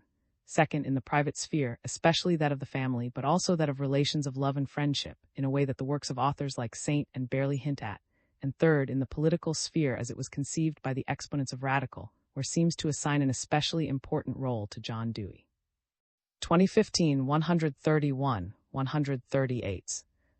One of the major problems of socialism, therefore, was to ponder the idea of social freedom only in the economic sphere, restricting the self-organization and self-administration of society exclusively to that domain without considering self-organization at the level of politics through democratic self-legislation. Instead, according to, the idea of social freedom must be extended to all these spheres of social life. 2015, 121-12. However, and with this I wish to close this essay, it is striking that the updating of the idea of socialism that proposes focuses exclusively on reformulating one sole guiding idea, that of freedom, even if this is now understood as social freedom. In doing so, however, he sets aside the broader normative plexus that goes back to the origins of the socialist tradition, while complementing and expanding the idea of freedom with the concepts of equality and fraternity, which cannot always be understood from or reduced to the idea of freedom. The task that lies before us now consists, therefore, in developing and broadening the critique of labor relations, not only from the idea of the democratic formation of will and the realization of social freedom, but also at the same time, and perhaps above all, from the ideas of equality and fraternity. Open access. This chapter is licensed under the terms of the Creative Commons Attribution 4 International License, org licenses by 4.0, which permits use, sharing, adaptation, distribution, and reproduction in any medium or format, as long as you give appropriate credit to the original author S and the source, provide a link to the Creative Commons license, and indicate if changes were made. The images or other third-party material in this chapter are included in the chapter's Creative Commons license, unless indicated otherwise in a credit line to the material. If material is not included in the chapter's Creative Commons license, and your intended use is not permitted by statutory regulation or exceeds the permitted use, you will need to obtain permission directly from the copyright holder. References: Anderson, 2017. Private Government, How Employers Rule Our Lives and Why We Don't Talk About It. Princeton, NJ, Princeton University Press. Alex, 2015. From Slavery to the Cooperative Commonwealth, Labor and Republican Liberty in the 19th Century. Cambridge, Cambridge University Press. 1968. Frankfurt am Main. 1967. Geist in Wissenschaft als. Frankfurt am Main, 1968. Axel, 2023. Normative, Berlin. Axel, 2015. Die, Berlin. Axel, 2011. Does, Berlin. 2016. Die, Berlin. Marx and 1857. In Mu Bide. 13 615 641. Dewey, John. 2018. Human Nature and Conduct. In the Middle Works 1899-1924. 14 154 163. Carbondale, Southern Illinois University Press. Dewey, John. 1988. The Public and Its Problems. In the later works 1925-1953. 230-5372. Carbondale, Southern Illinois University Press. 1976. Have or to Be. New York, Harper and Row Publishers. 2009. In my bed. 14 aid. And Hamburg. Axel. 2020. Die. 2012-2019. Berlin. Ernst Michael. 1989. Does. Marx. Berlin. 1999. Gesellschaft. Frankfurt am Main. Marx and 1956-1990. Marx Mu. Berlin's DDR. Marx and 1843. In Mu Bide. 1 340-7377. Marx and 1844. Dem 1844. In Mu Bide. 40 465-588. Marx and 1849. In Mu Bide. 6 390-7423. 1984. Die. Frankfurt am Main, New York, Campus. John. 2001. Justice as Fairness, a Restatement. Cambridge, Massachusetts, Belknap Press. Geist's Work and Interaction. Notes on Philosophy of Spirit from the Jena period. This paper appeared originally in a Festschrift in honor of.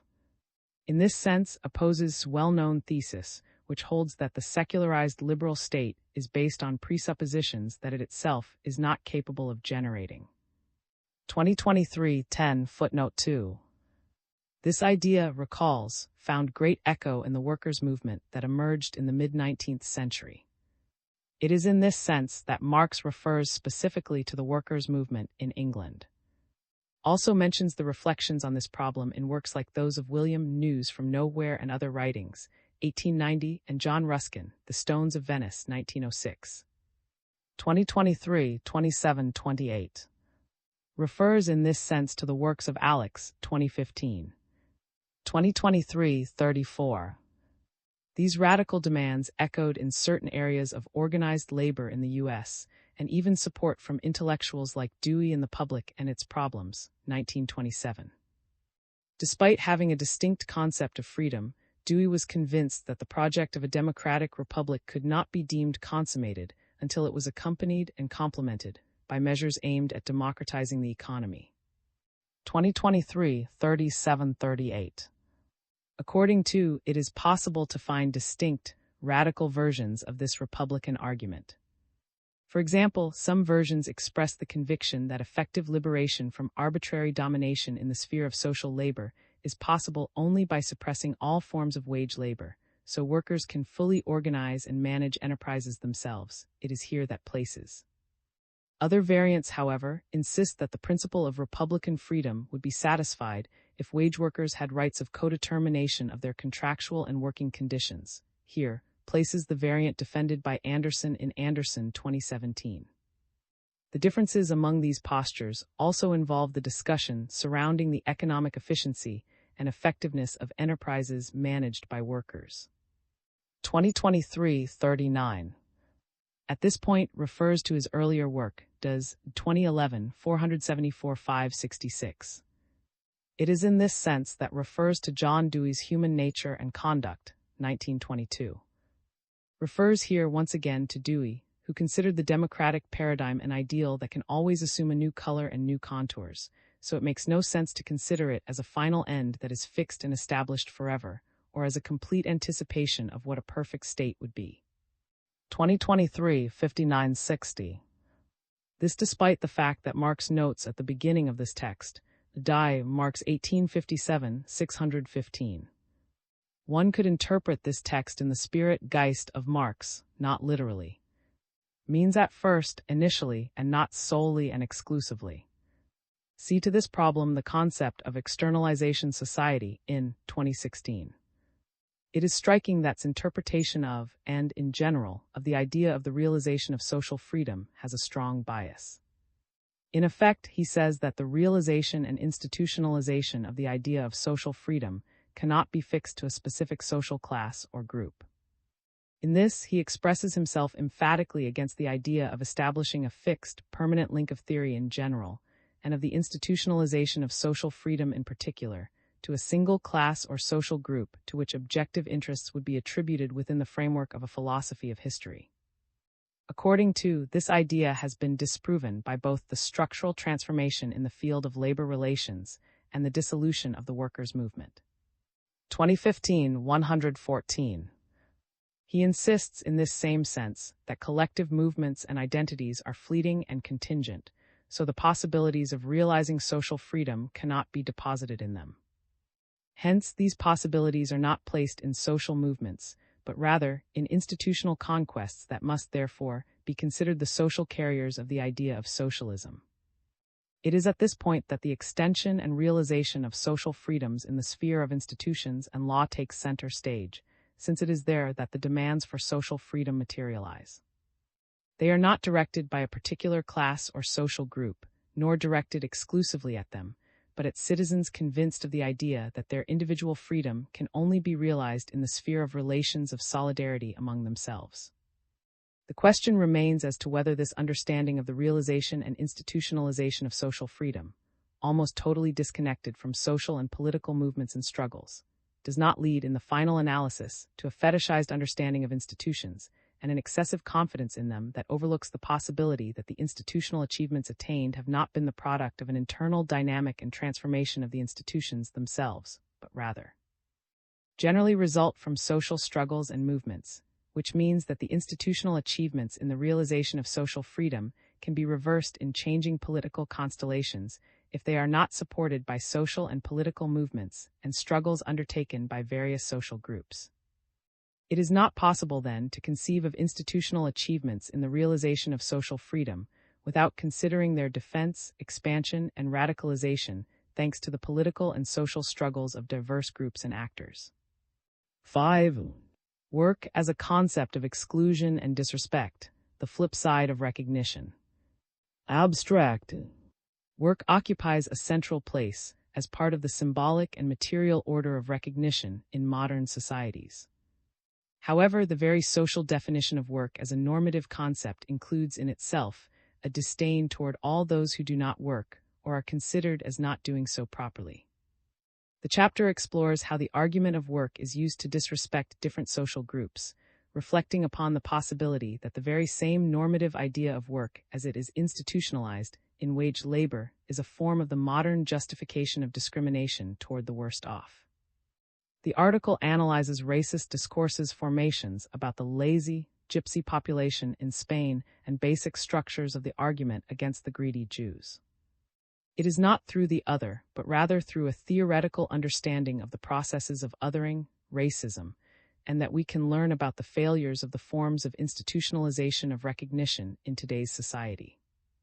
This approach serves as an example of immanent critique in the classical sense, by measuring the institution of work according to its own normative standard and showing that policies aiming at a generalization of inclusion in this form of work have an imminent tendency to fail.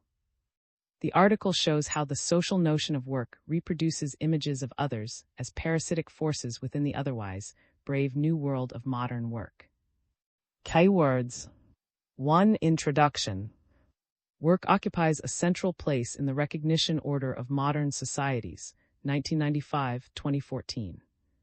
Through work, individuals can experience the social esteem of their particular capacities and contributions to society. Social esteem, in turn, can then lead to a positive self-relation in the form of self-esteem, as well as a sense of belonging to a society held together through the division of labor. This basic idea was previously formulated in Axel, Struggle for Recognition, 1995. However, especially since Freedom's Right, 2014, has presented work and its institutionalization in the labor market as the central institution of recognition in the social sphere of solidarity. This link between work and democratic society is further developed in his latest book, The Working Sovereign, 2023.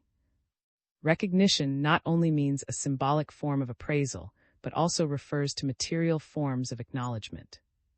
In our society, recognition at work ranges from receiving a well done from one's colleagues, clients, or supervisors to paychecks, holidays, work schedules, the internal organization of the work process, and the broader perception of the value of one's work by society. The more an individual can understand the social organization of work as a social relation that positively values personal capacities and contributions, the more one can develop a positive self-relation and at the same time feel that one is part of a society of mutual recognition. However, not all individuals experience recognition through work and the labor market. There are at least two basic forms of disrespect related to this specific form of recognition. The first form of disrespect is exclusion. In societies where participation, inclusion, social esteem, and self-esteem are mainly distributed through work, not being considered relevant for the labor market must be understood as a form of disrespect. Exclusion directly affects self-esteem and personhood if we understand a person as someone with specific valuable capacities and contributions. The second form of disrespect can be described as an internal form of infravaluation. When the working conditions, ranging from the possibility of following one's own criteria at work to one's paycheck or the relationships with one's colleagues, clients, and superiors, are organized in such a way that the individual can barely experience social valuation from others, then his or her self-esteem can equally become damaged. Unpaid care work seems to be a good example of the entanglement of these two forms of disrespect. As wages are a central form of recognition, unpaid, feminized, reproductive tasks are often not compensated for by other forms of social recognition and are still seen as second-class tasks. In other words, in cases where feminized care work is excluded from being wage labor, it is often not considered real work and does not receive much social esteem.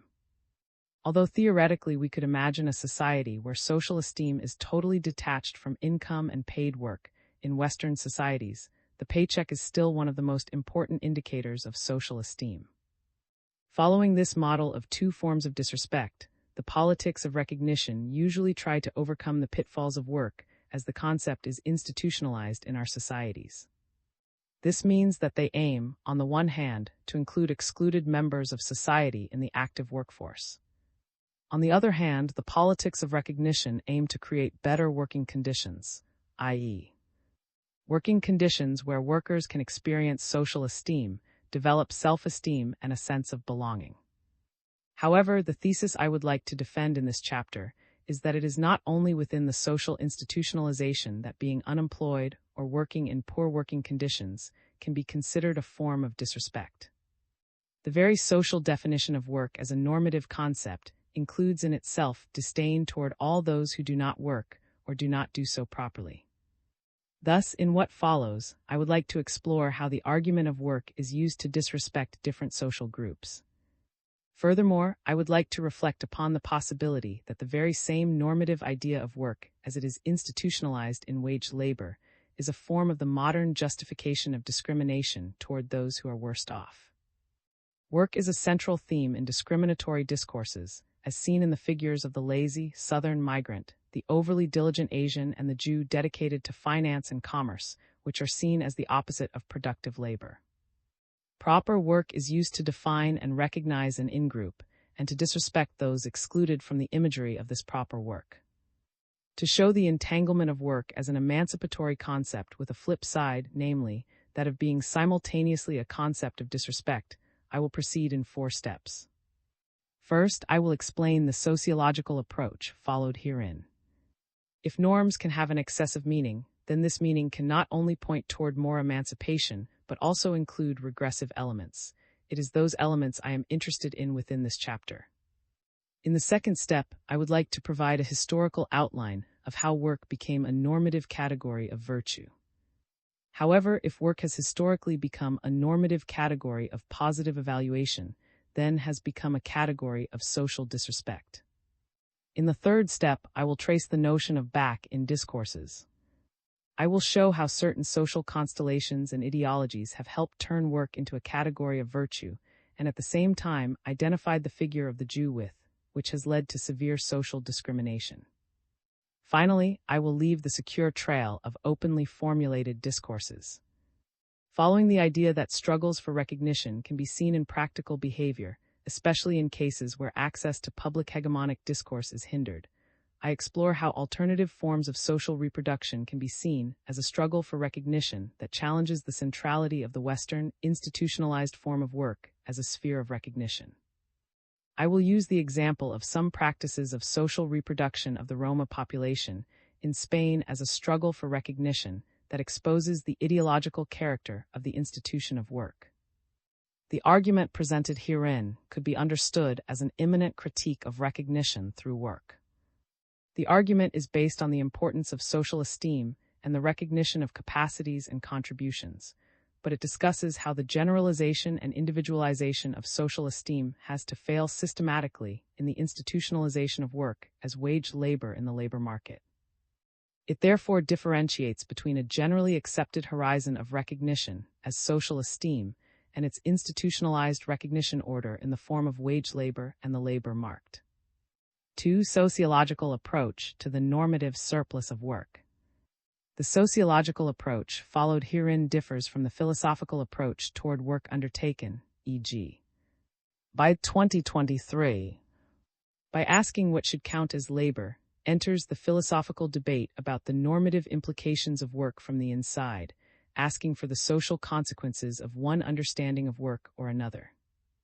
Therefore, for example, he argues in favor of a conceptualization of work that is more aware of care work or administrative work and focuses not only on the classical Marxist understanding of work as industrial, goods-producing labor.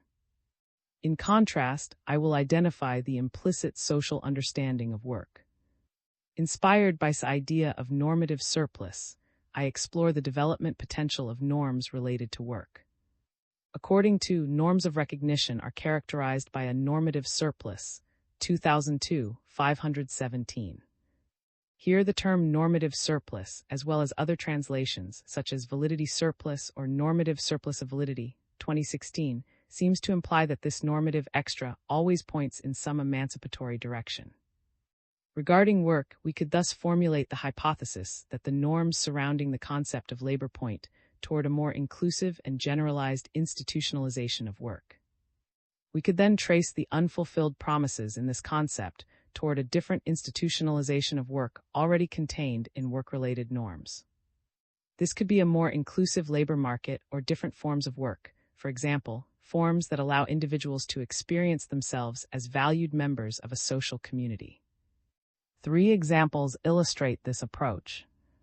When feminist movements insist that housework is also work, they use a more general concept of work, e.g. work as a meaningful activity of social reproduction, and contrast this with the more limited, institutionalized version of work as paid activities.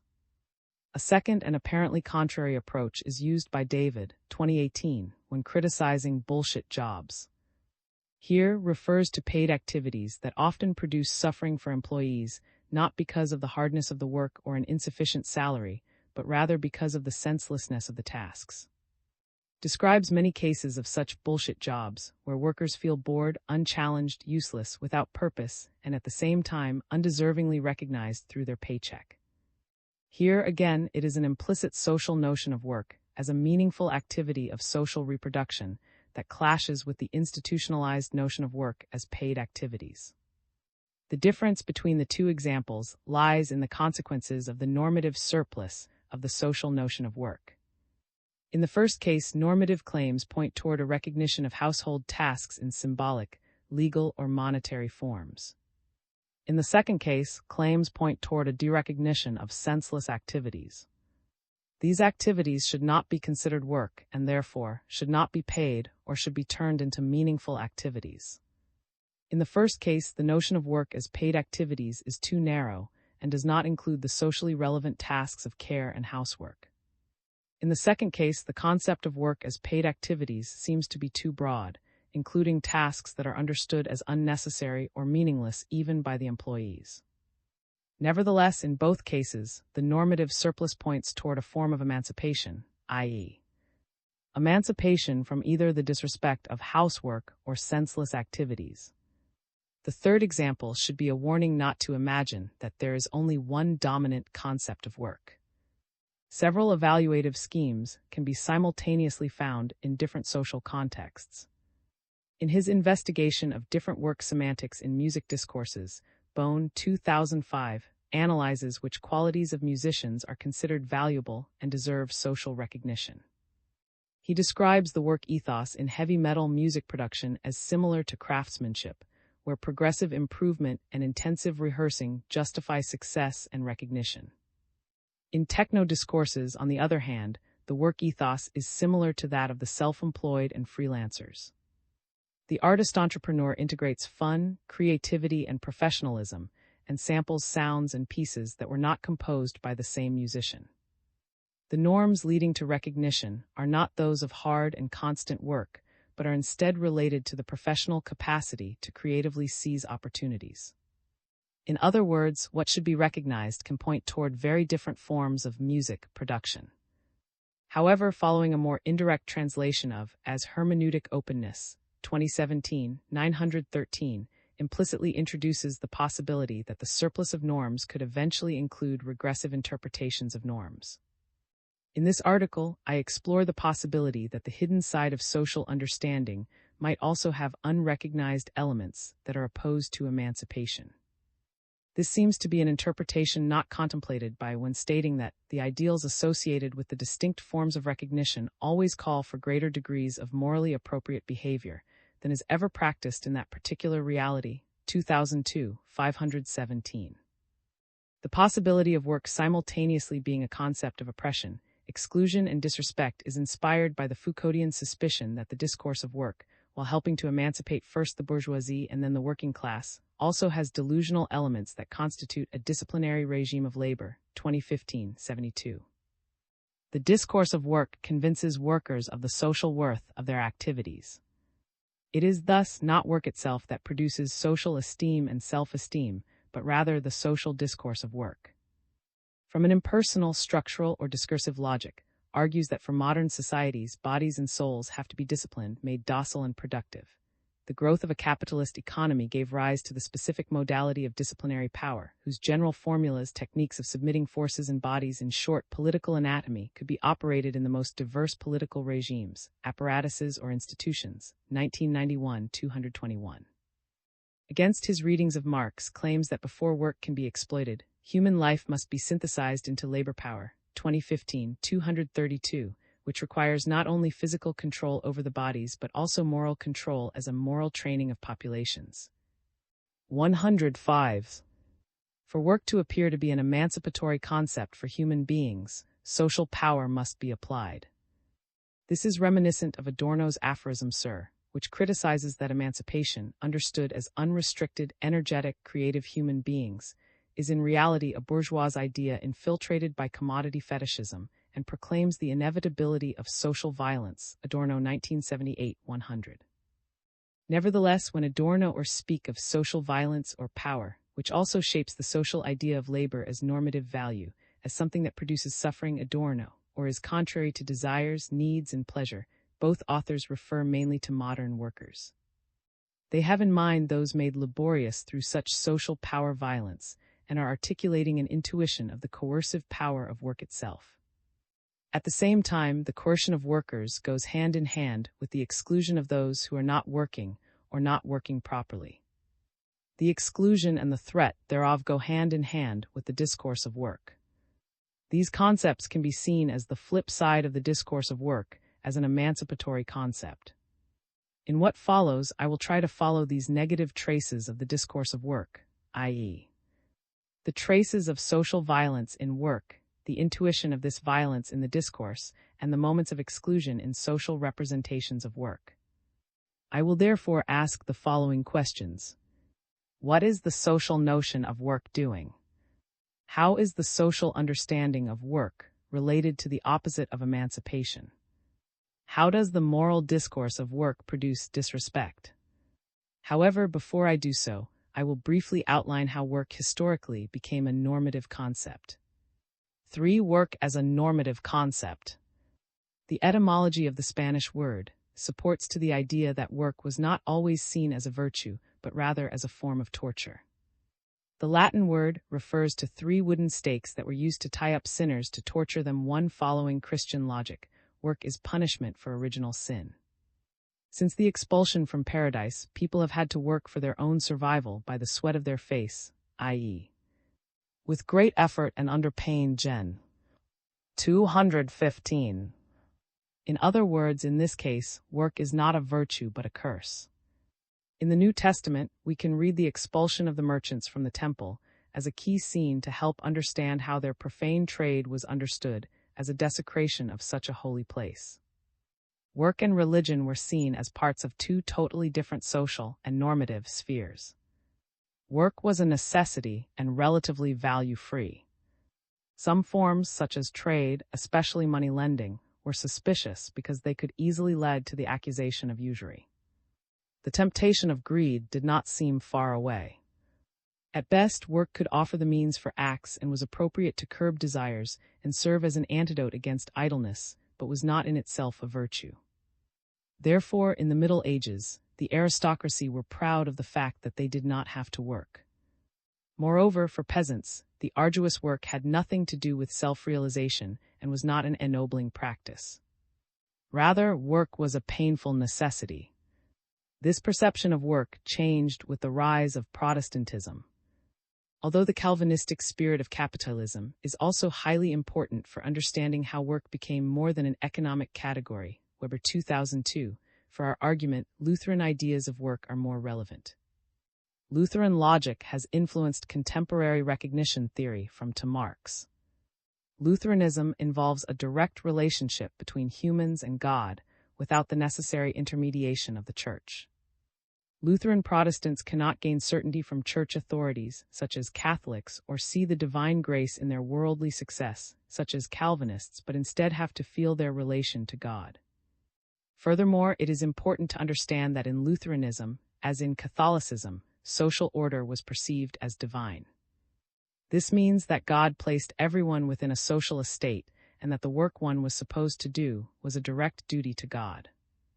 The German word, from the term, supports that the notion of work was related to a divine calling.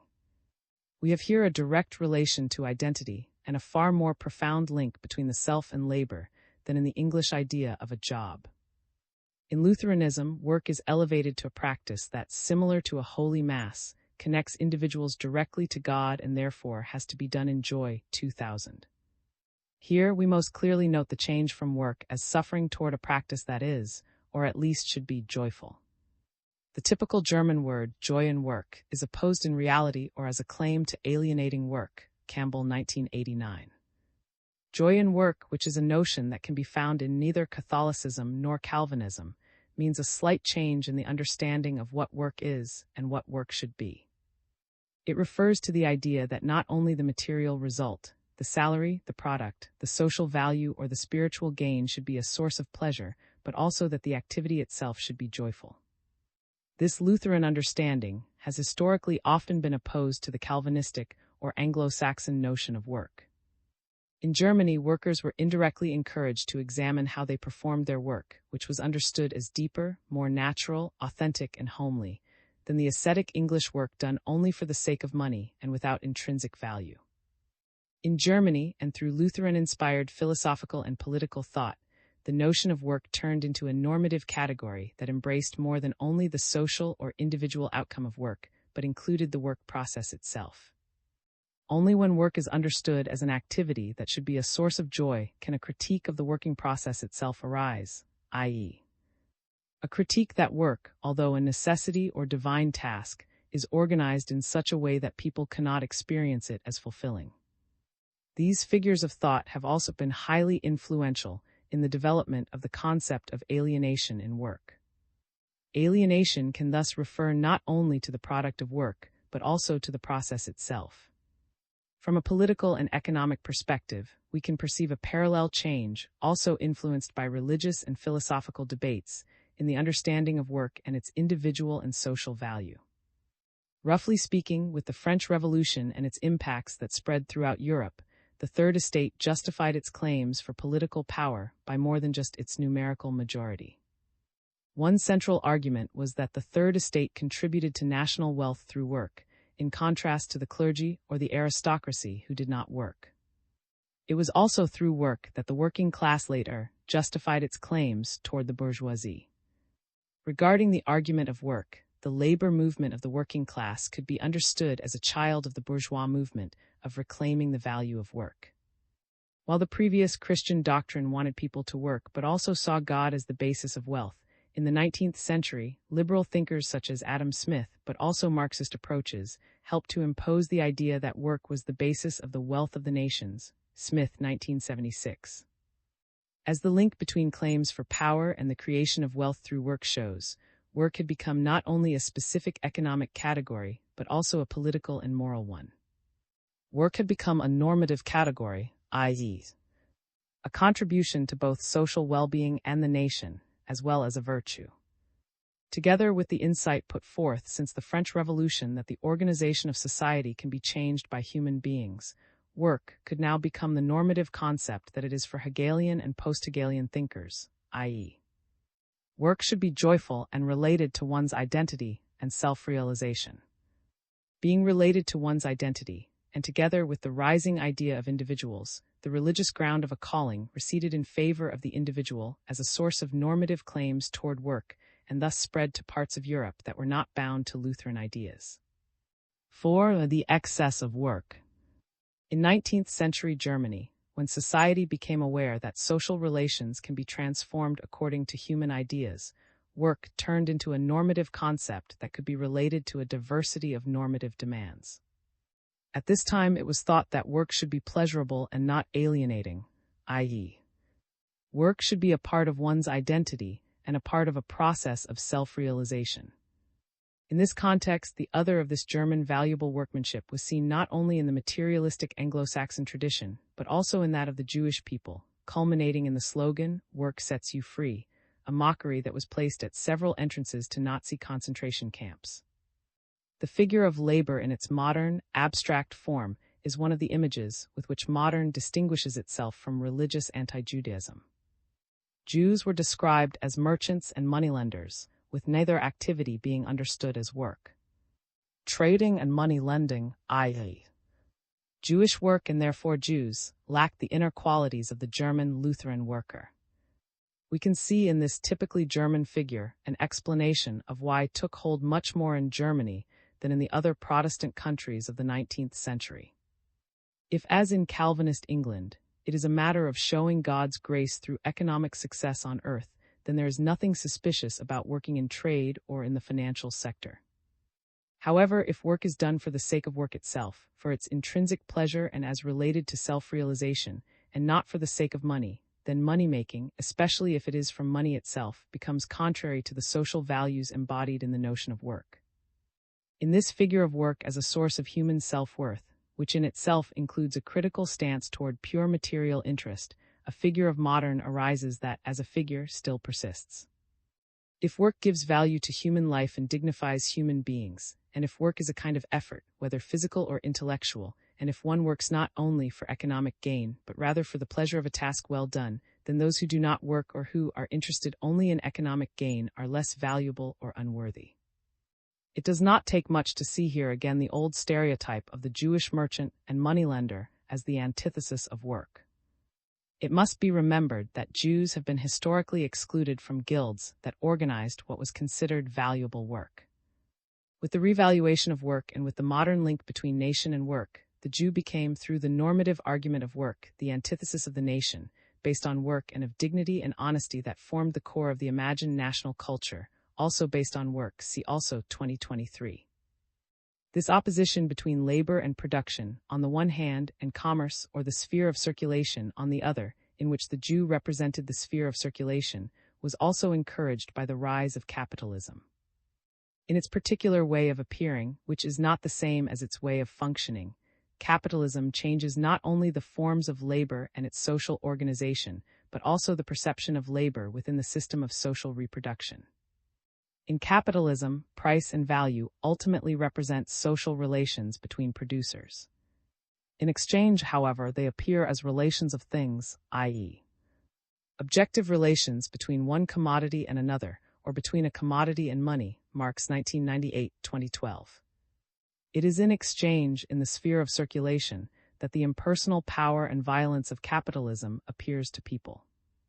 When workers, with their seemingly objective and just wages, meet the seemingly objective and just prices of consumer goods, they realize that there is a gap between the normative demand for consumption that is justified by the effort of labor, on the one hand, and the possibilities of consumption, on the other hand. It is within the market, i.e., within the sphere of circulation, that people complain about high prices and injustices within the system.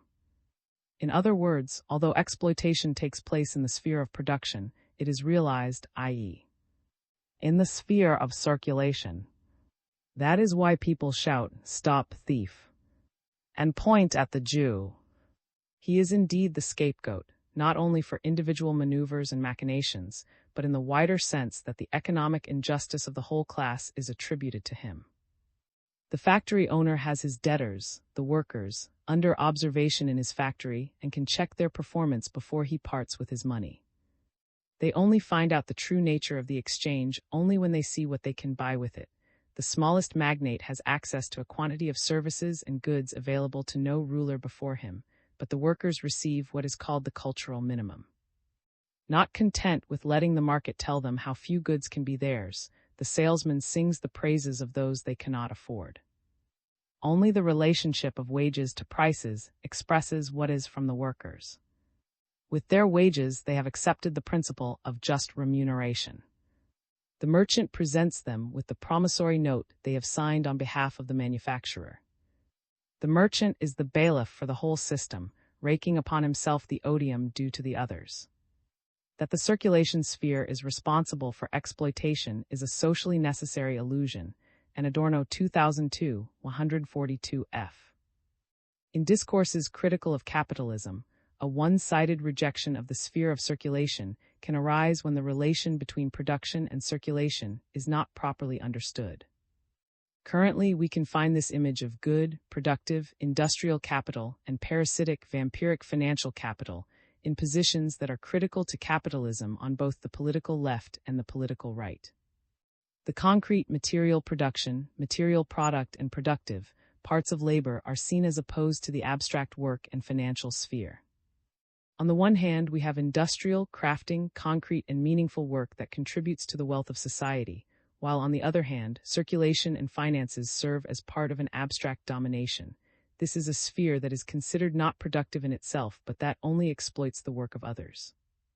Together with the appraisal of concrete work, productive work promotes a disdain for its opposite, i.e., the abstract sphere of circulation, that is, of commerce, especially commerce with money. If a contemporary of the 19th century and beginning of the 20th century wanted to imagine this abstract power of interest, of money and circulation, which is opposed to work, the images he had at hand culturally were those of the Jews.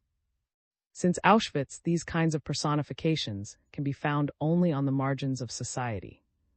However, the very figure of thought leading to the recognition of productive work and productive workers on the one hand, and the disrespect of the financial sphere and the people employed therein on the other hand, is still widespread. It is also common to find personifications of impersonal processes in Jewish or Jewish-sounding names, such as Mark or George, or in references made to the elites, or other groups imagined as ruling the world similar to puppeteers. In other words, the populist simplification or personification of abstract processes of domination reinforces stereotypes. The images of the puppet master or the octopus, with his multiple arms deciding the destiny of the world, are personifications of impersonal processes and are very often used in classic anti-Jewish stereotypes. The rejection of money, banks, and interest by these mystical forces that seem to be able to make money out of money, i.e., to not work or to suck the efforts of the workers similar to a vampire, is found in both left-wing and right-wing ideologies. The failure to understand the processes of capitalist production as systemic processes that function independently of the conscious planning of a few people, and the ignorance of the necessary role of money in this process is already structurally. All that is missing is the identification of bankers as Jews to become openly, 2023. To summarize the above argument, work is not in itself a normative category. It became a normatively loaded concept through its social, economic, and religious interpretation. It became a virtue for the individual and for the well-being of the nation or society. This development opened up the possibility for disdain for those who do not work, i.e., money lenders or the lazy. It is important to understand that it is not the Jews, the migrants, or the lazy who produce disrespect. Rather, it is racism and the perception of work as virtue that produce this kind of disrespect. These forms of discrimination can rely on the complicity of the socially accepted notion of work and the implicit normative surplus of work. However, this surplus does not seem to lead to a more emancipated society, but instead bears in itself the seed of disdain. 5. Learning from the disrespected. Having shown herein very roughly how work became a normative category and how the concept in itself has a discriminatory flip side, we can now come back to the current state of recognition through labor and the labor market. If social valuation in a society is institutionalized primarily through the labor market, then one form of politics can aim at the generalization of this sphere. Active policies aimed at hiring marginalized groups and insisting on equal opportunities or decent wages are examples of such measures. It is one of great merits to have shown the moral relationship behind the apparently only economic struggles for redistribution. Wages or the material conditions of work are also a form of recognition and a source of self-esteem. Related struggles for recognition would mean somehow cleaning the institutions of labor from racist, sexist, or other discriminatory practices, helping to better perceive overall the true value of contributions. However, at the same time that people struggle for the generalization, extension, or materialization of recognition in the sphere of labor, the general validity of the institutionalization of recognition through labor in capitalism is implicitly recognized. That is, the institutions of the labor market and wage labor as sources for recognition are validated.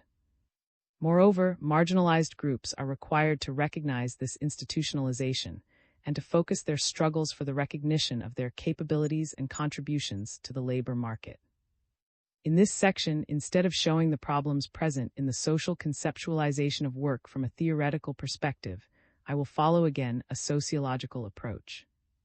My supposition is that theory of society is so constructed that it must systematically ignore all forms of existing social critique which are not recognized by the political public. 1982-14. These forms can help us visualize and clarify the functioning of the forms of power and exploitation to which they resist.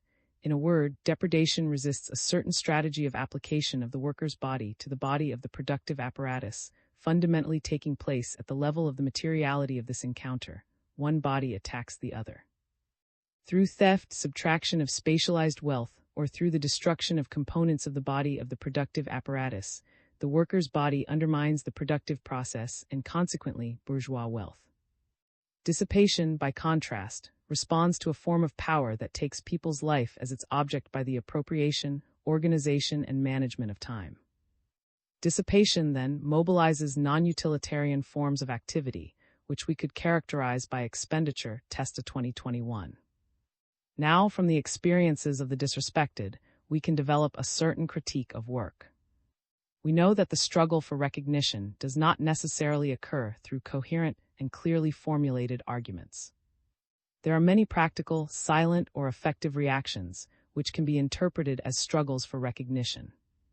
In this section, I would like to follow the hypothesis that struggles for recognition can sometimes aim deeper than effective inclusion in the given institutionalized order.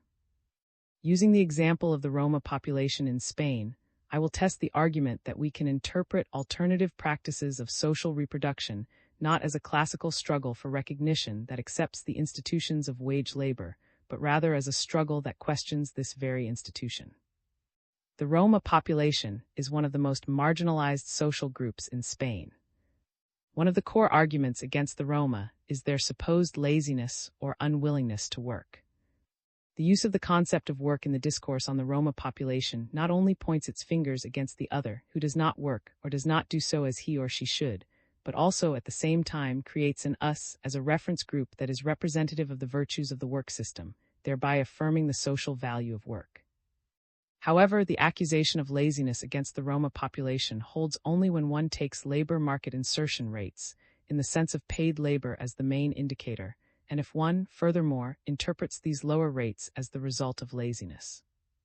However, if we look in a broader way at social reproduction tasks, then we can see that, of course, the Roma population is performing all kinds of reproductive tasks. Nonetheless, these tasks often follow a different logic than the hegemonic logic of work. In the Roma population, we can observe a certain distrust and implicit critique of the classical norms of wage labor, of stable work for others, and of the whole system of daily subordination, see 2020. In practice, we can perceive this critique in the valuation of common and corporate work, as well as in the practice of working individually and collectively on one's own account. From the junk trade and scrap metal work to crafts and art, there is a whole sector of tasks that offer an alternative to insertion into classical wage labor, which always includes elements of subordination. Instead of the individualizing logics of wage labor, with its individual income, alternative practices have been developed in Roma communities, e.g., through collaboration and solidarity, which could be understood as emancipatory. These practices are much closer to the emancipatory motto, each according to his ability, to each according to his needs, than are those developed in the work for others within the dominant society. Without wanting to romanticize these often precarious forms of work, which are partly the result of racist exclusion from wage labor, in popular Roma culture, such as in flamenco music, there can frequently be observed an appraisal of the emancipatory aspect of being free from superiors, individualizing practices, and the incessant rush for money. Moreover, if we analyze this refusal, not only from a voluntarist position of not wanting to subordinate oneself, but also from a structural logic of unequal value creation between capital and labor, then we also see the emancipatory character of this type of social organization beyond the individual will. In capitalist societies, wage labor is not merely a source of individual income, integration, and social recognition.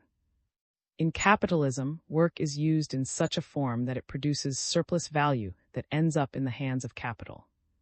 If not countered by social policy measures, this surplus value increases the inequality between work and capital to the detriment of the majority of the working class, see e.g.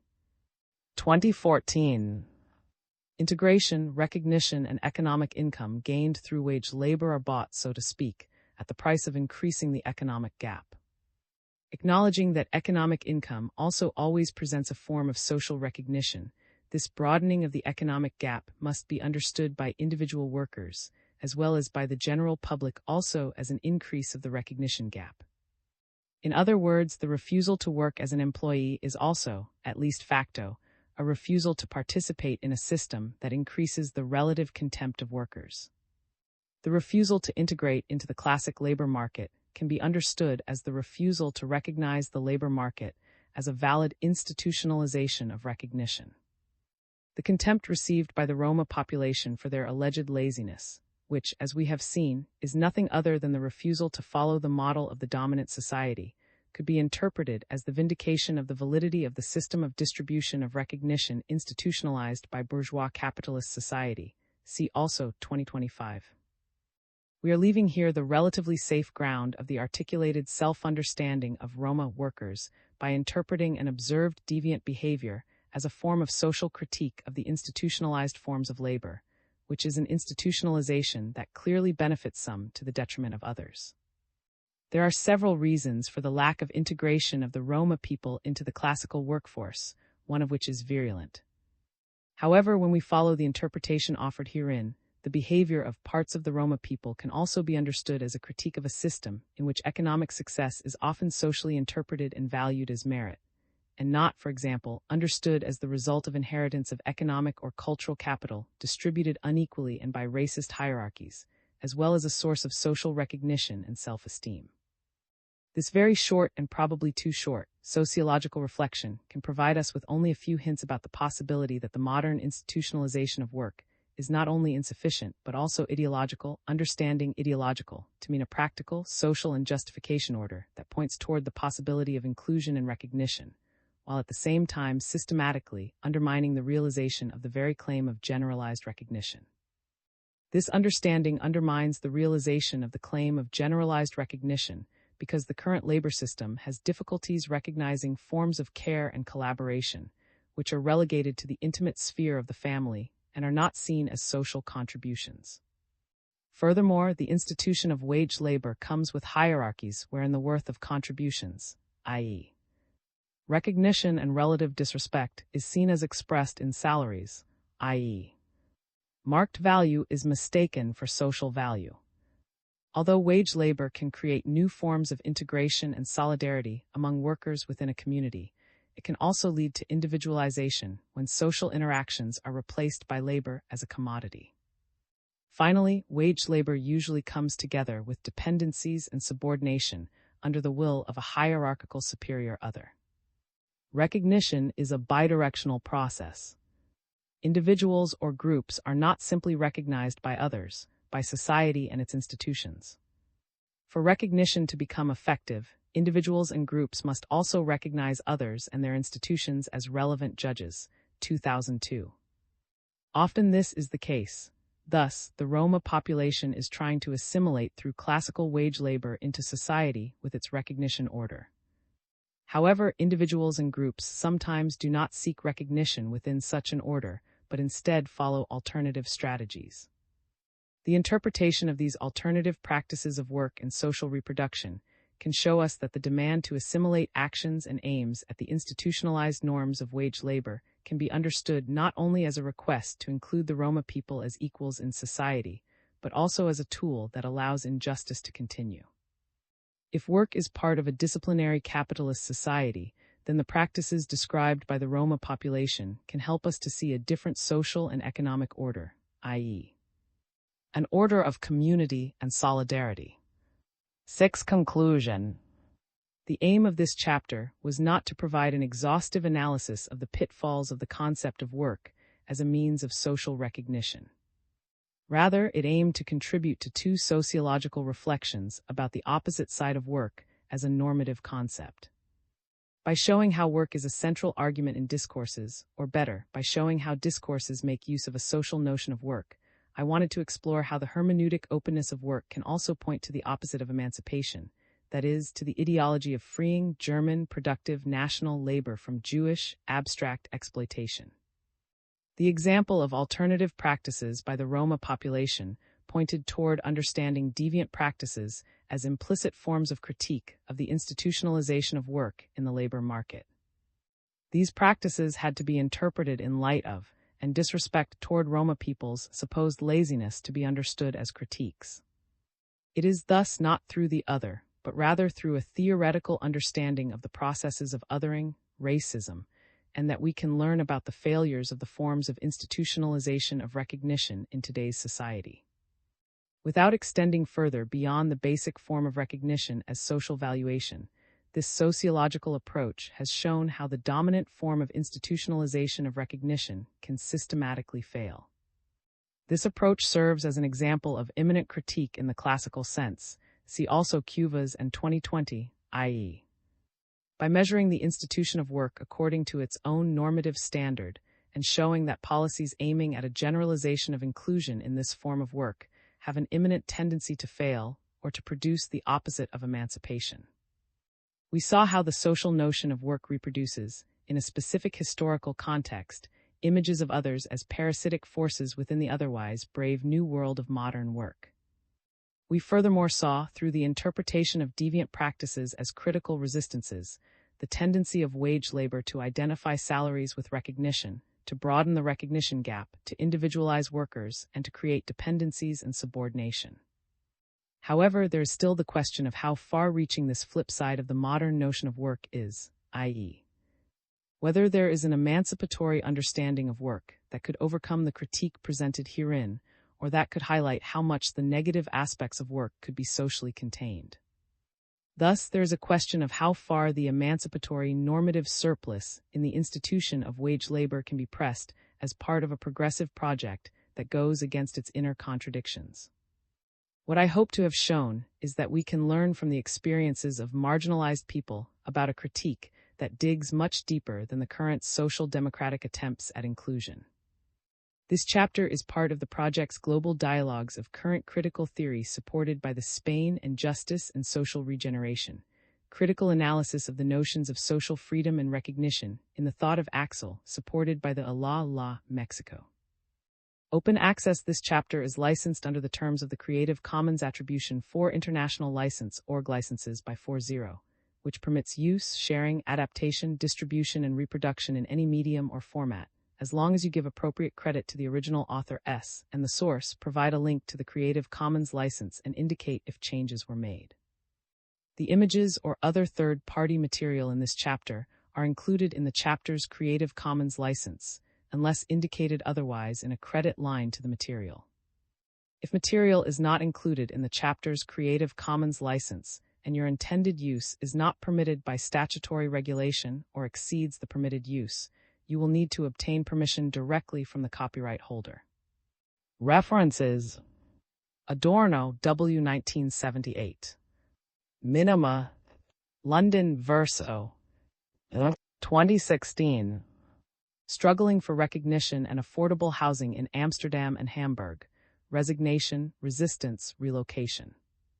PhD thesis, University of Groningen. Bone Reiners, 2005. Historical Social Research 31, 243-274. Org 1012-759-31-200-622-43-274. Pastora, 2020. El Pueblo contra él. Reflections Y. Madrid, 1991. Discipline and Punish. The Birth of the Prison, London and New York, Penguin. 2015. The Punitive Society. Lectures at the France 1972-1973, New York, Picador. David, 2018. Bullshit Jobs. A Theory. London and 2023. Y. In la contra els la YL, Teria en el marco la id. Bar Y 2745. Axel, 1982. Moral Consciousness and Class Domination, Some Problems in the Analysis of Hidden Morality. Praxis International 1, 1225. Axel, 1995. The Struggle for Recognition, The Moral Grammar of Social Conflicts. Polity Press. Axel, 2002. Grounding Recognition, A Rejoinder to Critical Questions. Inquiry 45, 499-520. Axel, 2014. Freedom's Right.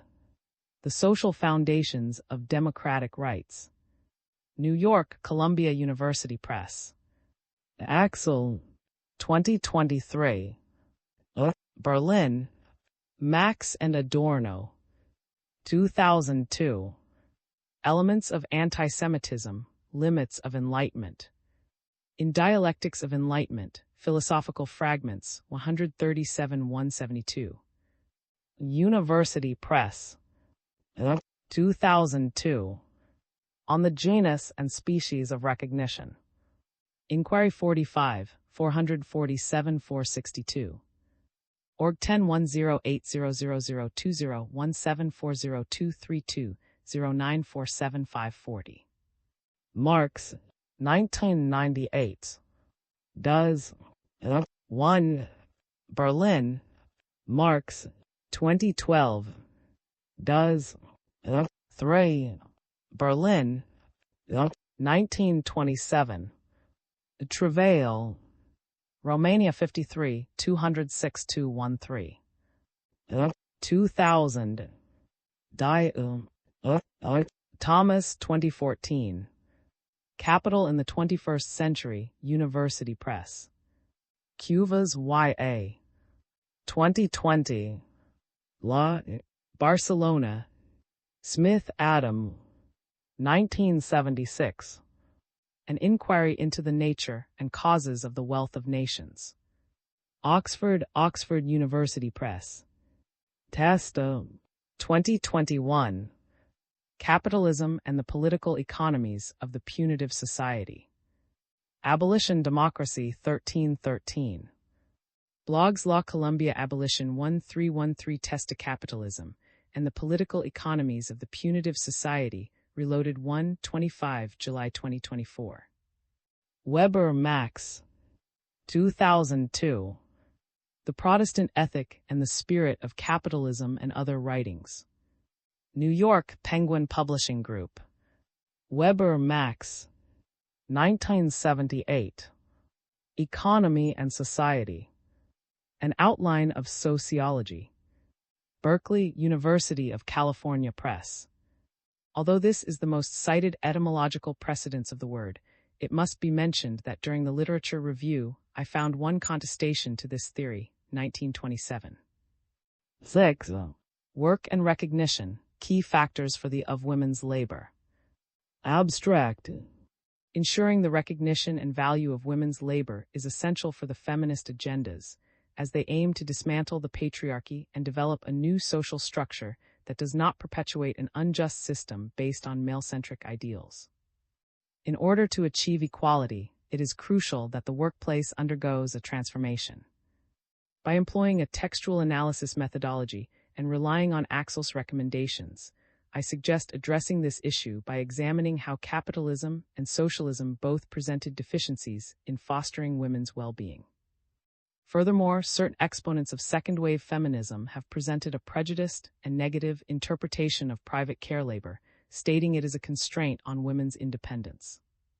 It's sufficient to say that this idea fails to accurately tackle the problem of human recognition. To have a more comprehensive grasp of how the of care work and love significantly contributes to women's empowerment, it is necessary to the criteria by which we measure women's success.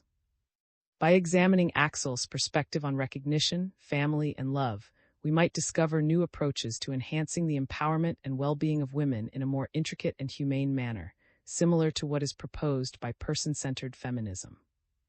1. Introduction.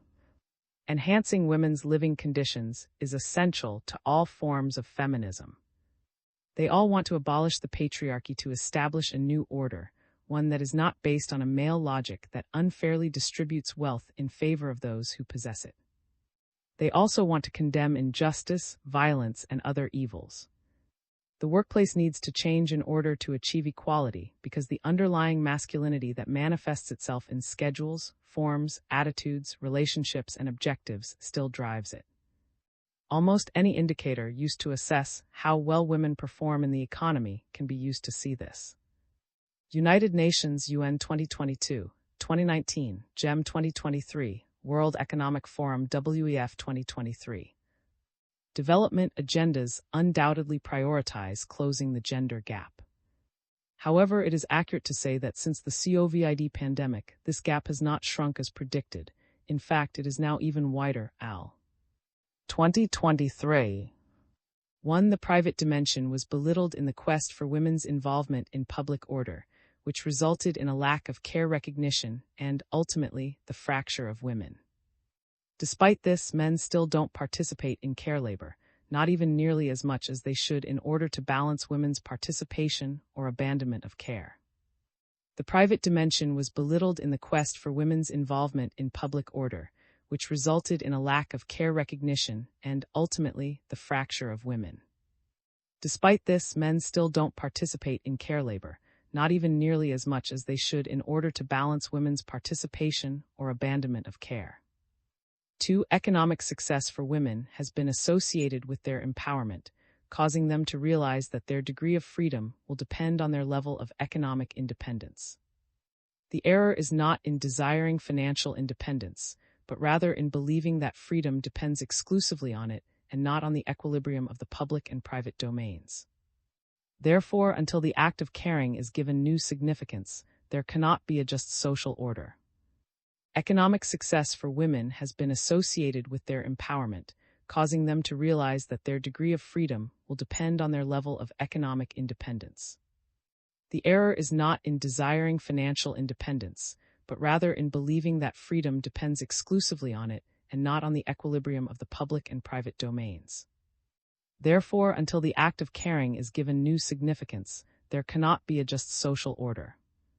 Care activities is only possible by adopting a perspective rooted in affection rather than one driven by economic considerations.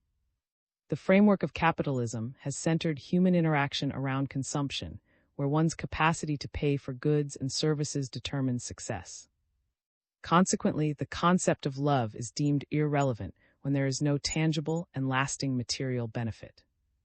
This results in significant ethical injury, as human beings are not acknowledged for their inherent worth.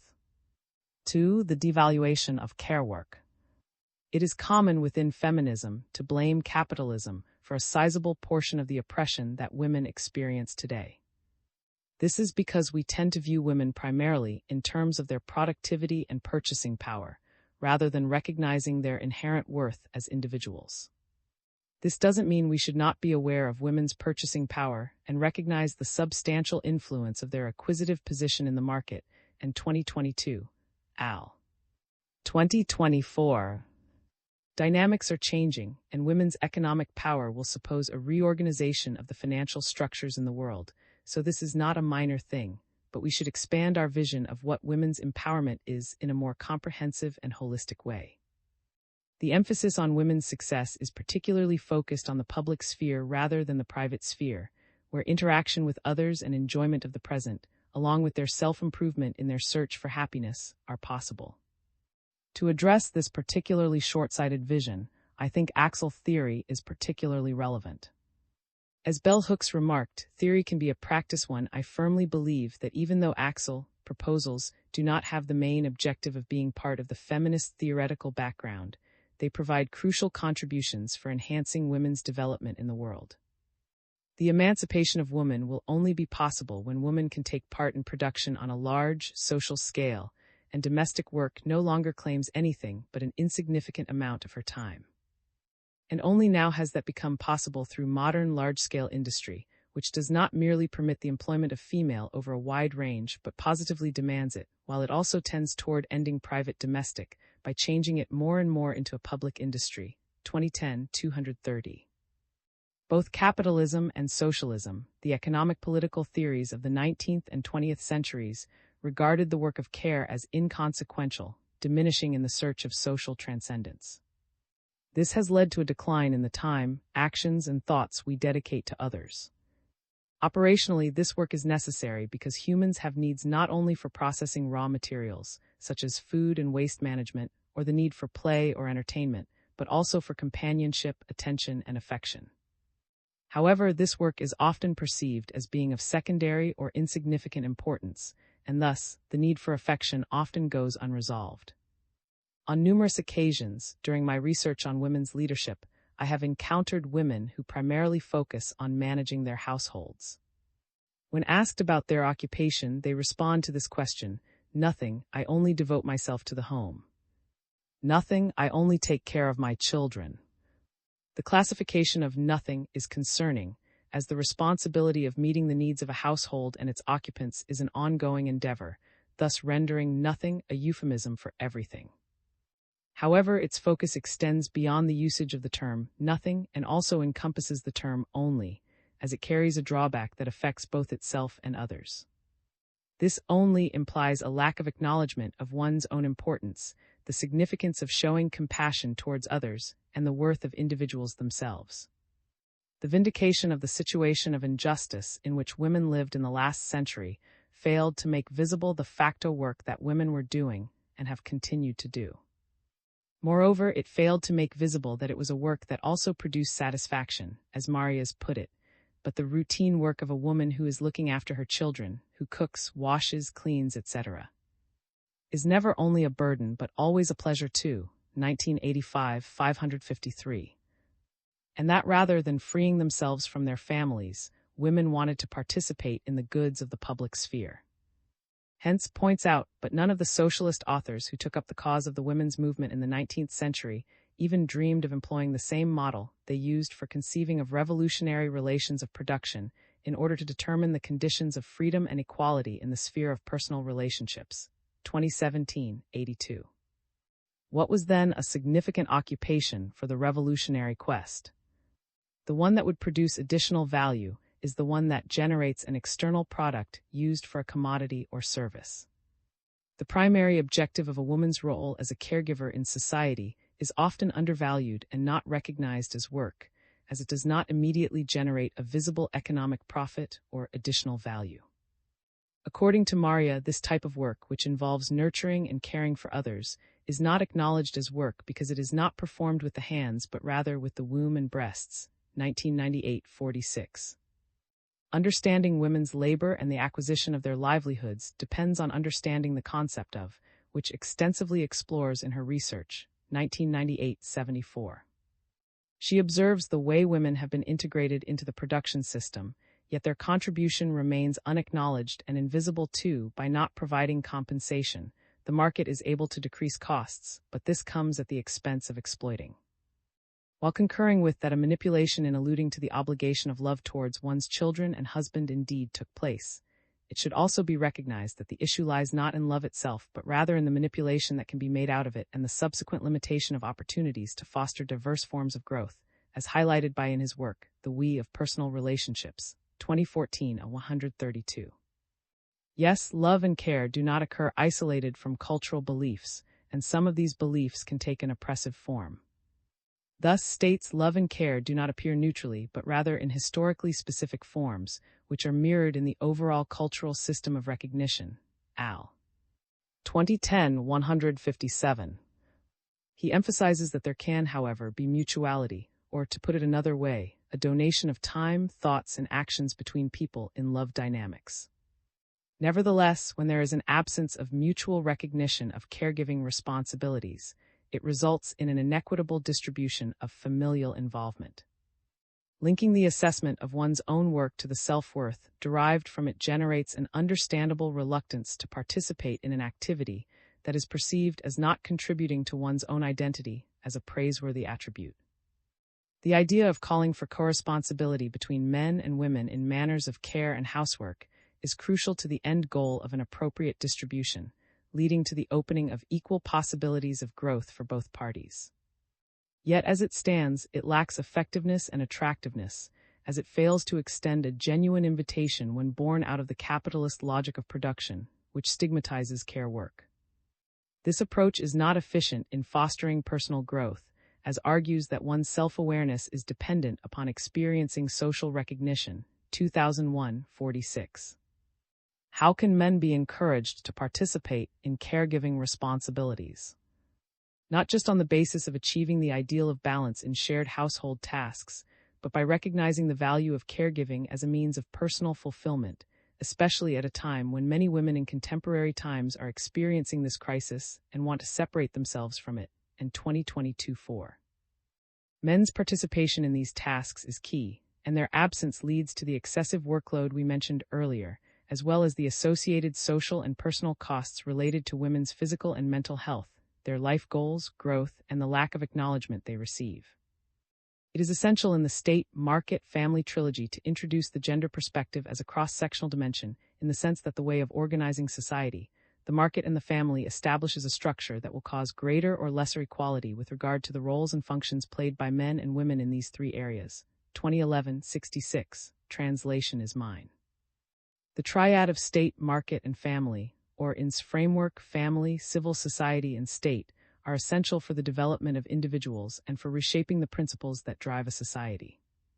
Although co-responsibility is often advocated as a strategy, the lack of reevaluation of the caregiving role within these institutions will discourage men from participating.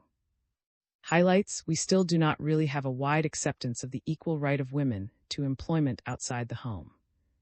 Nor do we have wide acceptance of the equal duty of men to perform those domestic tasks which in no way depend on special female anatomy, namely cooking, cleaning, and the care of weaned children. 1987-52. This redefinition will enable a greater and more comprehensive involvement of women in the public domain, eliminating the perception of them as outsiders, particularly in decision-making sectors where evident gaps prevail, and deepening in higher positions within businesses and the government. Stated in Men Explain Things to Me, 2014, that women will no longer be required to prove their worth by imitating male archetypes, which occasionally involve aggressive and prejudiced behaviors, even towards other women. Consequently, their styles, timetables, modes, and forms will cease to be perceived as strange in a world that prioritizes profit-making. Hence, it is imperative to infuse these activities with significance, preparing meals, tidying up, attentively hearing others, keeping them company, and sharing laughter.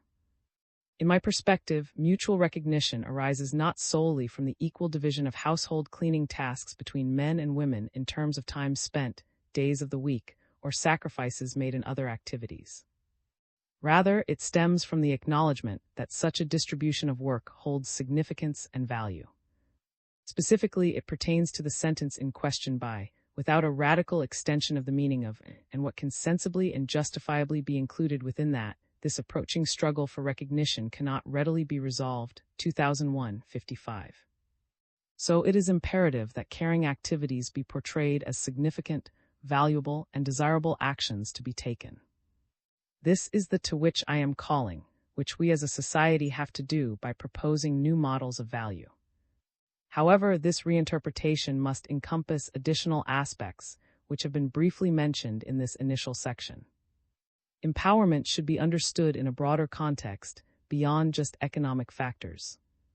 Consequently, it involves prioritizing love, both in romantic relationships and in friendships and family, as a core aspect of life goals.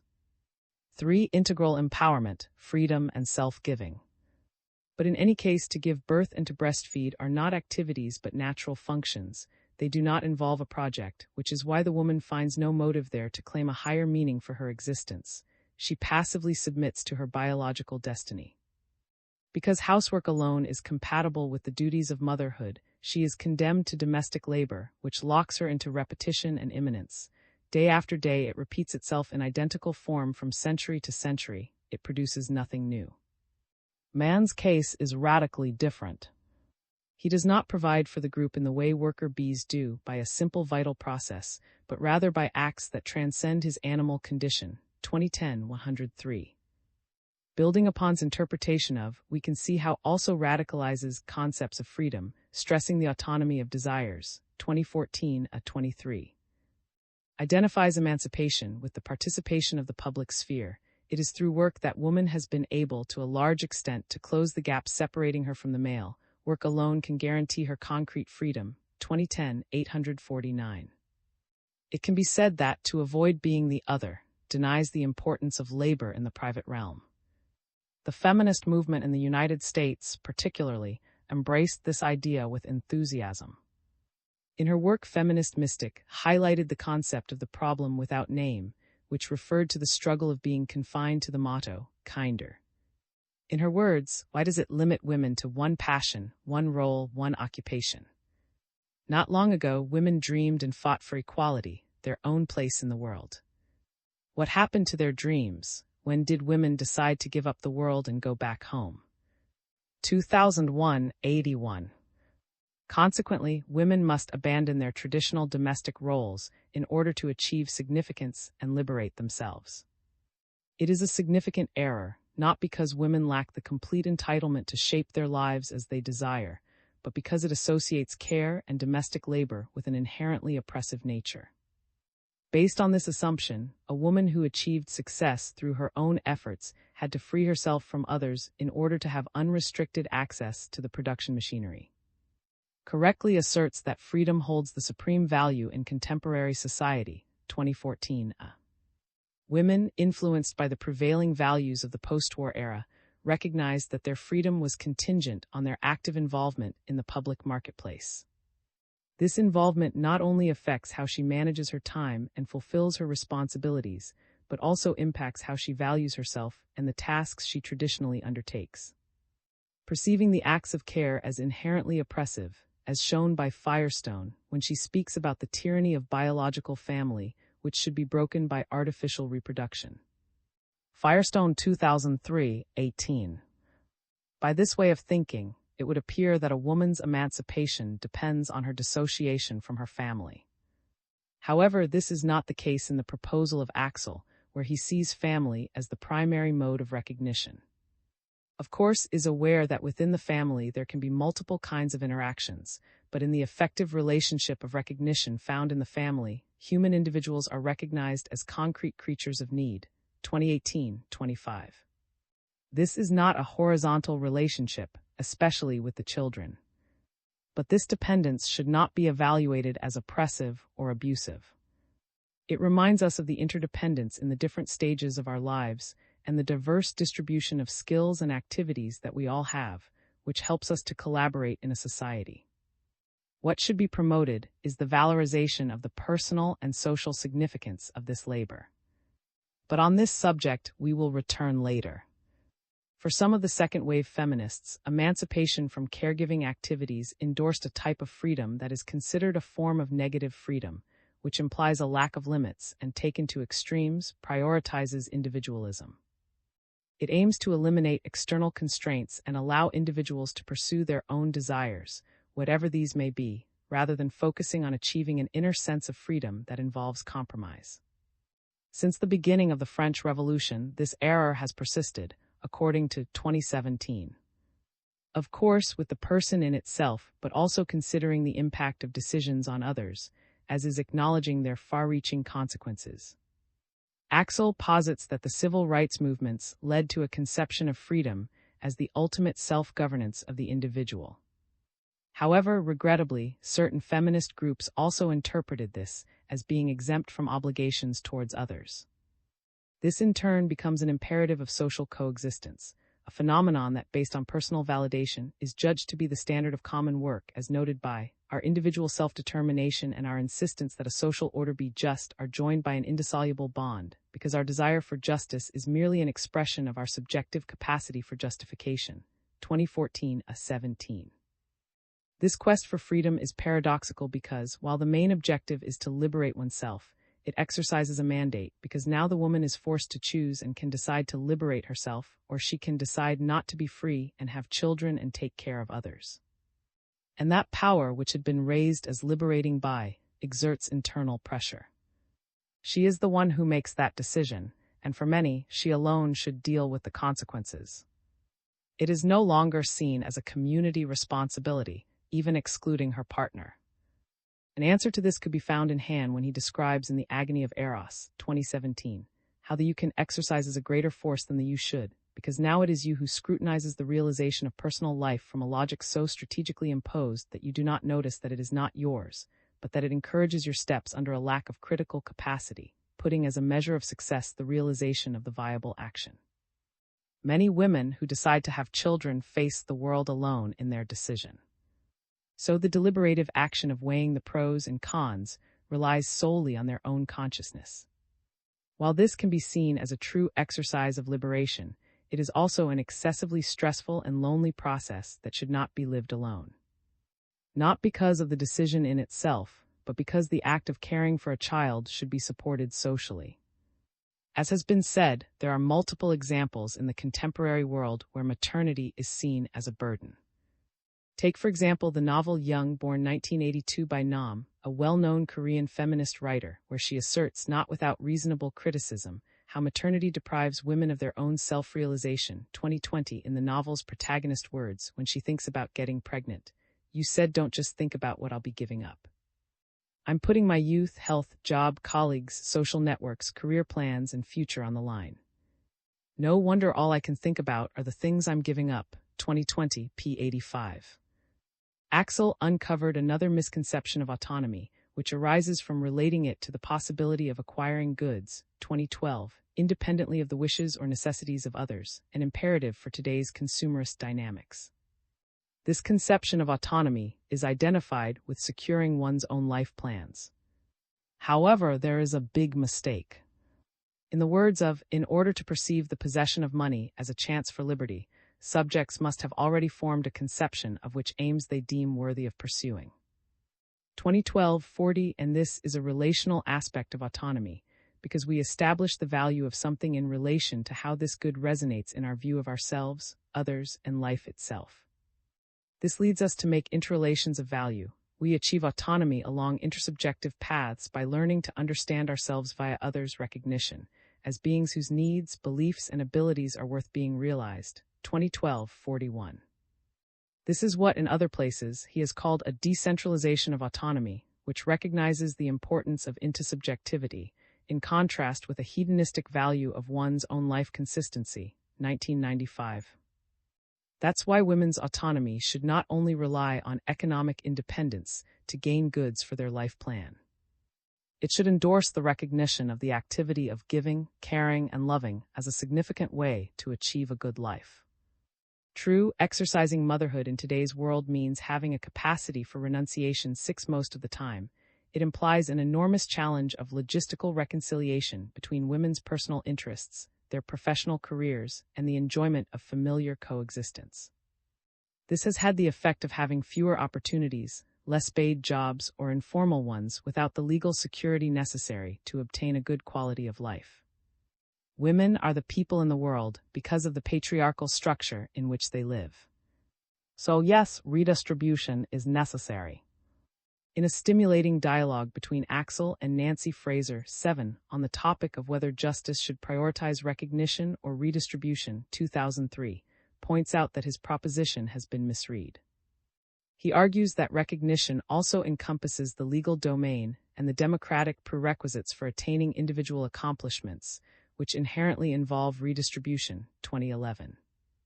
Indeed, freedom presupposes conditions without which it is a simulacrum. 2000, and is aware of this but refuses to fall into the Marxist error of allocating the modification of production as the sole and ultimate goal of justice. From a feminist perspective, the fight for equal pay, more opportunities, and flexible structures goes beyond just improving women's purchasing power, however important this is. It also involves creating a system that values in equal measure the diverse lifestyles of all individuals, including women who contribute to the market through production, caregiving, or both. The redistribution of resources, which, in my opinion, depends on recognition, is still far from taking place in accordance with the values that many modern female laborers uphold. Following the current social logic, love does not constitute a sphere of empowerment. So many women perceive themselves and their own work at home as insignificant and thus communicate it, creating a vicious circle of rejection for care and the effort it involves. They do not enjoy reflective or social freedom. They find themselves alienated, but that is not all. If they go out, seek their growth in the public sphere by pleasure or necessity, and leave their family, father, mother, partner, and children, they also experience guilt. Because they have stopped doing something that was a responsibility identified with them. But beyond that, the truth is that the importance of their affection, although not recognized in its importance by themselves or by others, creates a void. They find themselves broken, fractured between pursuing their dreams and doing their job, between professional success and caring for home. And society does not help them, for it places economic life as the only fulfilled life a woman can get but condemns her absence in both places. Moreover, society does not provide them with the tools to harmonize these two areas. If we talk about moral wounds, this is a big one, as women are building a view of themselves as indebted, guilty, and never enough, which makes that positive self-understanding far from achieved. This problem has long been addressed by such great intellectuals as Carroll, 1993, Noddings, 2013, Virginia Held, 1995, 2019, and 1987. They have extensively discussed all these undertones regarding the ethics of care on the feminist agenda. Most of them have been criticized for returning the focus of women's labor to care. They have been accused of promoting a slave morality, Puka, 1990.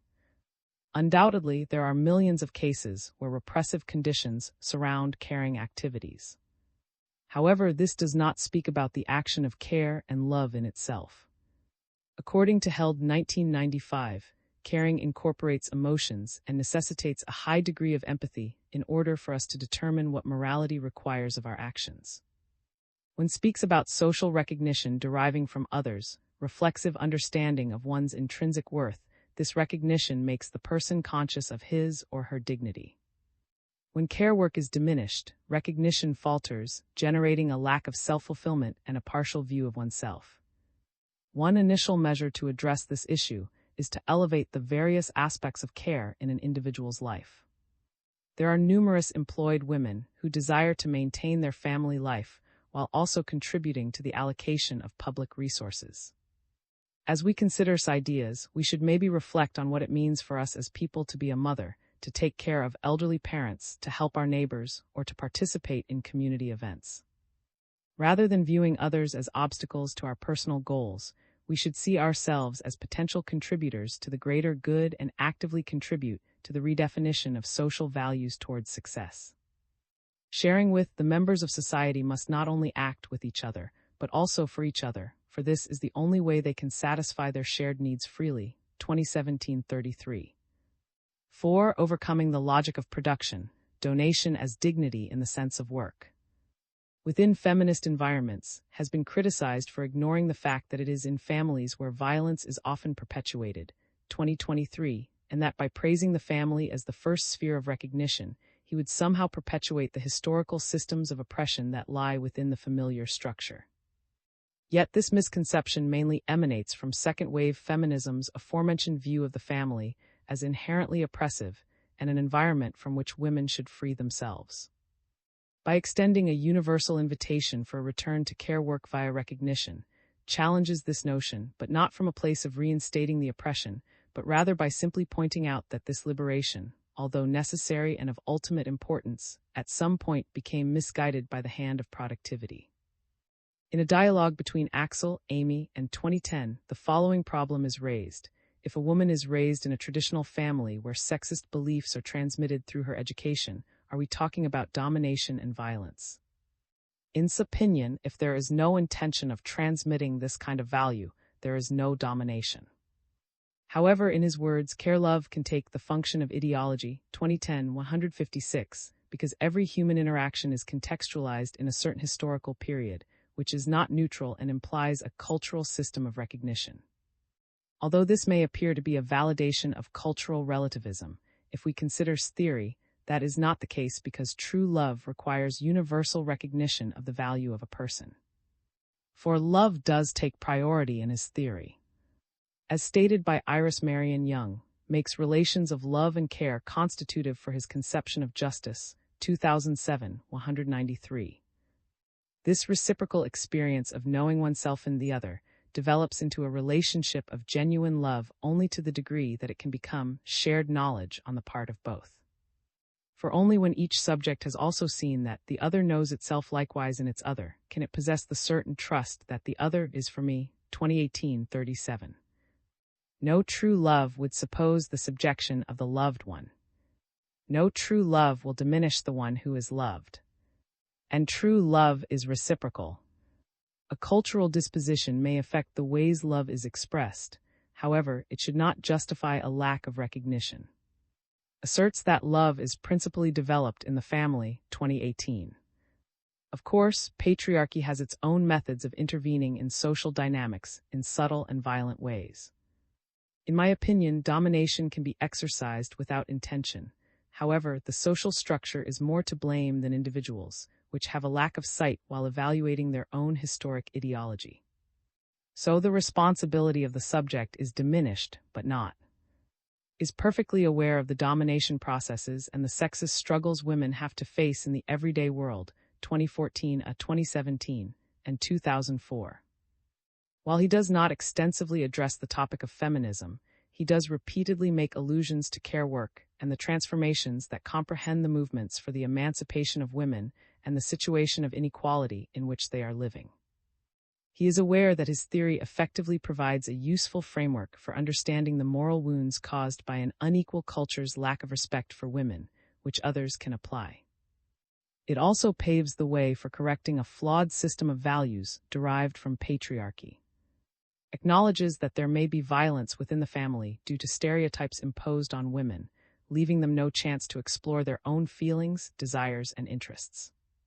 The problem, therefore, did not so much consist in involving women equally in economic production, but in granting them authorship over their own self-image, independent of male ascriptions. 2017, 83-84. He draws attention to the possibility that some forms of femininity have cultural roots and can perpetuate sociocultural forms of dominance. Al, 2010, 6. But he also points out that this does not have to be the case. Is aware of oppression, Al, 2010, and how families can generate an asymmetric order even though they are giving love and care.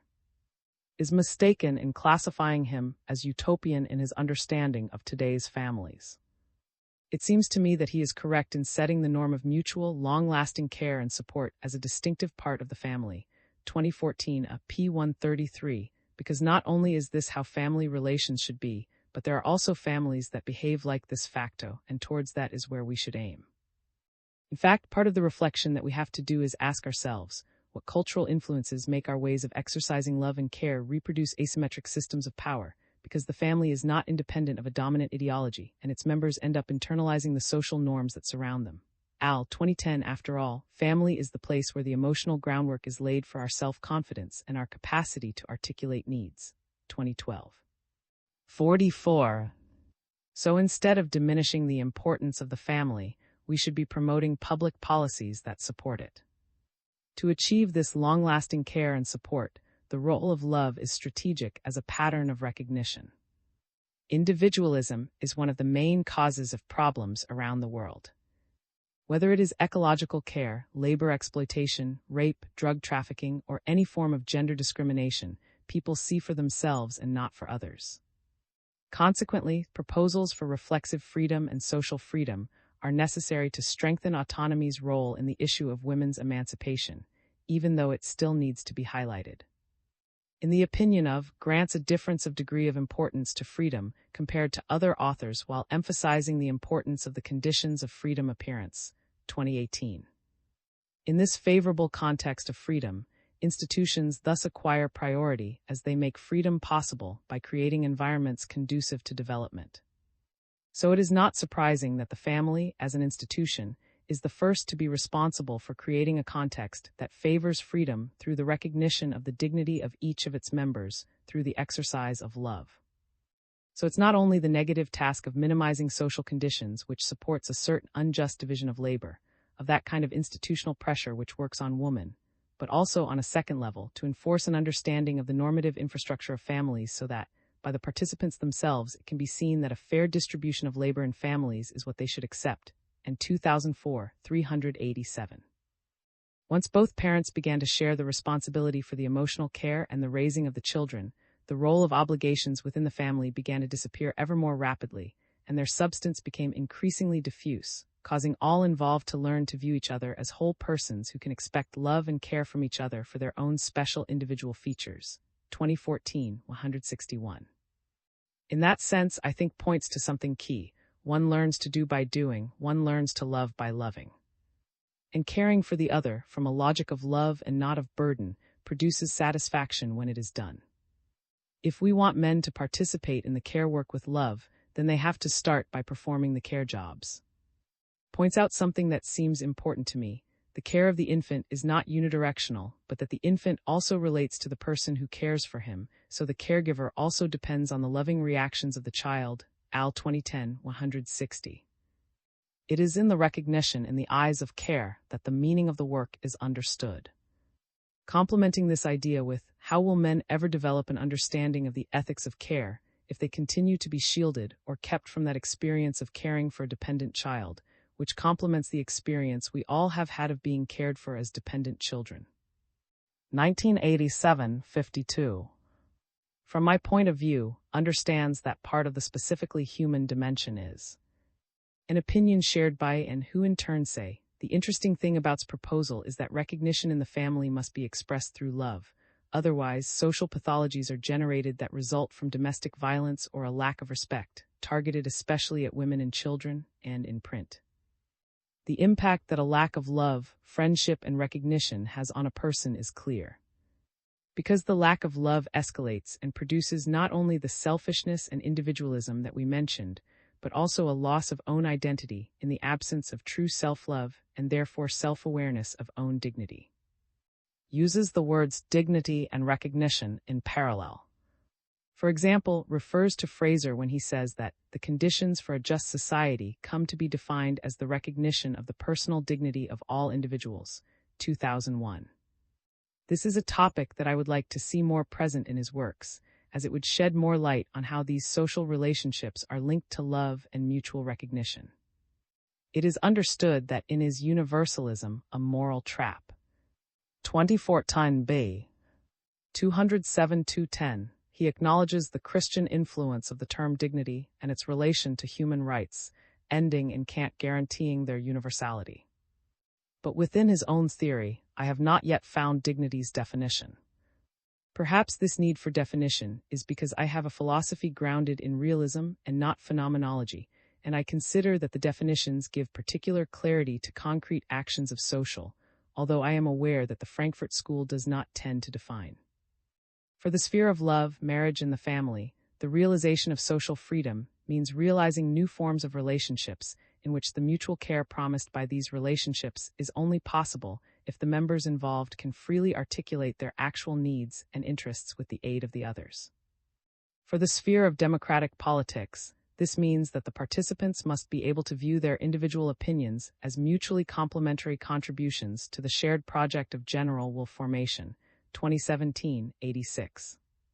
It is only in that sense that there can be significance to women's work both inside and outside the home, in production and care activities, including self-care. If we want to make of the tasks of care, we ought to start by highlighting the inherent dignity that each person has. Here, the word inherent is linked to dignity, an inclusion due more to my epistemic pre-assumptions that do not stem from but from Aristotle and Christianity, which means that for me the value is not part of recognition, but that recognition presupposes dignity, which must not be under any circumstances. It is in this recognition of the dignity of the work of women, outside and within the home, in the exercise of their freedom, but also in seeking the good of others and enriching their work in love, that we must promote this of values to future generations. As says, we need to develop an increase in moral sensibility, 2001-44. Of work of what it means to take care of others, and to stop measuring professional success only in production issues, but in recognition of love for others. 5. Conclusion. Axel's theory of recognition presents several important contributions to the understanding of a dignified form of women's labor, both in the private and public spheres. These contributions may well be used for a person-centered feminist theory focused on a vision of interrelational well-being. As a core part of what we as the GIEF Interdisciplinary Group of Feminist Studies, or in Spanish, have been building through 4 years of work is that even if it is crucial to denounce and point out the systematic violence, denigration, limitations, and inequalities women continue to suffer, it is also necessary to provide an answer furnished with love and hope. It is in this sense that Axel's theory, by speaking of recognition, is exceedingly contributory. Not only does it point out that the most important economic proposals of the 20th century have fallen short of, in valuing the work women did at home, but it also points out that it is through the interpretation derived from our perception of others that one can achieve appreciation of their person and the work they do. This ultimately produces hope, a central key in the puzzle for tackling an unjust structure, only plausible through our trust in others. This trust must be supported by a fundamental feeling that has been, with a few exceptions, frequently ignored by feminisms: love. This is another contribution from theory that can strengthen feminisms, the primacy of love and the family as the perfect place to experience it. The many flaws and problems that exist within the modern family have been extensively detailed in most major feminist proposals, even within this text. Yet this does not mean that the family structure must be abandoned and forgotten to be replaced by a new one.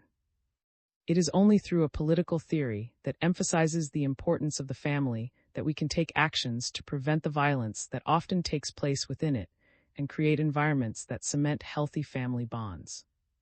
Nonetheless, this should not be exclusive to families, but rather it should incorporate communities as well, where the personal self must also be recognized. This is why care labor must also receive a. It is only when we as a society fully understand the undeniable worth that the care for others has, that we will be able to escape this false logic of empowerment that stems from one's superiority to others, be it in feminisms or in other contexts such as production and consumption. To be human means to have a desire for transcendency, which is given, in great measure, by our interaction with others, making their lives more peaceful, joyful, and happy. Feminisms, in my opinion, ought to return to this pursuit, where the recognition of every human being and the actions we take towards their well-being are what is most valued as a sign of a fulfilling and complete life. Open access. This chapter is licensed under the terms of the Creative Commons Attribution 4 International License (ORG) licenses by 4.0, which permits use, sharing, adaptation, distribution, and reproduction in any medium or format, as long as you give appropriate credit to the original author S and the source, provide a link to the Creative Commons license, and indicate if changes were made. The images or other third-party material in this chapter are included in the chapter's Creative Commons license, unless indicated otherwise in a credit line to the material. If material is not included in the chapter's Creative Commons license and your intended use is not permitted by statutory regulation or exceeds the permitted use, you will need to obtain permission directly from the copyright holder. References: C. 1987. The Need for More Than Justice. Canadian Journal of Philosophy. Supplementary Volume 13, 4156. Org 10108000455091198710 715928. 2018. La Axel. Open Insight 9, 147171. Zando. 2022. Opting Out, Women Messing with Marriage Around the World. New Brunswick University Press. 2010. The Second Sex. New York Vintage. 2011. Social N. Annals La Francisco, 45, 65, 87. 2010. The Origin of the Family, Private Property and the State. London Penguin. Firestone. 2003. The Dialectic of Sex. The Case for Feminist Revolution. New York and Fraser, Nancy. 2003. Social Justice in the Age of Identity Politics, Redistributions, Recognitions, and Participation. In Redistribution or Recognition. A Political Philosophical Exchange, Nancy Fraser Axel, 925. New York Verso. Fraser, Nancy, and Axel. 2003. Redistribution or Recognition. A Political Philosophical Exchange. New York Verso. 2001. The Feminine Mystique. New York W.W. and Company. Carroll, 1993. In a Different Voice, Psychological Theory and Women's Development. Cambridge Ma. University Press. Global Entrepreneurship Monitor GEM. 2023. Women's Entrepreneurship Report. In Global Entrepreneurship Monitor. Retrieved February 17, 2024, from Org Reports Women's Entrepreneurship. 2019. WMNOMICS 5, Progress, Areas for Improvement, Potential 15% GDP Boost. In Portfolio Strategy Research, April 18, 2019. The Group. Han. 2017. The Agony of Eros. Cambridge Ma. MIT Press. Held, Virginia. 1995. Justice and Care, Essential Readings in Feminist Ethics. London. Axel. 2018. The Struggle for Recognition, The Moral Grammar of Social Conflicts. John and Sons. Axel. 2017. The Idea of Socialism Towards a Renewal. Polity. Axel. 2014. Freedom's Right, The Social Foundations of Democratic Life. John and Sons. A. 2014. B. Disrespect, The Normative Foundations of Critical Theory. John and Sons. Axel. 2012. The I and We, Studies in the Theory of Recognition. Polity. Axel. 2001. Recognition or Redistribution. Theory, Culture, and Society 18, 4355. Org 101177026327601220517779. Axel. 1995. Decentered Autonomy, The Subject After the Fall. In the Fragmented World of the Social. Essays in Social and Political Philosophy, 261-271. New York State University of New York Press. Axel, Amy, and 2010. A Conversation Between Axel, Amy, and Frankfurt am Main, 12 April 2010. Journal of Power 3, 153-170. Org 101080175402912010493695. Axel and 2004. From Struggles for Recognition to a Plural Concept of Justice, an interview with Axel. Acta 47, 383-391. Org Stable 4195052. Hooks Bell. 2014.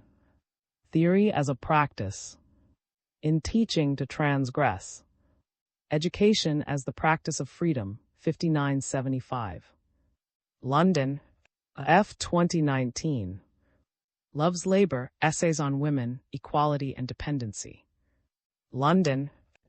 Korean Culture and Information Service, KOCIS. 2019. Bestseller Young, born 1982, soars in global popularity. Korea's Net. Korea Net News Focus Culture View article id 178612, accessed 3 June 3, 2024. The Broccolini and Jennifer. 2023. Gender Equality in Development, a 10-year retrospective.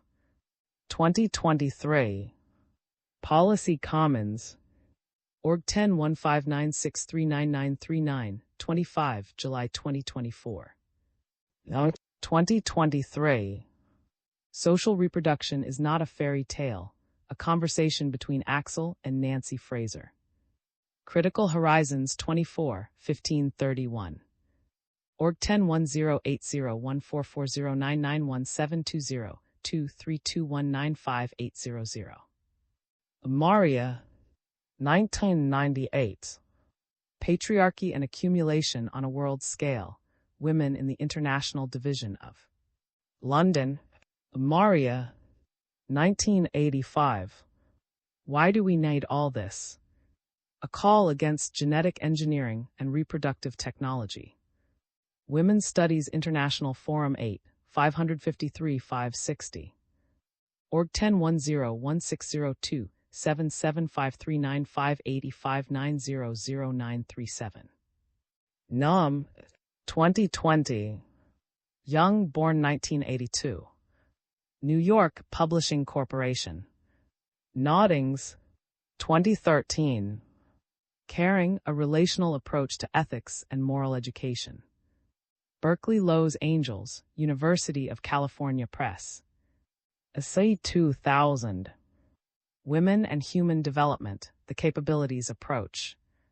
Cambridge University Press.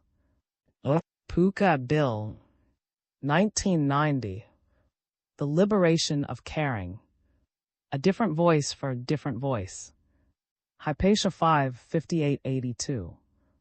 -2001 199000390X. W&W 2022, July 21. Women Primed and Ready for Progress. Com Insights 2019 Women Primed and Ready for Progress. 2014. Men Explain Things to Me. Chicago Books. United Nations UN. 2022. Human Development Report 2021-22. Human Development Reports. Org Content Human Development Report 2021-22 Access 25 July 2024. World Economic Forum WEF. 2023. Global Gender Gap Report 2023. World Economic Forum. Org Publications Global Gender Gap Report 2023 Access 25 July 2024. Young Iris Marion. 2007. Recognition of Love's Labor Considering Axel's Feminism. In Recognition and Power, Axel and the Tradition of Critical Social Theory, ed. Bert van den Brink and David Owen, 189-12. Cambridge University Press. Anna Michael Maximilian, Real. 2024. Managing the Next Decade of Women's Wealth. BCG Global Com Publications 2020 Managing Next Decade Women Wealth Access 25 July 2024. Reflecting on my own work in feminist theory, I find writing theoretical talk to be most meaningful, that which invites readers to engage in critical reflection and to engage in the practice of feminism. Hooks 2014-70. In words, they're unpaid or low paid as farm workers, as factory workers, as housewives had also been the base of what has been called modernization in developing countries. But this had remained invisible. It provided a lot of the subsistence basis on which male wage could emerge. 1998-118. Also rightly points out that in developing countries this has a more complicated repercussion, since many women cannot stop working since their husband's salary is not enough for subsistence. They have to double or triple their working day. Added to this is the phenomenon of male migration, leaving family members alone in order to send remittances, although sometimes these remittances end up not arriving. JAP 2 International.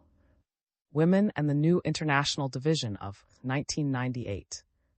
112-144.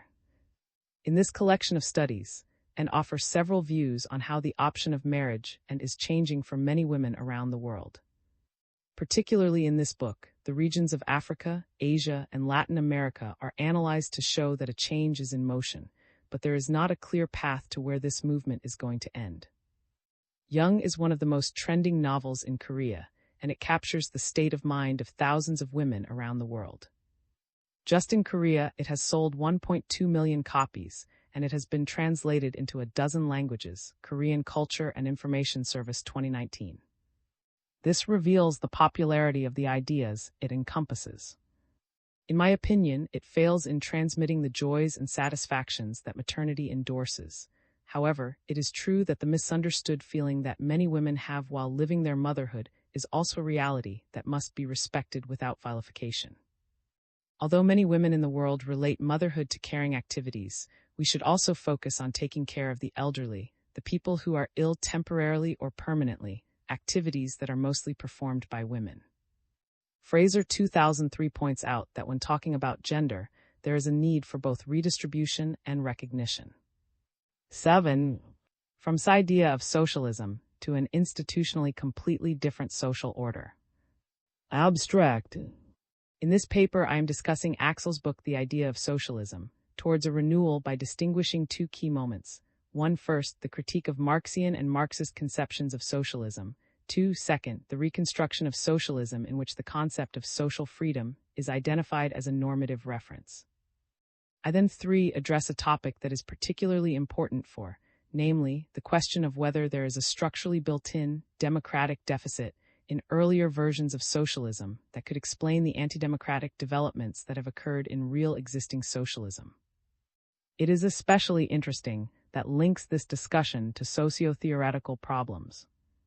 After a brief summary 4, in which the most important points in its argumentation are outlined and prepared for a critical review, 5, I contrast his ideas to those of the Mexican philosopher.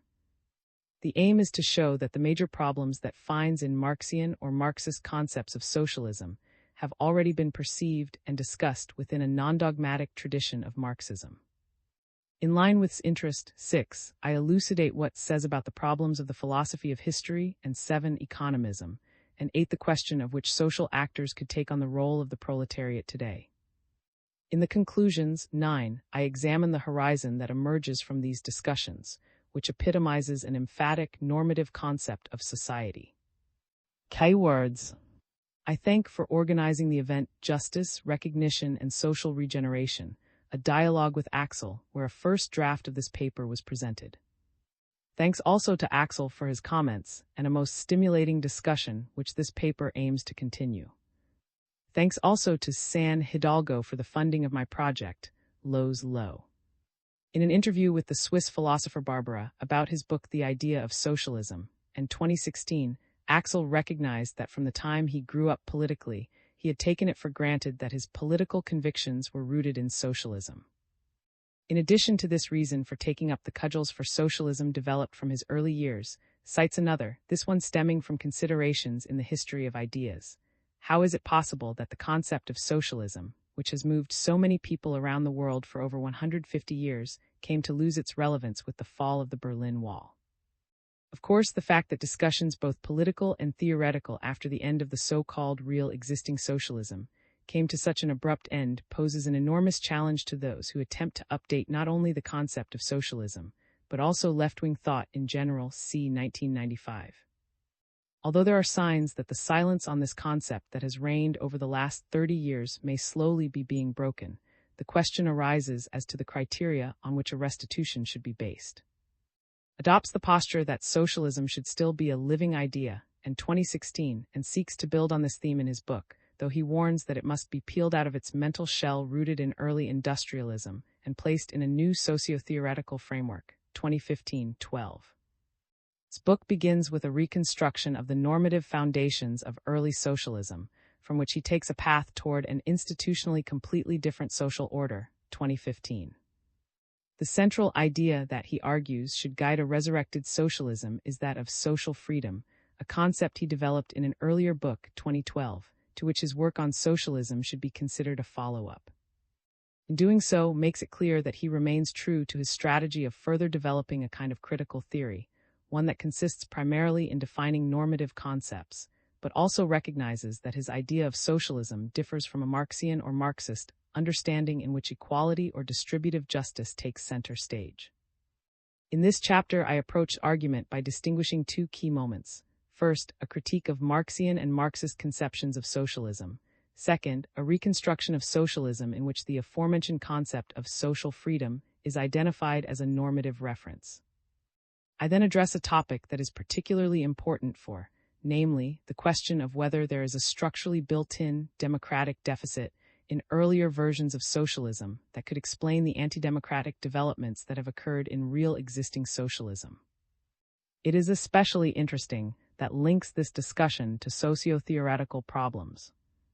After a brief summary, in which the most important points in its argumentation are outlined and prepared for a critical review, I contrast his ideas to those of the Mexican philosopher. The aim is to show that the major problems that finds in Marxian or Marxist concepts of socialism have already been perceived and discussed within a non-dogmatic tradition of Marxism. In line with his interest, I elucidate what says about the problems of the philosophy of history and economism, and the question of which social actors could take on the role of the proletariat today. In the conclusion, I examine the horizon that emerges from these discussions, which epitomizes an emphatic normative concept of society. 1. Critique of Marxism. An important prerequisite for plea for socialism is the conviction that people can and should be actively involved in shaping their social and political world. Against this background, he believes that the current silence on socialism does not result from the belief that we have reached the much-vaunted end of history, but rather from the fact that people currently feel so strongly alienated from their social and political realities that they have lost any sense of how to make a difference.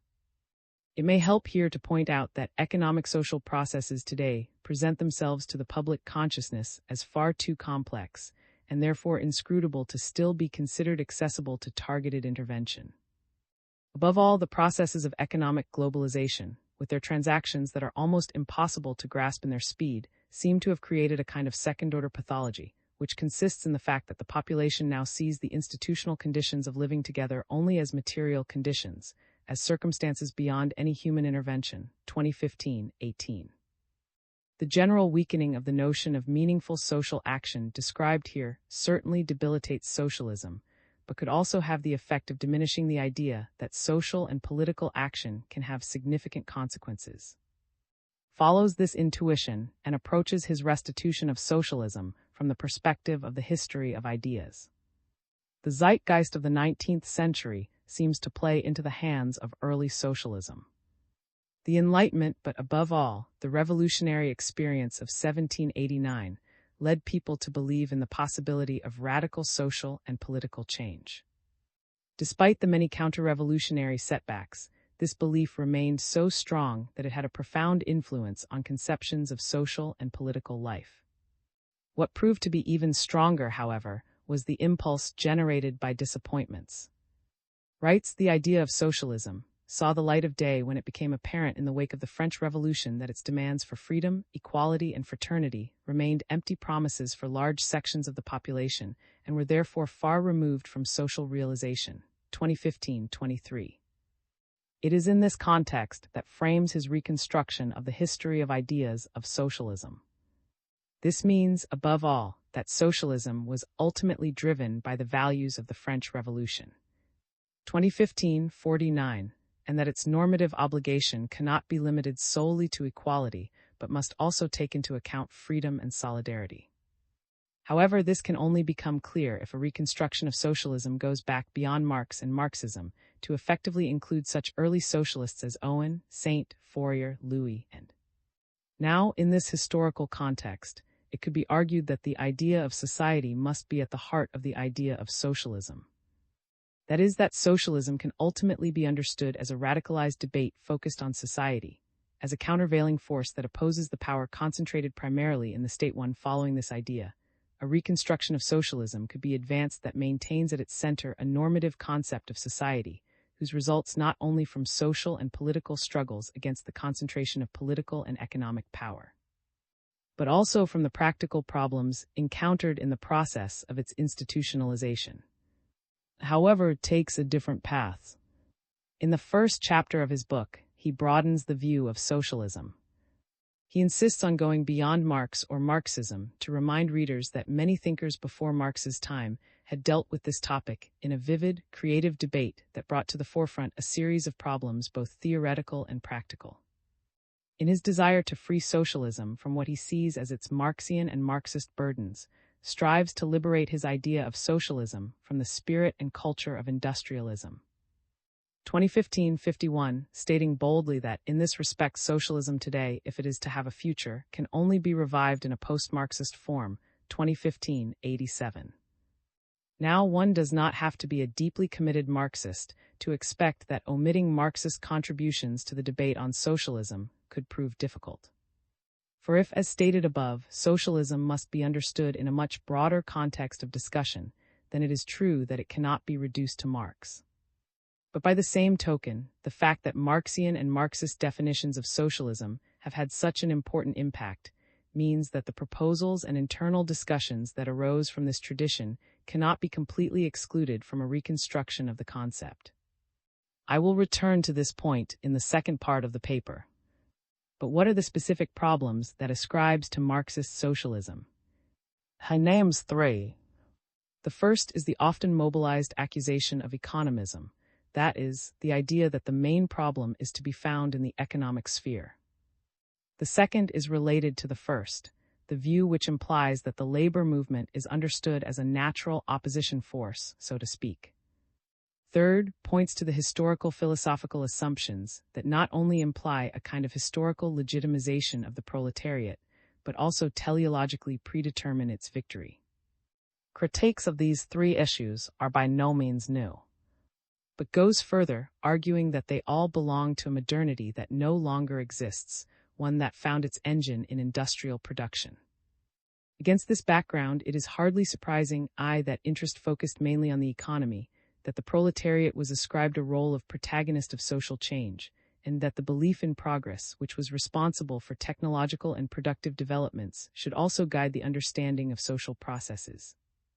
2015, 80-82 insists that this period ended in the 1960s or 1970s at the latest, 2015-82, and that this insight has consequences for our understanding of current political and social reality, which must now account for very diverse groups and interests and can no longer be left to the united will of cooperating producers, 2015-80. Thus, he envisions a version of socialism where economic aspects are no longer the sole focus. No revolutionary subject, however defined, is expected, and no more teleological expectations of progress of radical social change are to be cultivated. But then we must ask what remains. 2 is reconstruction of socialism. To answer this question, it is important to recall that social freedom must be seen as the focal point of socialism. The thesis that precedes his renewal holds that although this idea was present in early forms of socialism, it was blocked from ever realizing its potential by the discourse formations stemming from the Industrial Revolution, 2015-85. This initially means that, once again, Marxian and Marxist socialism led original socialism astray, so it is appropriate today to return to the original claims and take up the question of how modern society can become social in the full sense of the word, 2015-87. Explains what this could mean in the last 2 chapters of his book, where an idea of socialism will emerge that unfolds normatively from the concept of social freedom. Against the economism of early and especially Marxian and Marxist socialism, devotes the first of these 2 chapters to developing a distinct understanding of the economy. This decision is not based on the premise that the economy is the most important area of society, so that no further sphere is needed, 2015-119. Rather, is concerned to clarify that the domain of the economy should also be normatively subordinated to a strong idea of social freedom. Society is thus not derived from the economy, rather the latter should also be subordinated in normative terms to broader social values. An alternative of this kind must distance itself from both the collectivists' planned economy of classical socialism, but also a market economy with a strong individualist anthropology. Reminiscent of the early socialists, above all Robert Owen, notes that socialism before Marx was concerned with understanding an economic order as a space of experimentation. In this context, he emphasizes that such an experimental understanding could maintain an economic order that was not radically detached from the market. Instead, formats of a normatively contained market could be imagined, 2015-90. Approaches to an idea of this nature can be found in Adam Smith. 2015-94, for example, but eventually arrives at John Dewey. It is in the thinking of this American philosopher that believes he finds something like a normatively substantive idea of sociality that can be understood through its problem-solving and experimental character in distinct institutional frameworks. 2015-96. He stresses that Dewey saw the social as being realized, above all, in free forms of communication. In this vision, one of socialism's primary tasks would consist in removing the barriers that stand in the way of unconstrained communication between members of society for the purpose of intelligent problem-solving, 2015-97. Stresses that what is paramount in Dewey's thought is the need to replace the belief in laws that prevails in social thought in general, but even more so in economic thought with experimentalism, 2015, 100.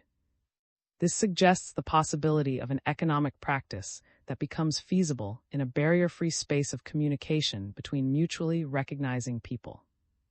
In this way, once again, an economically coordinated action can be imagined that does not have to replace the market as an institutional framework. Within theoretical architecture, this idea is totally coherent. It makes it possible to combine the aforementioned critique of the Marxist version of socialism, in particular with a socio-theoretical conception of economic practice, for which the normative claims of theory of recognition are, ultimately, a precondition. Drawing on this theory, the proposal becomes convincing, as clearly shows in his reconstruction of the history of ideas of this concept. 2018, recognition is the key to constituting a reasonable sociality, which means, above all, norm-centered sociality. Recognition here does not mean something that subjects strive for due to their nature of need, but represents a condition for being able to become a rational, self-determining being at all.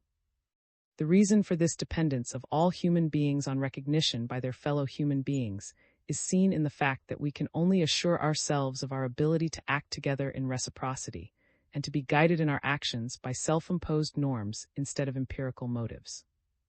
Because to recognize each other in this context means to renounce the assertion of one's own impulses towards the other to such an extent that our ability to orient ourselves towards norms that are considered to be reasonable is demonstrated. 2018, 184-185. Now, it is interesting that refers to a general level of the social that goes beyond the economy, as he strives to understand economic action as social action in general. But in this context, we must recall that so-called institutional economics has taken the same route. This strand of economic theory opposes the assumption that economic action is purely instrumental, but in this is a key distinction in comparison to, it also refrains from positing purely concepts of economic and social action, considering instead a kind of materialization of social action in institutional forms as a characteristic of human action that cannot be omitted. In contrast to functionalist theories, this approach argues that institutions do not only restrict social action, but also enable it. Too particularly important in this context is that this theory maintains that stems from practical problems in the processes of the institutionalization of society.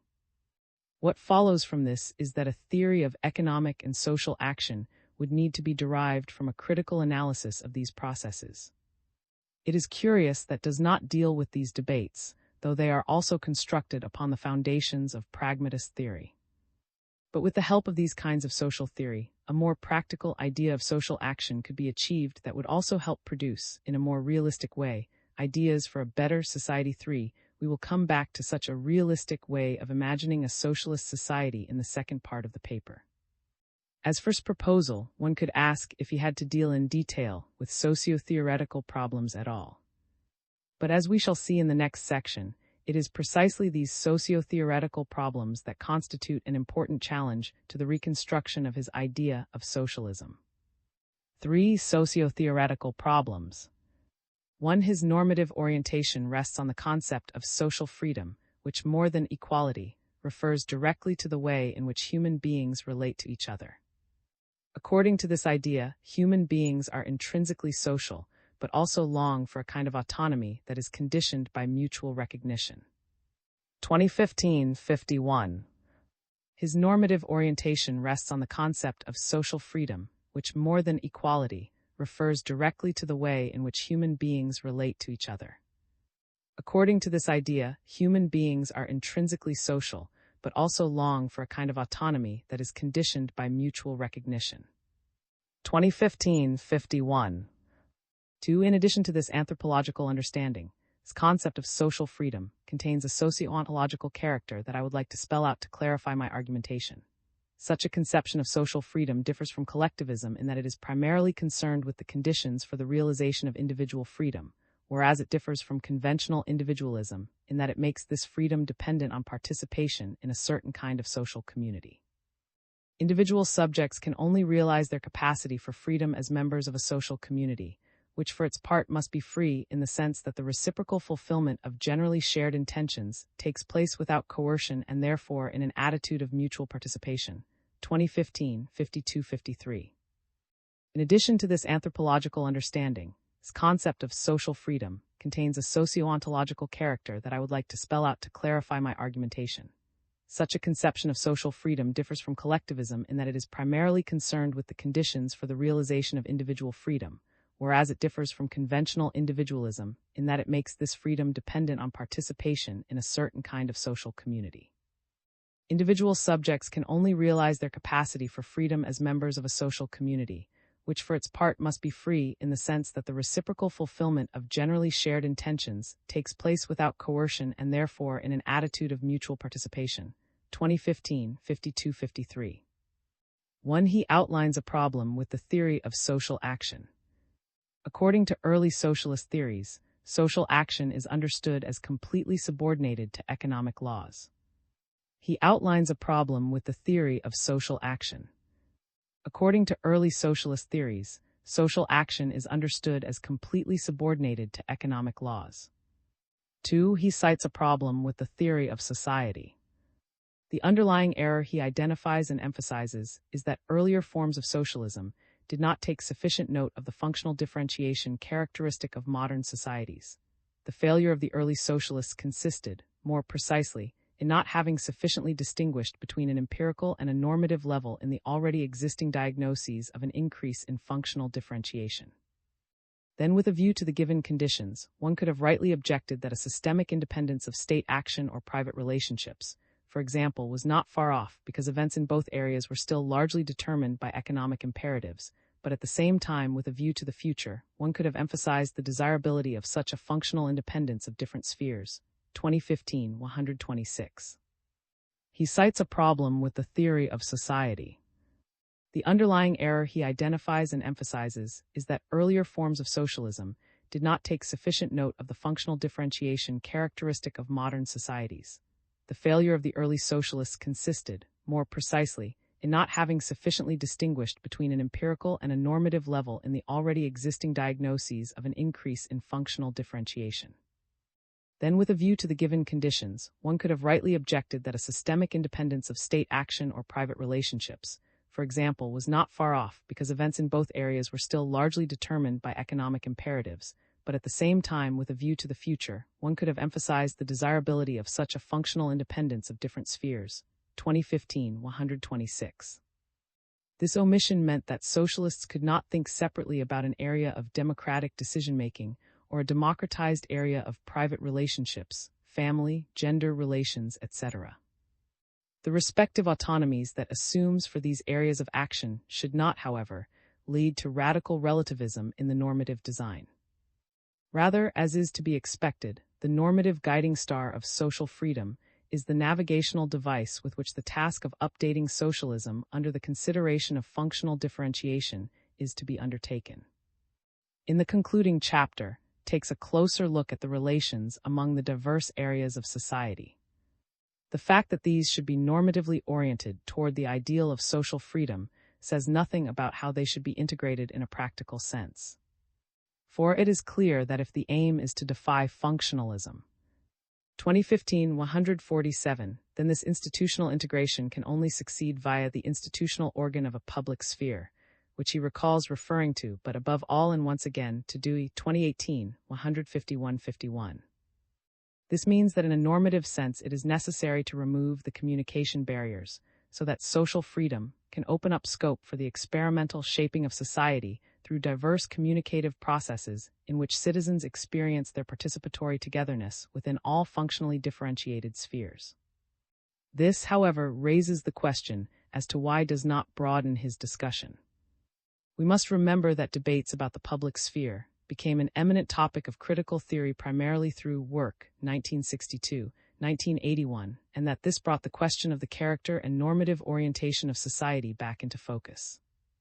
The question of what role this debate could play in the context of a restitution of socialism has to be linked to the problems that plague the public sphere today, how this sphere is constituted, what role the media play in it, how media landscapes have changed as a result of new electronic means of communication, see 2018, and what normative demands can be made on the concrete constitution of public spheres today. If contemporary socialism is to be understood as a reduction of communication barriers, these issues become central points for discussion.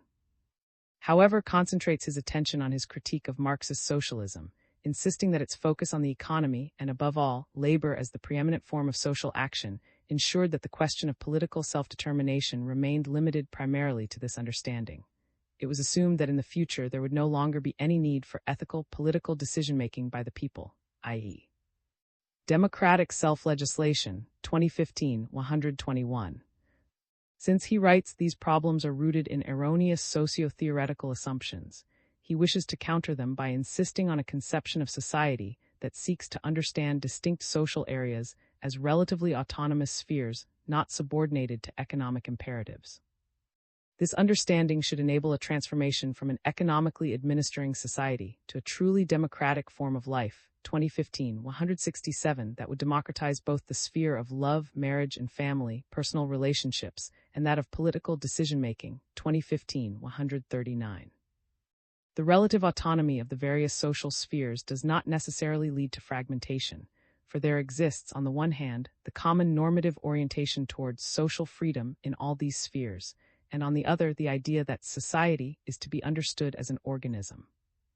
The social spheres should relate to each other like the organs of a body, in that they each perform those services according to their own independent norms which, taken together, then serve the overarching goal of reproducing society, 2015, 142.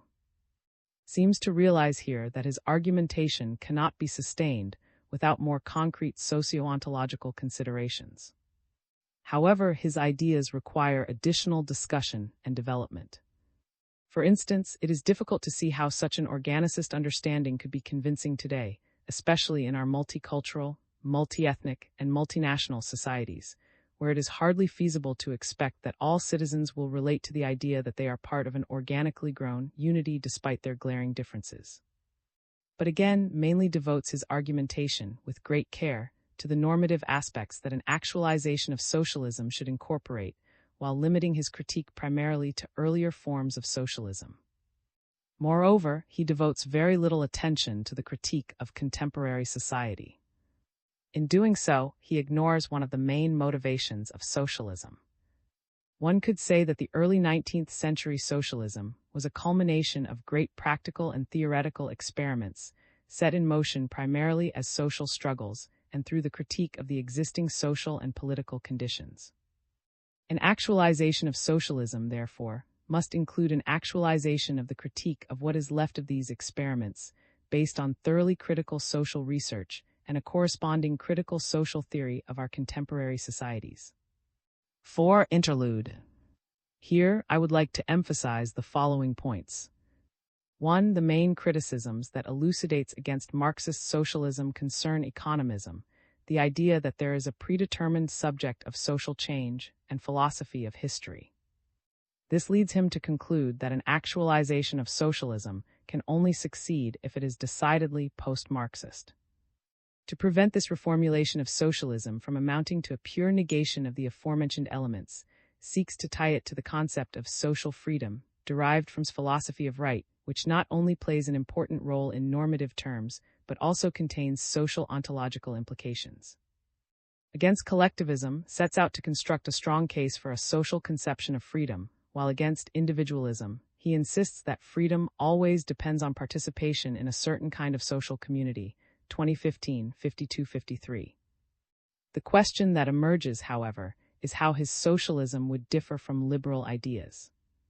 It is certainly possible to describe a continuum between liberal and socialist movements, but what one must ask are the differences. To answer this question, the debates surrounding, and within, Marxism would have to be included in the discussion. What this would bring to light is that debates on socialism were never reduced to normative concepts, but were always linked intrinsically to practical political experiments, or, better, struggles to changing political and social conditions, and to possible and desirable new forms of institutionalization. 2. A second complex of issues to be discussed concerns socio-theoretical assumptions. As we have seen, his concept of social freedom has socio-ontological ambitions and points toward a theory of society. Against this background, however, should not the idea of society, that is, the attempt to concretize all normative claims stemming from the Enlightenment and the French Revolution in concrete forms of social and political organization, be explored in greater detail. seems to believe that a deficient social theory could ultimately explain the democratic deficit of earlier forms of socialism. But what would a theory of society, in which the normative concept of social freedom coexists with the possibility of social integration despite functional differentiation, actually look like? The only reference to a social theory that would meet his demands is the aforementioned organicist approach, which maintains that distinct social areas cooperate with each other like the organs of a body. But is such a naturalistic understanding of society sufficient to bring to light the normative claims rooted in it? Our modern understanding of society is a historical innovation. As such, it responds to historical, that is, concrete political and social challenges and struggles. Dipper 2024. What are these challenges today, at a time when the idea of society itself seems to have been defeated? 2021, 2007. 3. This question leads to an additional problem, the relation between political and social practice and theory. Writes, one of the major weaknesses of contemporary political philosophy is that it has been decoupled from an analysis of society, instead becoming fixated on purely normative principles. 2012, 1. In his book Freedom's Right, he proposes that this problem is to be solved formally in the framework of a normative theory of justice that harks back to. But does this not again decouple a normative principle from today's concrete political and social dynamics? Are the normative principles of social action not generated from concrete social and political struggles, especially in the context of socialism? We can further ask, in what did these consist, and in what could they consist today? As Thomas has emphasized, socialism is not to be understood only as a political idea, but and above all as a political concept of action. 2008-7. Does this not mean, especially for a critical theory of socialism, that it must draw much more decidedly on concrete social and political dynamics and struggles? 5. Would it not be the task of any critical theory to make these visible? 5. The other idea of socialism. My aim in this paper is not to provide systematic answers to the questions raised. In this section, however, I will show that some of the problems that identifies have already been discussed within Marxist debate. The author I refer to is the Mexican philosopher, 1915-2011. What is particularly interesting is that was also dedicated to elaborating a renovation of socialism. His motivation, however, did not spring from the sudden silence provoked by the end of real existing socialism, but rather from an imminent critique of Marxism, which he began to articulate before the fall of the Berlin Wall. Self-critical Marxism is evident in his works from the 1960s.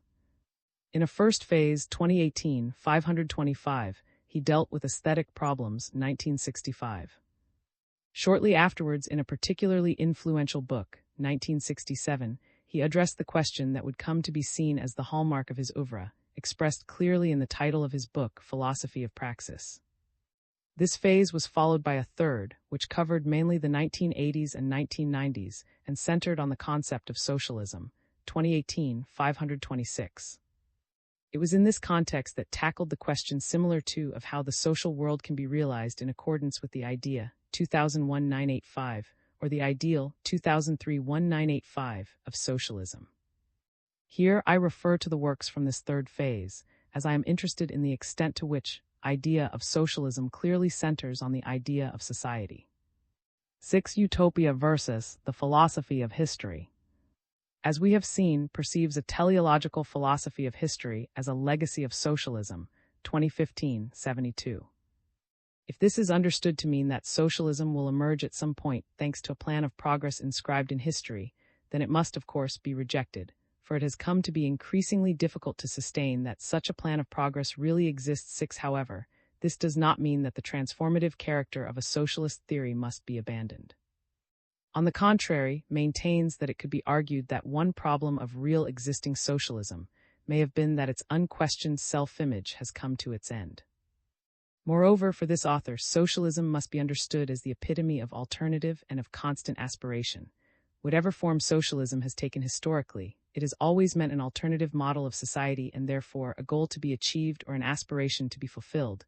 2003-1981, 432, italics added. This also means that socialism is an ongoing task. If, as makes clear, this is derived from the normative claims of the Enlightenment, which are ultimately to be realized in the ideal of a truly social society, it is to be expected that this ideal must constantly be renegotiated. The problem of any real existing socialism would then be that it has ceased these deliberations, that is to say, it has ceased communicating, 2015, about what it should mean to live in a better society that would do justice to the claims of the Enlightenment. 1980-1977. Continuing or this process of deliberation, however, requires not only articulating ultimate normative claims, but also endowing them with a utopian character, as it were, while somehow not falling prey to teleological historical philosophical speculation. Follows precisely this insight in his writings on socialism, where his Marxism is expressed. In contrast to demand to replace utopian socialism with a scientific form, insists on maintaining the utopian claim of socialism without abandoning the scientific one, 2001-970. He writes, Marxian thought also has another essential dimension which we have been pointing out, and which prevents it from being assimilated not only to the desire for salvation of religions, but also to the emancipatory endeavor of utopian doctrines, utopia being understood in its negative sense as the imaginary anticipation of a desired and realizable society in the eyes of the utopian, but in the end impossible to achieve. For the project of a future society, it is not enough to deny the present as utopian doctrines deny it, but it is necessary to establish a necessary link between the projected society and the present real conditions. 2003-1983-392. In comparison to, it could be argued that the choice of the question of utopia makes it clear that it is concerned primarily with the feasibility of socialism, an issue that goes well beyond the question of normative foundations. The focus here is on a utopian concern that is also a practical one. It is about the possibility of realizing a different, even new society through concrete social and political action. 2001-970-23-25, triggered and justified by diverse political, economic, and social struggles. The search for the new society, in words, is always linked to the question of the practical realization of an idea, which drives almost all the utopianisms that he addresses in his text. There seems to be only one exception, Plato's utopianism, the perfect republic. Envisaged in his, this remained an idea, one with no practical consequences that would amount to any real change in social and political circumstances, because for Plato this idea had already been realized in the polis. According to the utopia driven by the socialist idea is the direct opposite, unlike the Platonic utopia, which aims at a society that is already realized with its highest reality, that of the idea as a perfect, ideal state. The modern socialist utopia presents itself as an idea to be realized. 2001-970-27. The utopia is accompanied by a desire for realization. 2001-970-29. How can this idea of socialism be understood against this background? Is it a utopia that has yet to be realized? Is it therefore a socialist utopia, or is his socialism more akin to the Platonic idea, which remains unrealizable as a utopia because it is already inscribed in some way in the normative DNA of our real existing societies? These questions can only be answered on the basis of a thorough, critical examination of these real existing societies. 7. Against economism and in favor of a society without a state. For socialism is not limited to economics, rather, the name is programmatic. Socialism is about society in an emphatic and normative sense, which means that socialism seeks to achieve a form of social and political order that is understood in a radical sense as the self-organization of citizens, in which the state will ultimately become superfluous. This is precisely where a stubbornly utopian moment lies. After all, where has it ever really been possible to abolish the state? But even if this option is ultimately not a realistic one, keeping it in mind is an important element in the necessary strategy required to limit the power of the state. Utopianism is a necessary historical product, wrote 2001-970-28, italics in the original. For this author, the utopianism of the abolition of the state is the necessary utopianism of socialism. It is necessary because reality, the accumulation of political power, demands it time and again. rightly points out that Marxism struggles to get political thinking off the ground. He blames this, as we have seen, on socio-theoretical problems, including the lack of awareness of functional differentiation. Marxism, however, makes it possible to argue that society, understood as a countervailing power to that of the state, pursues a thoroughly political concern, opposing the concentration of power in the state. Seen in this light, its accusation that socialism is characterized by a democratic deficit cannot be confirmed. On the contrary, socialism should be understood as a radically democratic claim that resists both submitting to purely economic imperatives and subordinating itself to the state. 2001-970-35. For this reason, demands with great clarity that socialist democracy only exists if it contributes, by its depth and breadth, to the extinction of the state. 2001-980-85. It could be argued here that so-called real existing socialism was characterized by a democratic deficit that can hardly be ignored. Insists, however, that this was not an actual socialism, since a socialist society cannot be characterized as a society in which state ownership reigns and in which the state, in the hands of a bureaucracy, monopolizes or totalizes social life. 2001-985-98. For this thinker, socialism is an emancipatory project in which the focus is not placed on the emancipation of individuals, but on the emancipation of society itself, that is, the social and political sphere in which individuals can experience something like freedom in the company of others. 8. The emptiness of the vanished society. This brings us to the third topic: who should fight for emancipation, society, and socialism after the end of the proletariat, or more precisely, after the end of the labor movement. Does not address this question. In contrast, seems to suggest that although defining the political and social subject who shall bring about radical social change might be difficult, it is not necessary to abandon Marx and Marxism completely, for what remains is the utopia of building a society in which human beings can finally come to be themselves. Accordingly, it can be argued that a Marxist socialism is not, in the first place, about the proletariat but rather about a humane society. Reflections on socialism will inevitably remain abstract if it is not clear where the political energy for a radical form of society is to come from. Current diagnoses of the end, 2021, 2007, or disappearance of society, 1995, are likely also due to the realization that there are no longer any major social or intellectual forces that aspire to achieving this. On the contrary, identity politics seem to be invoking new forms of communitarianism that are, in and of themselves, detached and abstract, since they have abandoned the question, in what society do we want to live? Malik, 2018. Populisms, in contrast, are responding to this void from both the left and the right. However, they have also long since abandoned the idea of society and replaced it with a strong paternalistic state. 9 conclusions. Socialism against the erosion of society. These socio-ontological considerations are indispensable for both a historical understanding and any attempt to actualize socialism. But this also means that socialism cannot be understood as an idea alone without considering the concrete social conditions of its existence. We would therefore have to determine first whether we can still assume societies today as a real utopian possibility that could be oriented toward the idea of socialism. There can be no socialism if there is no real possibility of society. Furthermore, we would have to come to see which social groups could develop dynamics that lied in the direction of completing this utopia. First proposal, this would mean, in a subsequent step, the need to complement this with a diagnosis based on critical social research 7. In principle, its proposal for a restitution of the idea of socialism is to be welcomed, precisely because it raises questions that have not been asked for decades, questions that concern the socio-theoretical and socio-ontological constitution of our political and social world, as well as the creative potential of our political and social thought and practice. Society has been the great field of experimentation.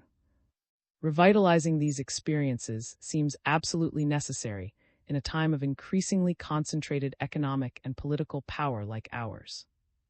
One of the greatest challenges for the social and cultural sciences today is to enrich political and social discourses with ideas that point toward developing concrete alternatives, so that at some point ideas of an institutionally completely differently constituted social order, 2015-12, can come to light. Open access. This chapter is licensed under the terms of the Creative Commons Attribution 4 International License, org licenses by 4.0, which permits use, sharing, adaptation, distribution, and reproduction in any medium or format, as long as you give appropriate credit to the original author S and the source, provide a link to the Creative Commons license, and indicate if changes were made. The images or other third-party material in this chapter are included in the chapter's Creative Commons license, unless indicated otherwise in a credit line to the material. If material is not included in the chapter's Creative Commons license and your intended use is not permitted by statutory regulation or exceeds the permitted use, you will need to obtain permission directly from the copyright holder. References: 1995, Die Gesellschaft, Hamburg, 1980-1977. Die Alternative, Real, Hamburg, Jean L. and 1994. Civil Society and Political Theory, Cambridge, Mass. London, England, the MIT Press. Dipper, 2024. Die Gesellschaft, 1751-850. Berlin, 2021. The Return of Society, European Journal of Social Theory, 24, 321. 1995. Laws La, UNIML, 1981. Frankfurt MM, 1991-962. Gesellschaft Frankfurt MM, 2018. Die Deliberative, Berlin, M. 2001. How Economics Forgot History, The Problem of Specificity in Social Science, London, New York, M. 2019. Is Socialism Feasible? Towards an Alternative Future, Northampton, Edward Publishing. Axel, 2012. Freedom's Right, The Social Foundations of Democratic Life, New York, Columbia University Press. Axel, 2015. Die Berlin, Axel, 2018. Berlin, Axel, 2023. Normative, Berlin, Axel and Barbara, 2016. Oder, Axel IM. SRF Kultur, January 19, 2016. Comwatch VZ1M 8Q OHO Access 29 May 2024. Axel and Hans, 1980. Frankfurt, New York Campus, 2023. Regression, Berlin, 2018. Login NLXX. Malik, 2018. Die Wende, in Die Gesellschaft. Eid, 2634. Frankfurt MM edition. Thomas, 2008. Bielefeld Vs. 1975. Gesellschaft, in Eid. Otto and Bede. 719-800. Stuttgart Cotta. Rosa, 2005. Die in Moderns. Frankfurt M. 1965. Las Ideas Marx. The Era. 1967. Las Ideas Marx. The Era. 1980-1967. La Praxis. Barcelona Airs. 2001-970. Del Al. In El Valor del 2164. Ithaca. 2001-980. Why is real? In El Valor del 8185. Ithaca. 2001-985. La Idea del. In El Valor del 87107. Ithaca. 2003-1981. Ideal Y's real. In a Y 432-451. 2003-1983. Y. N. Marks. In a Y 387-403. Elaine. 2007. A New Paradigm for Understanding Today's World. Cambridge Malden Polity Press. I use the concept of society here in a general sense that in the literature is often challenged by more specific definitions, such as bourgeois 1975 or civil society in 1994. For the present discussion, however, these differences can be ignored. What is important, very broadly, is that the idea of society expresses an understanding of the possibility of political and social organization, and a challenge to the concentration of the power of the state and the economy.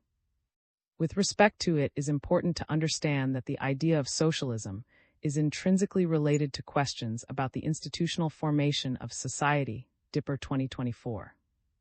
Institutions both constrain and enable behavior. Generally, the existence of rules implies constraints.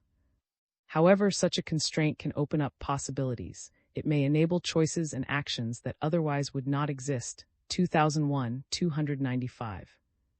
2019, 74 comments on his proposal in his recent book on socialism, specifically rejecting the normative claims of his socialism, did not distinguish between widely shared sentiments of solidarity on the one hand and detailed cooperation over complex projects on the other. He overlooked the detailed challenges of organizing and managing a complex venture by dividing tasks, securing skills, and monitoring outcomes. Cooperation in large-scale economies requires an extensive division of labor, breaking down tasks into organized, incentivized modular units. Expresses such anthropological motivations clearly in earlier works, c. and 1980.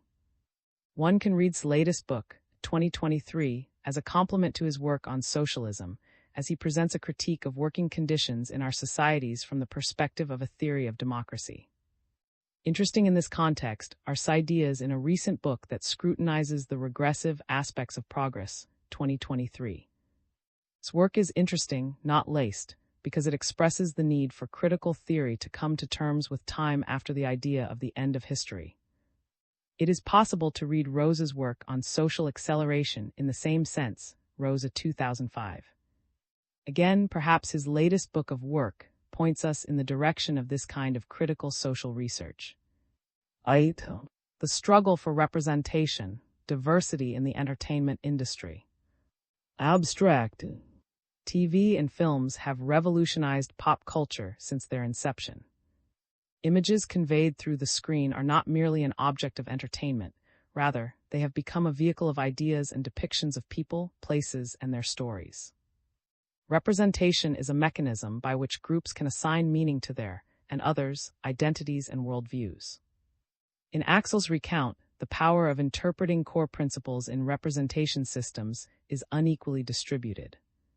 There is a permanent struggle between groups to gain dominance over this value horizon, consolidating the qualities and abilities associated with their way of life as culturally valuable. This chapter discusses the possible contributions of the theory of recognition in the contemporary debate over the representation of ethnic and gender diversity in the entertainment industry. There is a false sense that race and gender equality have already been reached in the entertainment industry, since there is apparently more diversity in the casts of films and TV shows.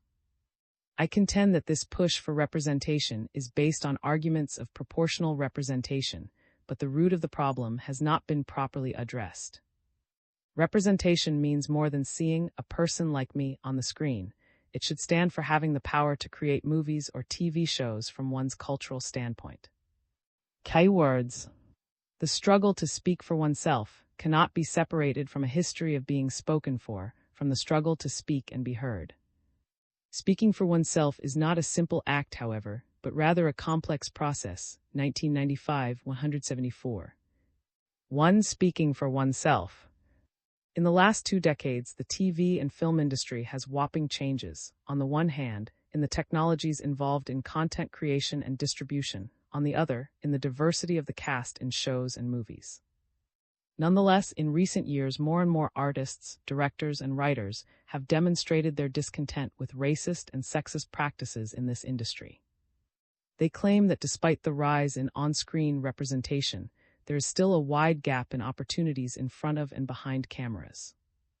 Imagery is powerful when you grow up. I remember a time when there was a black person on TV. You'll be like, get away in the house, there's a black person on television. I mean, a lot of times we didn't necessarily care what it was as long we've seen somebody of color. So the fight has always been about who is going to tell the story. Because that's how history becomes their story.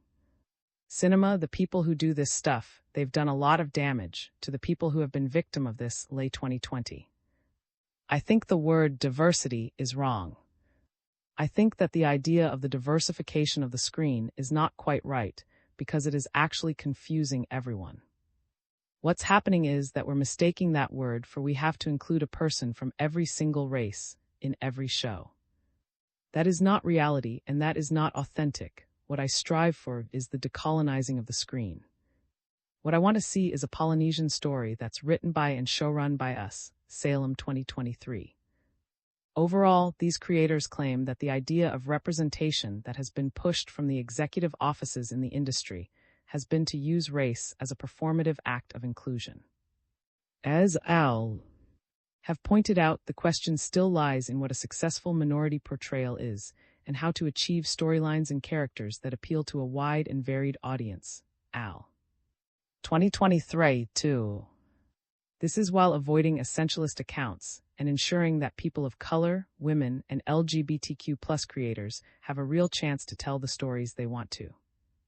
Arising claims of inequality and opportunities, budget and pay rates indicate that the industry continues to assume the greater profitability, and thus presumed quality of content made by white creators relative to productions directed by women and people of color. 2019.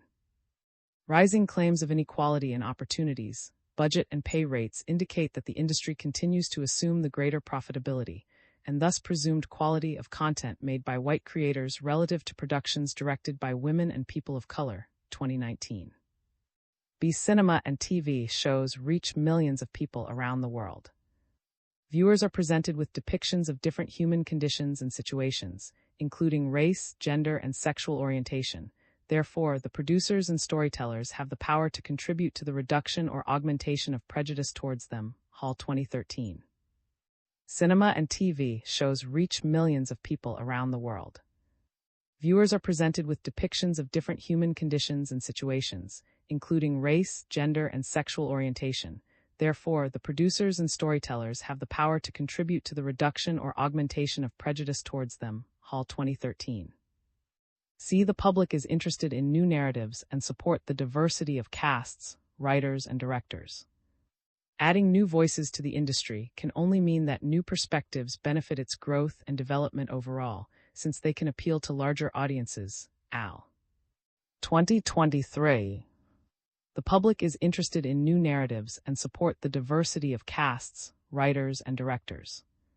Adding new voices to the industry can only mean that new perspectives benefit its growth and development overall, since they can appeal to larger audiences. Al. 2023.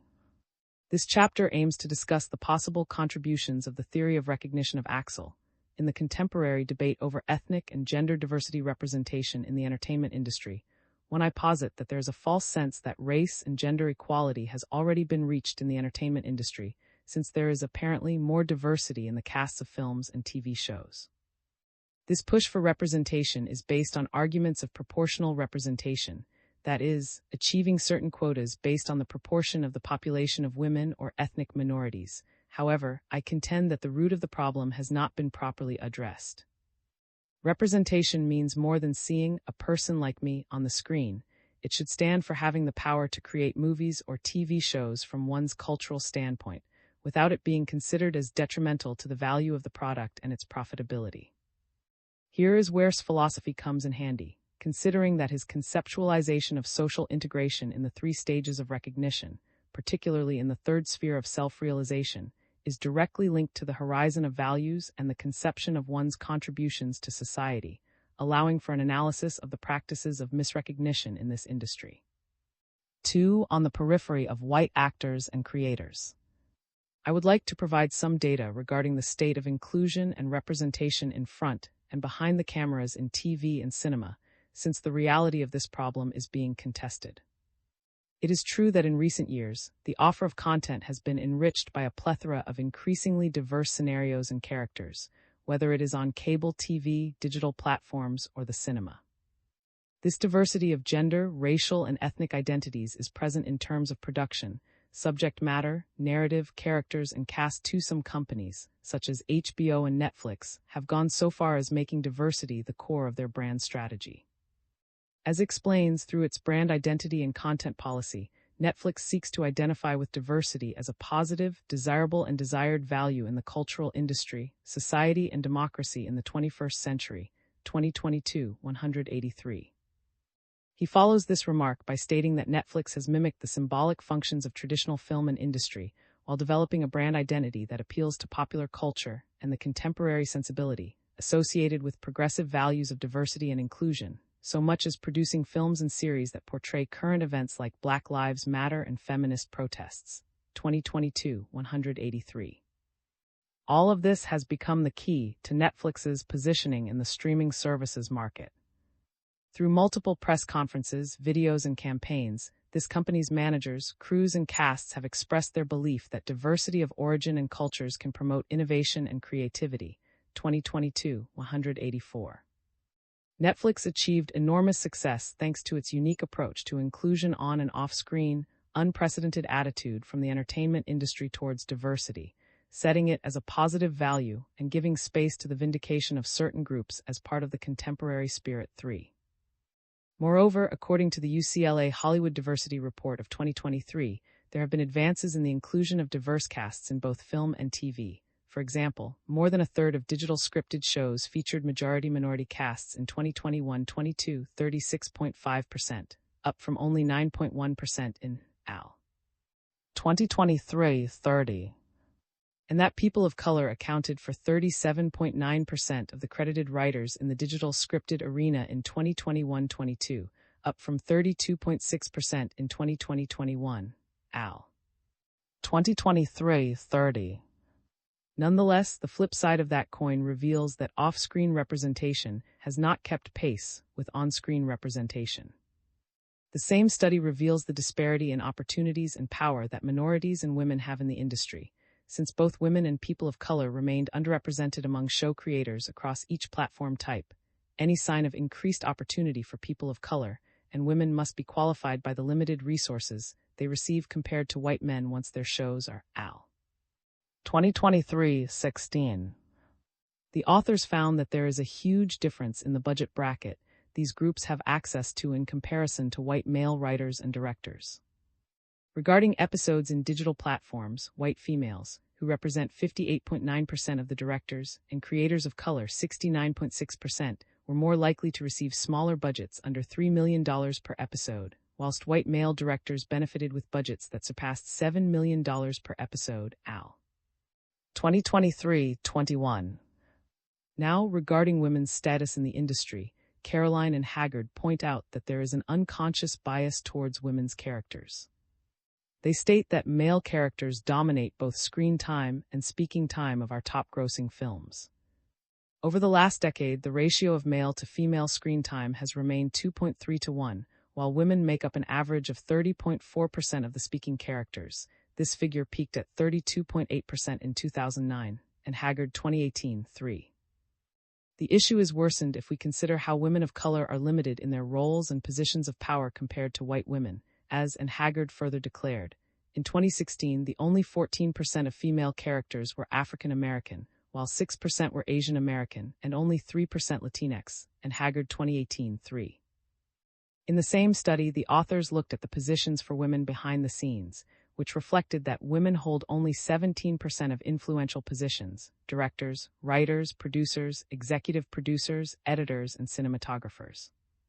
Women have made almost no progress on this front in 2 decades, and Haggard 2018-4. Regarding the latter, and Haggard stressed the importance of including women behind the camera, as writers, directors, producers, and showrunners, because it increases the quantity and quality of representation for women.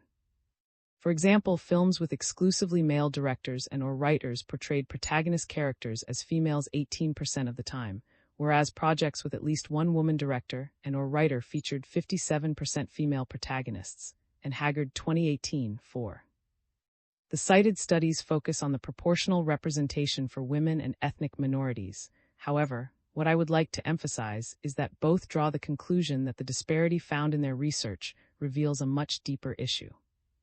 That the dominance of white male over the narratives and imagery in Hollywood creates a source of control that results in racial and sexist practices, for both studies show that racial and gender dynamics in studios can hinder the opportunities for women and people of color determining who tells the stories and what types of stories are told. Al. 2023-38. Therefore, realistic casting is an insufficient measure to transform the industry. 3. Deeper than it seems. Blackness is negatively defined as marginal, particular, and specific, not universal. Organizational practices of Hollywood studios make blackness into a stigma, a race that should be avoided at all costs if directors intend to progress along the hierarchy of movies to direct big-budget pictures. 2019, 142-143. In other words, there is a racial hierarchy that is justified by the supposed profitability of the film, based on racial biases, therefore, perpetuating the marginalization of ethnic minorities in this industry. These racial considerations are intertwined with beliefs about the cultural and economic value of non-white productions. After this analysis, it seems that representation through casting is utterly performative, because underneath lies the belief that people of color are somehow not capable of producing movies or shows of the caliber that a white male would. In addition to cast diversity, writer diversity is also relevant to television show ratings. In recent years, we have found that viewers generally favor television shows that feature a relatively diverse group of writers credited during the season. In 2021-22, this finding was particularly pronounced in the broadcast and digital arenas. Stories written from diverse perspectives result in more plausible characters, make for more interesting television, and boost a show's overall appeal. Al. 2023-68. Groups with power over representation need not be unduly concerned with being adequately represented. But representation of an underrepresented group is necessarily, within the hermeneutics of domination, overcharged with allegorical significance. 1995-170. Thus, the question of representation continues to demand more from the industry than the granting of visible changes on screen. Rather, it demands a debate about the power to tell a story from one's position and values, and how, to maintain that privilege, those who control the narrative must perpetuate ideological assumptions that place them at an advantage over other groups. 4. The struggle for representation. Given this context, we must ask ourselves, why does representation really matter? What role does it play culturally? Why are the strategies for inclusion based on quotas insufficient? And how can we argue for better representation and industry practices? I argue that a better understanding of representation is the power to create narratives from their cultural standpoint. A diverse representation would allow for a multiplicity of voices representative of different groups and communities. In this way, the inclusion of diverse social issues wards off the caricaturing of communities made invisible, caricatured, or barely represented. Lopes 2023-117. TV shows and films are powerful cultural mediums since they reach thousands, if not millions of people around the world.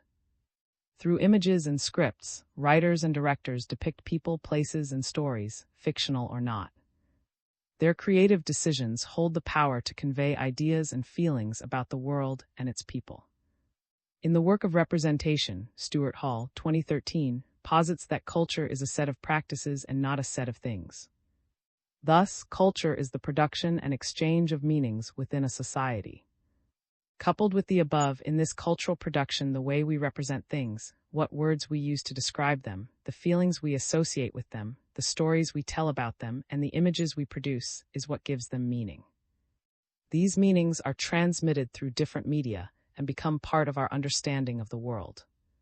In this way, they can give us a sense of our own identity and regulate or organize our conduct and practices, since they help to set rules, norms, and conventions by which social life is ordered and governed. They are also, therefore, what those who wish to govern and regulate the conduct and ideas of others seek to structure and shape. Hall Al. 2013. That is how culture and representation shape the world. Meanings can define what is normal, who belongs, and therefore who is excluded. They are deeply inscribed in relations of power. Meanings are often organized into sharply opposed binaries or opposites. However, these binaries are constantly being undermined, as representations interact with one another, substituting for each other, displacing one another along an unending chain. Hall Al. Later in the chapter, The Spectacle of the Other, Hall constructs an approach to representation that resonates with theory of recognition. He states that we need difference to construct meaning. It is only through dialogue with the other that we can create meaning. In Hall's approach, the central idea is that meaning is not fixed. Culture arises from the symbolic order that we create through this interaction. So the power that lies in representation is the symbolic power to mark, assign, and classify the other. To put it simply, it is the power to represent someone or something in a certain way. Here, Hall introduces the idea of regimes of representation as social groups with the self-proclaimed power of exercising symbolic power through representational practices. Hall 2013, 249. It is here that I found a parallel with his recount of the cultural conflict that arises in the third source of recognition, solidarity. 5. Recognition, self-realization, and value horizons. In the section Patterns of Intersubjective Recognition.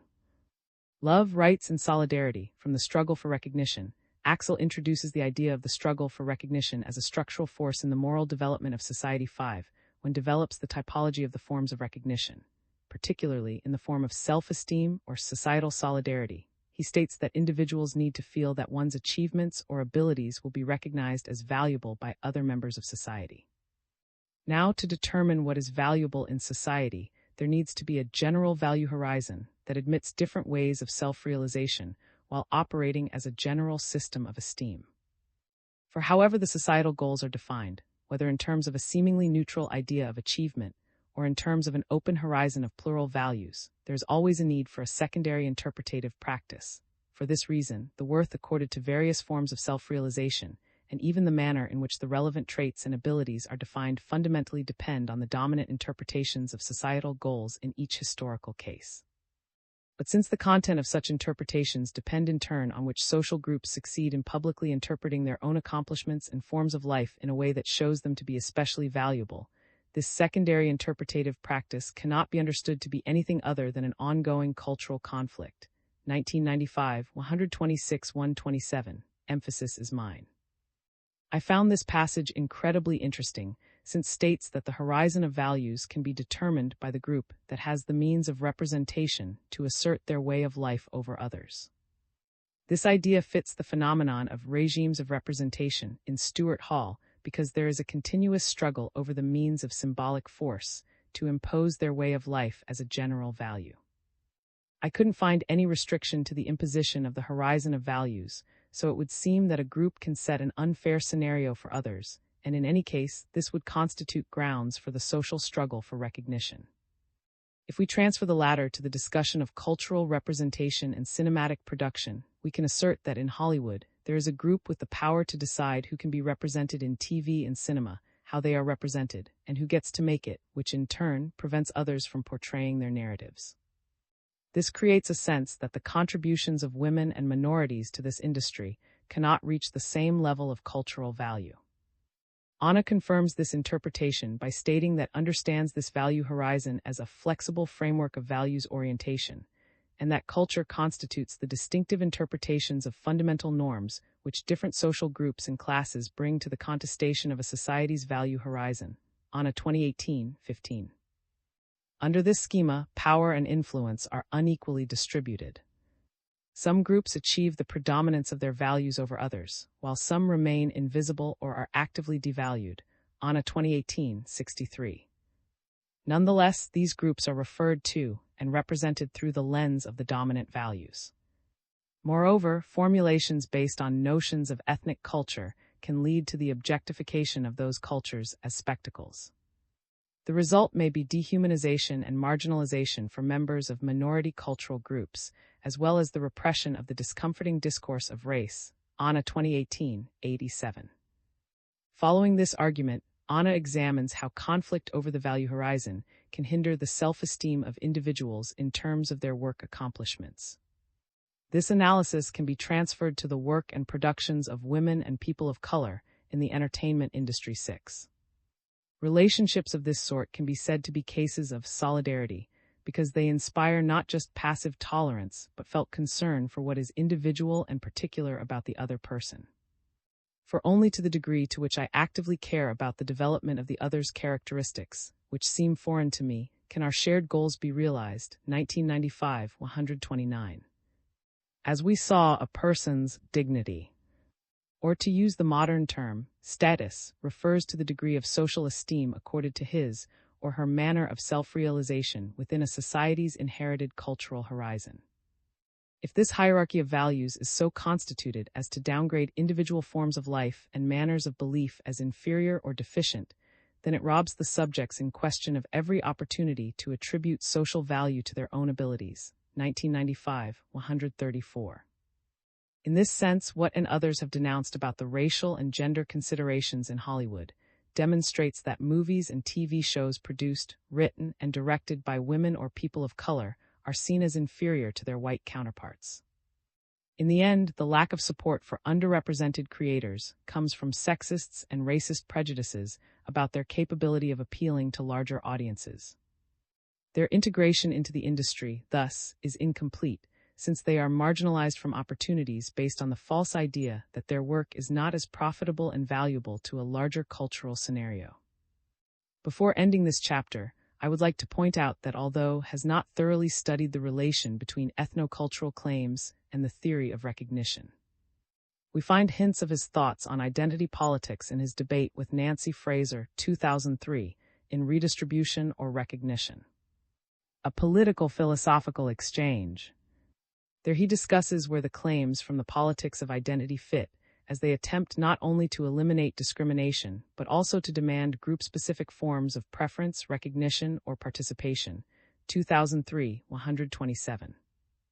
Ponders how some claims from these groups may apply to the principles of equality or success, as they fight for recognition in the legal order and respect from the majority. However, when the plea for recognition is that their cultural practices be recognized as valuable in their own right, then it is very difficult to determine what political measures would accompany this demands. 2003-132. I argue that the plea for diversity in Hollywood is twofold. On one hand, there is a demand for equality in claiming that being a woman or a person of color should not become an economic or professional barrier, based on what I presented in the previous sections. On the other hand, some also defend the idea that their identity provides a particular perspective that could enrich filmmaking and viewers' perception of diversity. I will not dwell on this division, since it would require looking at particular cases and the discourse around these demands. Still, it is important to note the difficulties of incorporating cultural demands into this model for recognition. He doesn't provide a final solution, but analyses like Anna's point out routes for understanding his contributions to the discussion. 6. Conclusion. On this note, Axel's theory contributes to the understanding of how the embeddedness of a group in the symbolic order can hinder their ability to influence the value horizon, which in turn works as a reference to what ways of life, types of work, and cultural expressions are prized by society. Is not concerned with the recognition of cultural minorities and identities as such. Rather, he worries about fair inclusion or integration of minority groups' interpretations of society's core goals, fluidly constituted as these are, in a value horizon dominated by majority social groups. Anna 2018-15. The demands of the non-white and non-male creators in the entertainment industry seem to be justified by the recount of the struggle for recognition and the contested value horizon that influences cultural production today. These groups do not attempt to receive special treatment for their difference. Rather, they protest a deeply embedded bias in Hollywood's practices, which results in a lack of fair professional opportunities, monetary, and strategic support for their productions. I argue that this pattern of practices in studios reveals that the problem of representation will not be solved through proportional representation, because it is rooted in a lack of recognition of these groups. The problem with proportional diversity is that it attempts to translate representation as quotas based on the proportion of the population of said underrepresented group. Many studies, including the UCLA Report 2023, consider that progress in this area is achieved if the increase in cast and creators of a certain ethnic or gender group approaches to real proportion in a country. However, I contend that representation should mean that these groups in the industry take more power around the cultural and economic value of their productions and in the decision-making of the narratives told on TV and cinema. Even if ensuring inclusion in the studios could be a positive action, as I mentioned earlier, we need to the idea of representation as a way of recognizing the value of women and people of color as narrators of their own stories. Open Access. This chapter is licensed under the terms of the Creative Commons Attribution 4 International License (ORG) licenses by 4.0, which permits use, sharing, adaptation, distribution, and reproduction in any medium or format, as long as you give appropriate credit to the original author S and the source, provide a link to the Creative Commons license, and indicate if changes were made. The images or other third-party material in this chapter are included in the chapter's Creative Commons license, unless indicated otherwise in a credit line to the material. If material is not included in the chapter's Creative Commons license and your intended use is not permitted by statutory regulation or exceeds the permitted use, you will need to obtain permission directly from the copyright holder. References: On 2018, and Everyday Me's Recognition Work and Integration. Cam, John, Kelly D. Harding, and M. Ariel. 2022. Representation Matters: Race, Gender, Class, and Intersectional Representations of Autistic and Disabled Characters on Television. Studies in Social Justice 16, 323-348. 2019. The Hollywood Jim Crow, The Racial Politics of the Movie Industry. New York, New York University Press. Hall Stewart. 2013. The Spectacle of the Other. In Stewart Hall, Jessica and Nixon. Representation, Cultural Representations and Signifying Practices, 225-279. London, Sage Publications. Hall, Stewart, Jessica, and Nixon. 2013. Representation, Cultural Representations and Signifying Practices. London, Sage Publications. Caroline and Haggard. 2018. Women in Hollywood, The Ongoing Fight for Equality. A Space Dedicated to the Advancement of Women and Girls 1, 212. Axel, 2003. Redistribution as Recognition. A Response to Nancy Fraser. In Axel and Nancy Fraser, Redistribution or Recognition. A Political Philosophical Exchange, 110-197. London, New York, Verso. Axel, 1995. The Struggle for Recognition. The Moral Grammar of Social Conflicts. Cambridge, Massachusetts, The MIT Press. Lays Spike. 2020. On Directing, BAFTA's David Lean Lecture. ComWatch V7NM and T1216s. YouTube's video. BAFTA Guru. Accessed 6 March 2024. Lopes, 2023. La Para Y Socials Y. Y48, 110-119. Org 105354071915292023733020. Roberto, 2019. Exploring the data on Hollywood's gender pay gap. The Conservation, December 20, 2019.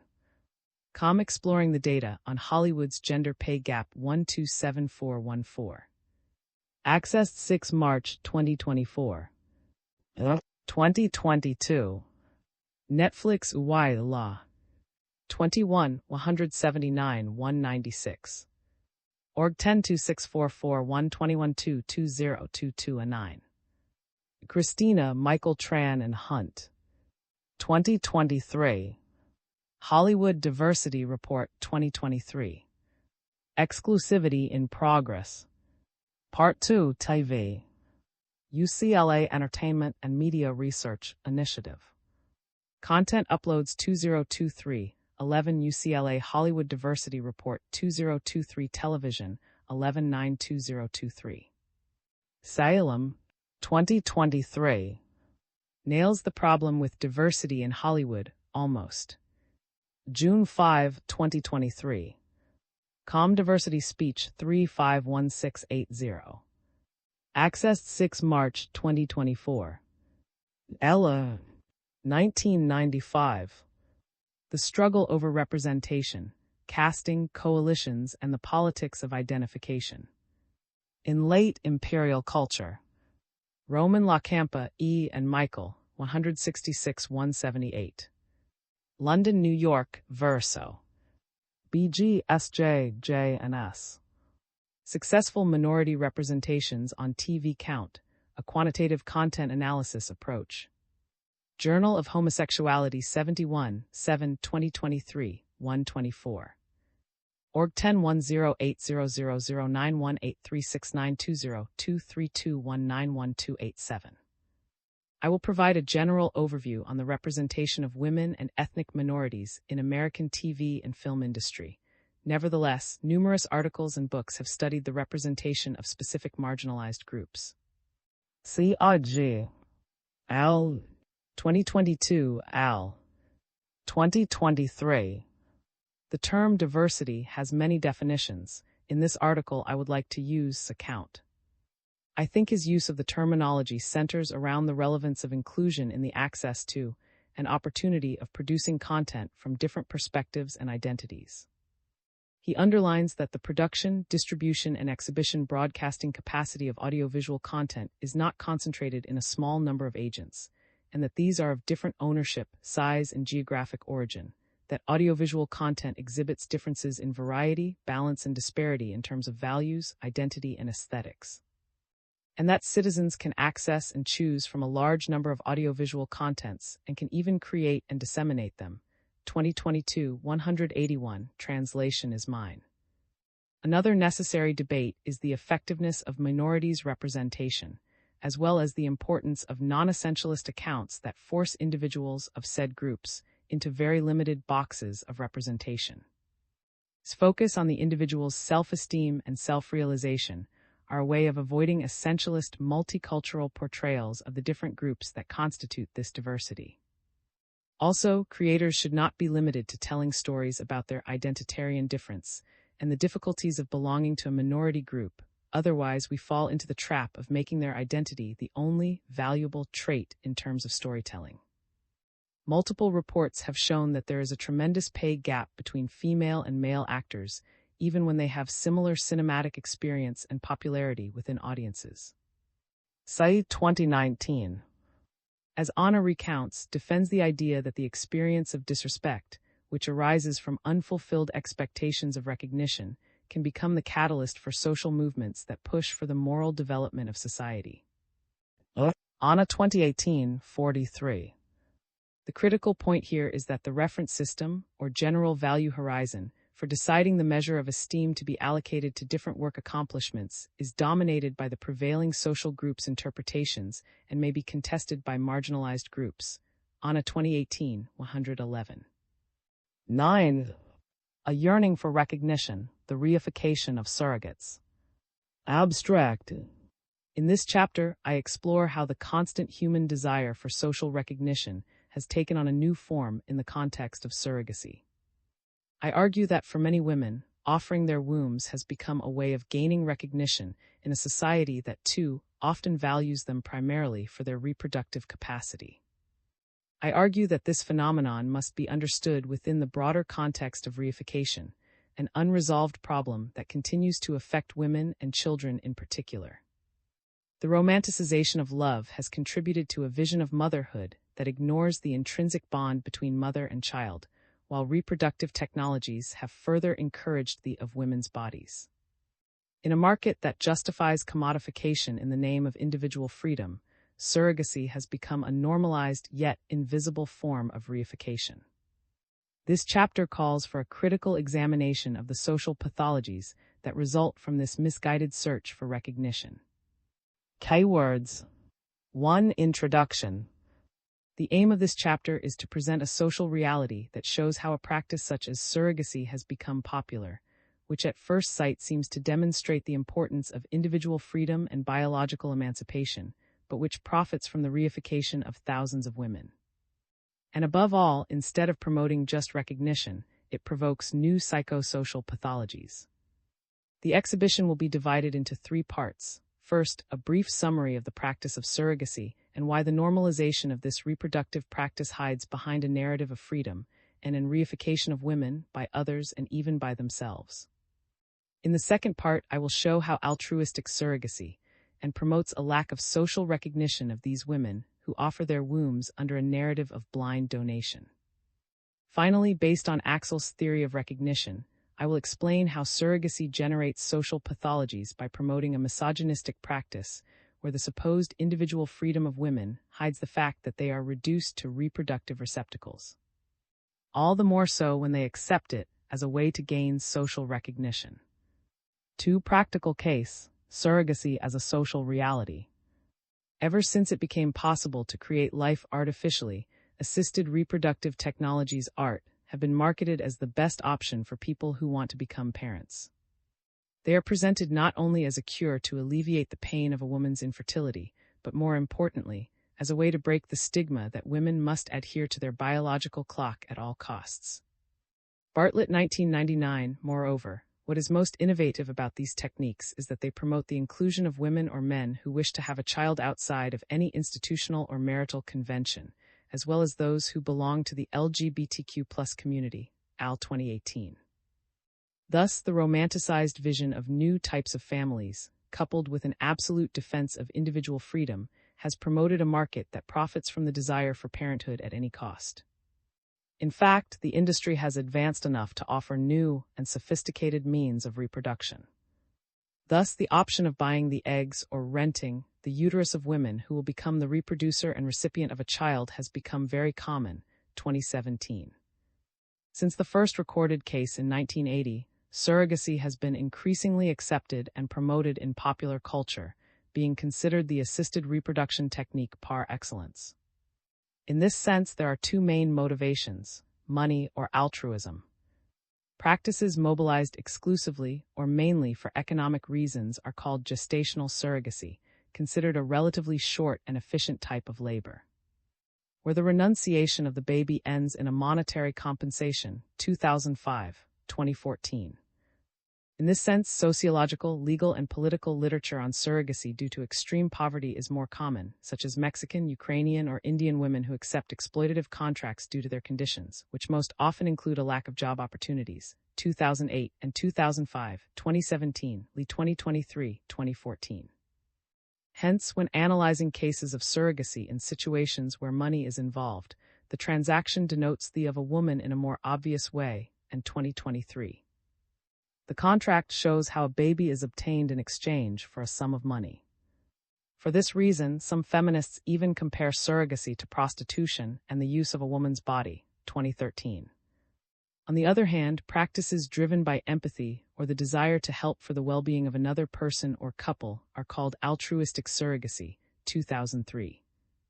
In both cases, the assisted reproduction industry acts as an intermediary through a contract in which the surrogate relinquishes her maternal rights, 2017. However, in an altruistic case, there is no financial compensation. The intended parents only cover the cost of the pregnancy, and 2023. This means that in both cases, not only is the use of a woman's womb, and thus the of her body, justified by the current conception of paternity as an individual right, but in altruistic surrogacy, women are deceived into helping others simply because it is in their nature to be generous and kind. 1995-2013. Neonates born from commissioned embryos and carried by gestational surrogates have increased adverse perinatal outcomes, including preterm birth, low birth weight, hypertension, maternal gestational diabetes, and placenta, compared with singletons conceived spontaneously and carried by the same woman, Wu al. 2017-1. The very fact of lending the womb involves serious risks that go beyond the mere choice of the women. It consists of exposing them to risks in order to fulfill the supposed right to parenthood. Psychological damage is also caused by the separation between the surrogate and the baby. A study in Iran documented significant emotional stress among women who rented their wombs, Tehran al. 2014. In addition, surrogates in India have experienced high levels of depression during and after pregnancy, Lamba al. 2018. This can be explained by recent findings on, which implies, an intricate exchange of genetically foreign cells creates a permanent connection that contributes to the survival of both individuals, al. 2021. In other words, over the last years, it has been studied that there is an important cellular exchange between mother and baby during pregnancy. This profound biological connection underscores the fact that gestation is not a neutral or merely contractual process, but one that leaves a lasting physical and emotional imprint on both the surrogate and the child. Historically, the placenta has been thought to act as a barrier that genetically separates the mother from the fetus, but it is now known that fetal cells also circulate in the mother's body during pregnancy, al. 2021. This means that the separation between the woman and the human being carried in her womb is not as simple as it seems, so that psychological damage is manifested through anxiety due to lack of attachment, and because biologically there has been a cellular exchange. Moreover, because there is a tendency to simplify the fragmentation of women's bodies to their mere reproductive capacity, when in fact it implies the of her whole body. 2024. In the following section, I will also look at the suffering of women due to a search for recognition that is not reciprocal and, above all, reifying. 3. Altruistic surrogacy and the yearning for recognition. What happens when there is only a one-sided, non-reciprocal quest for recognition based on love? What happens to the psyche of women who are left with the desire to be recognized after lending their wombs for 9 months in exchange for being loved? There seems to be something so misogynistic in society and so complicated in the experience of love that women believe they will be loved not by themselves, but indirectly by the child they will carry for 9 months, 2009. Because they feel incapable of unconditional or self-love, they agree to be loved selfishly. These women will give the intended couple something so precious as a child that it will be impossible for them not to thank them and somehow love them, for by satisfying their desires in such a profound way, it should be enough for them to recognize and love them. Forgetting that if it is not reciprocated, there is no such thing. In the reciprocal experience of loving care, both subjects know themselves to be united in their neediness, in their dependence on each other. Since, moreover, needs and emotions can, to a certain extent, only gain confirmation by being directly satisfied or reciprocated, recognition itself must possess the character of effective approval or encouragement. This recognition relationship is thus also necessarily tied to the physical existence of concrete others who show each other feelings of particular esteem. 1995-95. My couple made me feel that I would be part of their family for doing this, and that made me feel that they truly appreciated the gift I was giving. Once they changed, it put a whole new spin on things. I now have to look at this as a business deal, which is anything but fulfilling, but it is all I have left. Part of my reason for choosing them was that they could truly appreciate the gift, right out of the gate, not once the child is born and the journey is over. I need my IP's support now, but they refuse to give it. 2016, 193.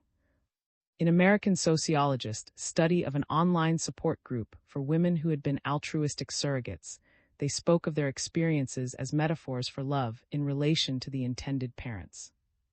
Thus, by using a language of love, surrogacy contracts imply a reciprocal relationship between the parties.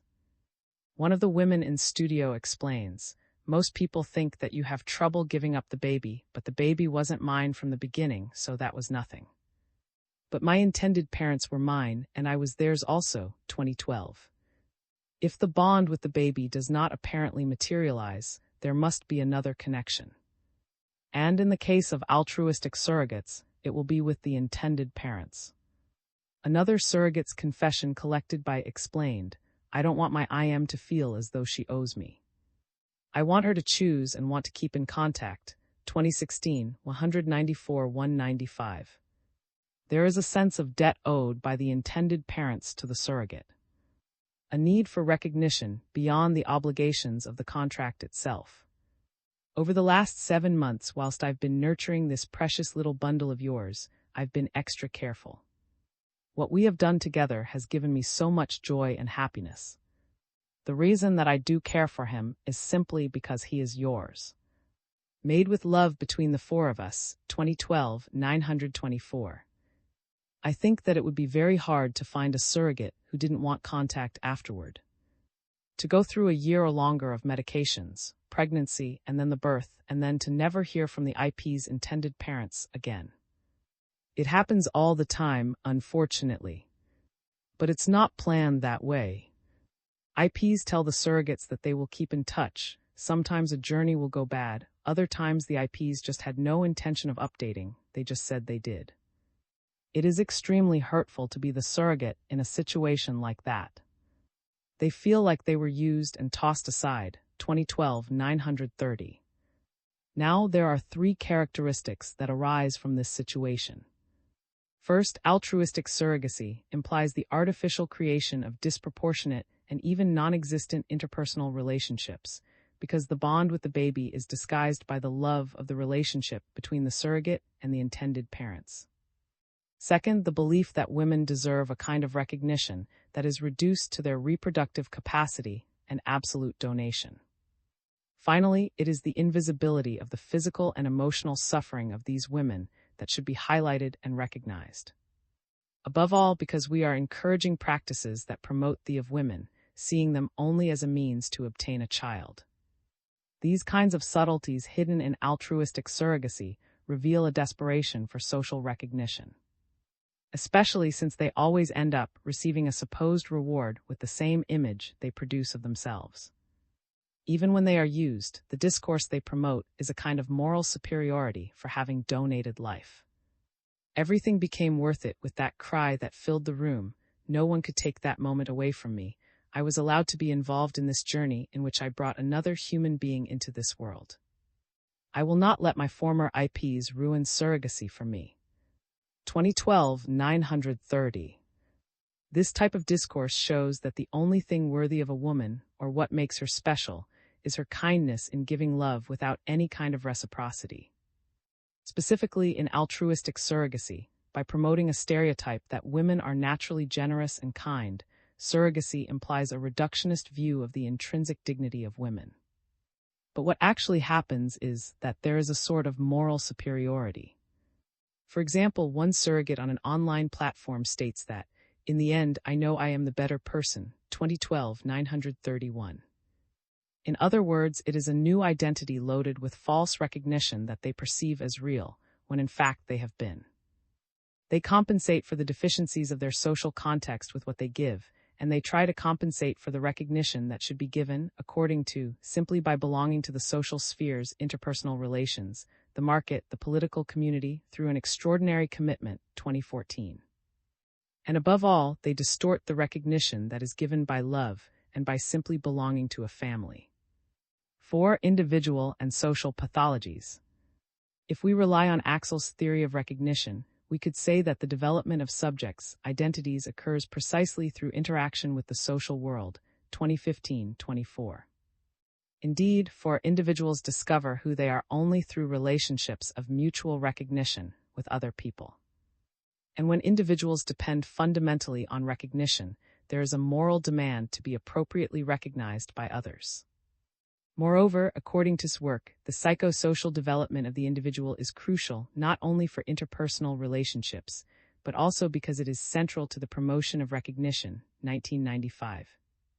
However, the misrepresented search for recognition through altruistic surrogates breaks with the development of their identity, 2014. By becoming invisible after fulfilling the contract and granting the rights of the child, there is no instance in which the mutual recognition of the mother to her child and of the woman by the intended parents is promoted. On the contrary, a typical contempt is perpetuated. From the intended parents to the women who lent them their wombs to have a child, and from the surrogates themselves, because they think that the recognition they deserve comes only from being and from seeing the child as an obligated right. Especially in the case of altruistic women, this deprives them of an integrated identity, their healthy self-esteem and self-respect. For this reason, also emphasizes the importance of everyday language use in integrating and maintaining patterns of approval and recognition. However, when people, in this case surrogates, are belittled and mistreated by others, they imply disrespect in the form of insults and humiliations that manifest as lack of recognition, 1995, 131. Moreover, the suffered by the surrogates is also a form of humiliation that shows mistreatment and a form of disrespect to the other. In this way, if we follow thesis, that occurs in cases where women altruistically rent their wombs, due to the lack of a reciprocal relationship between the intended parents and the surrogate, constitutes an injustice perpetrated against her, since it damages her perception of herself in terms of her self-esteem and social value, 1995, 135. In addition, the recognition that should be fostered by intersubjective bonds is truncated because she is not seen or recognized as a being deserving of love or respect, but as a thing that fulfills a function and a contract. Thus, the notion of denigration and disrespect developed by would perfectly explain what happens in the psyche of surrogates after they have lent their wombs. Indeed, one form of denigration proposed by tells us that it consists in assuming that there are individuals or forms of life that are inferior or deficient, hence depriving that person of the opportunity to contribute social value for his or her own abilities. A person's dignity, or to use the modern term, status, refers to the degree of social esteem accorded to his or her manner of self-realization within a society's inherited cultural horizon. If this hierarchy of values is so constituted as to downgrade individual forms of life and manners of belief as inferior or deficient, then it robs the subjects in question of every opportunity to attribute social value to their own abilities. For those engaged in them, the result of the evaluative degradation of certain patterns of self-realization is that they cannot relate to their mode of life as something of positive significance within their community. For individuals, therefore, the experience of this social devaluation typically brings with it a loss of personal self-esteem, of the opportunity to regard themselves as beings whose traits and abilities are esteemed, 1995, 134. And if in the case of a surrogate it is considered useful to achieve her individual freedom at the cost of promoting a reification of another individual without recognizing her as a being worthy of recognition, solidarity, and even love, then a social pathology is clear, 2015-27. Moreover, what is pathological in our society is the constant normalization of this practice, which does not promote the full development of these women, since it seems that their only contribution to the community is based on their reproductive value. For surrogates, this means a constant feeling of loss of self-esteem and the possibility of feeling valued and recognized with qualities and abilities that go beyond an absolute donation ends up being non-existent. Furthermore, let us not forget that the kind of recognition that suppresses this kind of denigration is, according to, the social approval of a form of self-fulfillment that can be discovered and developed with the support of a community. This means that we as a culture are failing these women because their experience of being socially denigrated threatens their own identity, self-esteem, and social value. Also, it confirms that when there is a social deformation that prevents an evaluation of practices, it provokes a systematic oppression that reinforces the propagation of pathologies. Therefore, the struggle for recognition must include a critique that exposes the social mechanisms that promote and perpetuate the reification of women in our societies. That is why we need to rethink the value of women beyond their total giving of themselves for nothing in return. Surrogates cannot base their self-esteem and social recognition on their boundless generosity. If they do, we will find ourselves in a society that justifies the freedom of a few, but denies, and that of women when it suits a powerful social group. especially when surrogacy is just one of many examples of women being exploited by the reproductive industry. Disguised behind the word choice, it hides the reality of thousands who are used and discarded once they offer their wombs as a sign of empathy, freedom, and generosity. The problem is that the Romanization eliminates the testimonies and the realities of women who have suffered by being altruistic surrogates. It also simplifies the complexity of a pregnancy and the transformations that take place in a woman's body. 5. Conclusion. The reality is that the normalization of surrogacy has closed society's eyes to questioning and criticizing what happens to these women and children. The experiences and sufferings of surrogates are hidden behind a narrative of happy families. In this sense, we are used to finding in technology and science the key to the emancipation of human nature. However, in most cases, progress comes at a price for humanity. And here, it plays with the vulnerability of many women. Above all, the industry of assisted reproductive technologies profits from the desire of a few to become parents and exploits thousands of women who want to gain social recognition by reducing them to their reproductive and maternal role. In other words, it is a market that promotes the reification of women in the name of the existence of a practice capable of fulfilling an egoistic desire. However, freedom must be understood in such a way that its individual use does not lead to a constant reification of women and children. Surrogacy, whether for economic or altruistic purposes, fragments and instrumentalizes women, degrading them and causing psychosocial pathologies that cause them irreversible abandonment. Mutual recognition of the members of a society implies that social, economic, and political institutions strengthen self-esteem, self-respect, and solidarity by making each person see himself or herself as a being worthy of love rather than as a means to the exercise of capricious individual freedom. 2004. For this reason, I attempted to show in this chapter how a practice that is increasingly normalized in contemporary societies actually has complex and serious aspects that need to be questioned and studied in greater depth. In particular, it is not only a question of thinking about the new types of families that have emerged in recent decades, but also how, despite all the waves of feminism, the tension between autonomy and the reification of a woman's choice has not yet been resolved.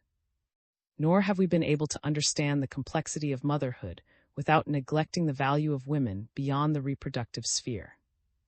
The task, therefore, remains to question the extent to which institutions are genuinely interested in giving fair recognition to all women, and not only to those who can exercise their individual rights by instrumentalizing and objectifying others in order to achieve their own desires. Open access. This chapter is licensed under the terms of the Creative Commons Attribution 4 International License (ORG) licenses by 4.0, which permits use, sharing, adaptation, distribution, and reproduction in any medium or format, as long as you give appropriate credit to the original author S and the source, provide a link to the Creative Commons license, and indicate if changes were made. The images or other third-party material in this chapter are included in the chapter's Creative Commons license, unless indicated otherwise in a credit line to the material. If material is not included in the chapter's Creative Commons license and your intended use is not permitted by statutory regulation or exceeds the permitted use, you will need to obtain permission directly from the copyright holder.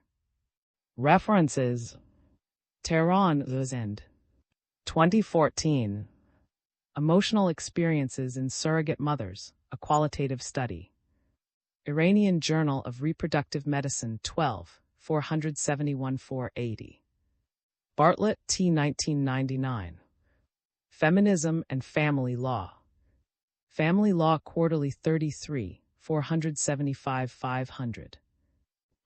2012. The Romance of Surrogacy. Sociological Forum 27, 913-936. 2016.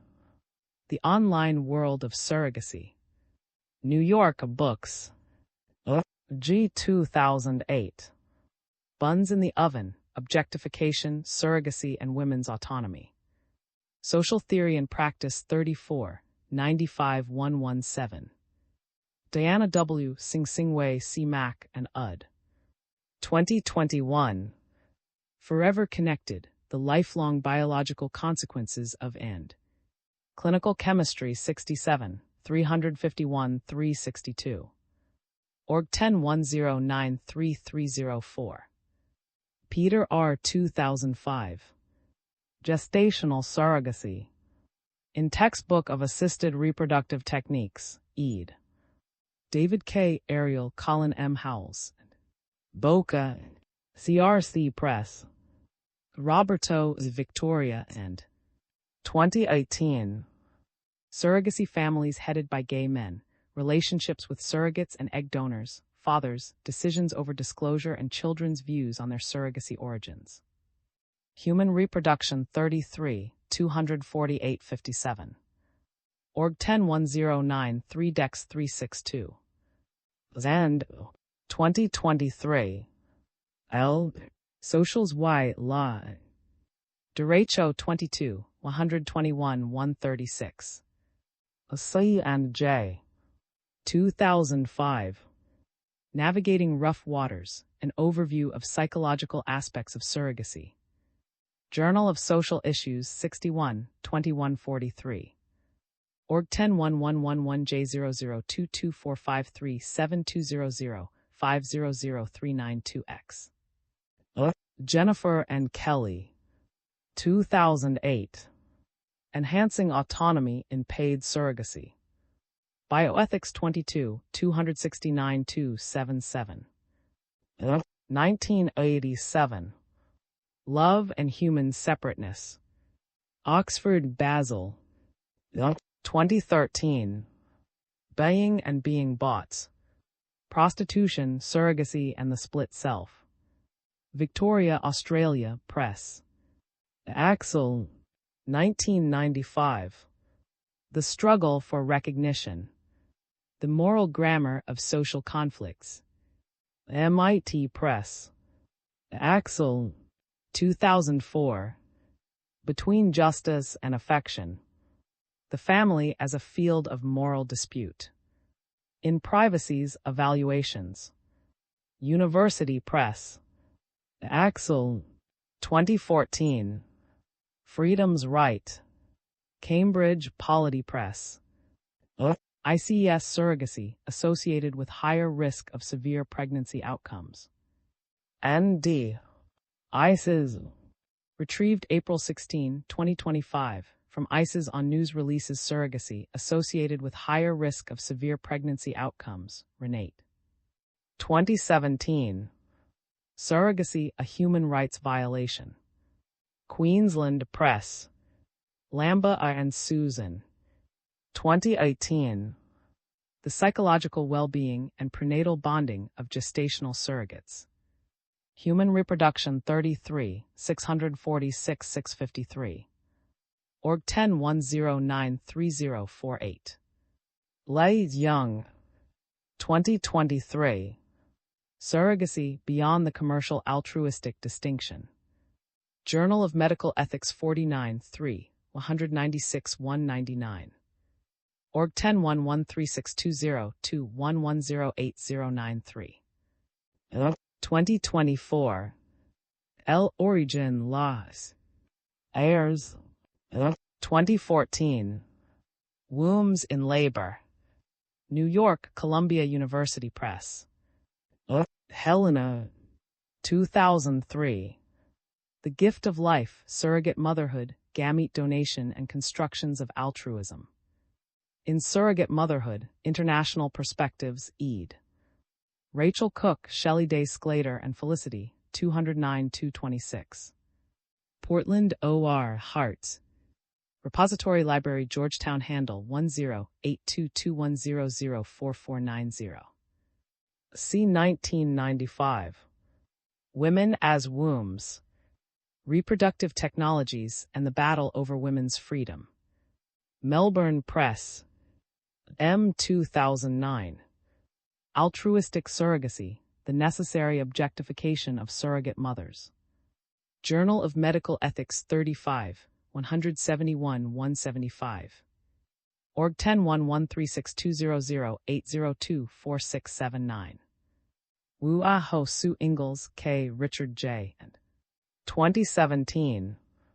Perinatal Outcomes After Natural Conception versus Infertilization, IVF, in Gestational Surrogates, a model to evaluate IVF treatment versus maternal effects. Fertility and Sterility 108, 993-98. Org 101016J2017090014. Christopher F. 2015. Axel, A Critical Theory of the Social. Cambridge Polity Press. In addition, a study published in 2024 in the Annals of Internal Medicine analyzed 863,017 pregnancies. The study looked at both major maternal morbidity and major neonatal morbidity. They also looked at hypertensive disorders such as preeclampsia, cesarean delivery, preterm birth and postpartum hemorrhage, ICES, surrogacy associated with higher risk of severe pregnancy outcomes, ND.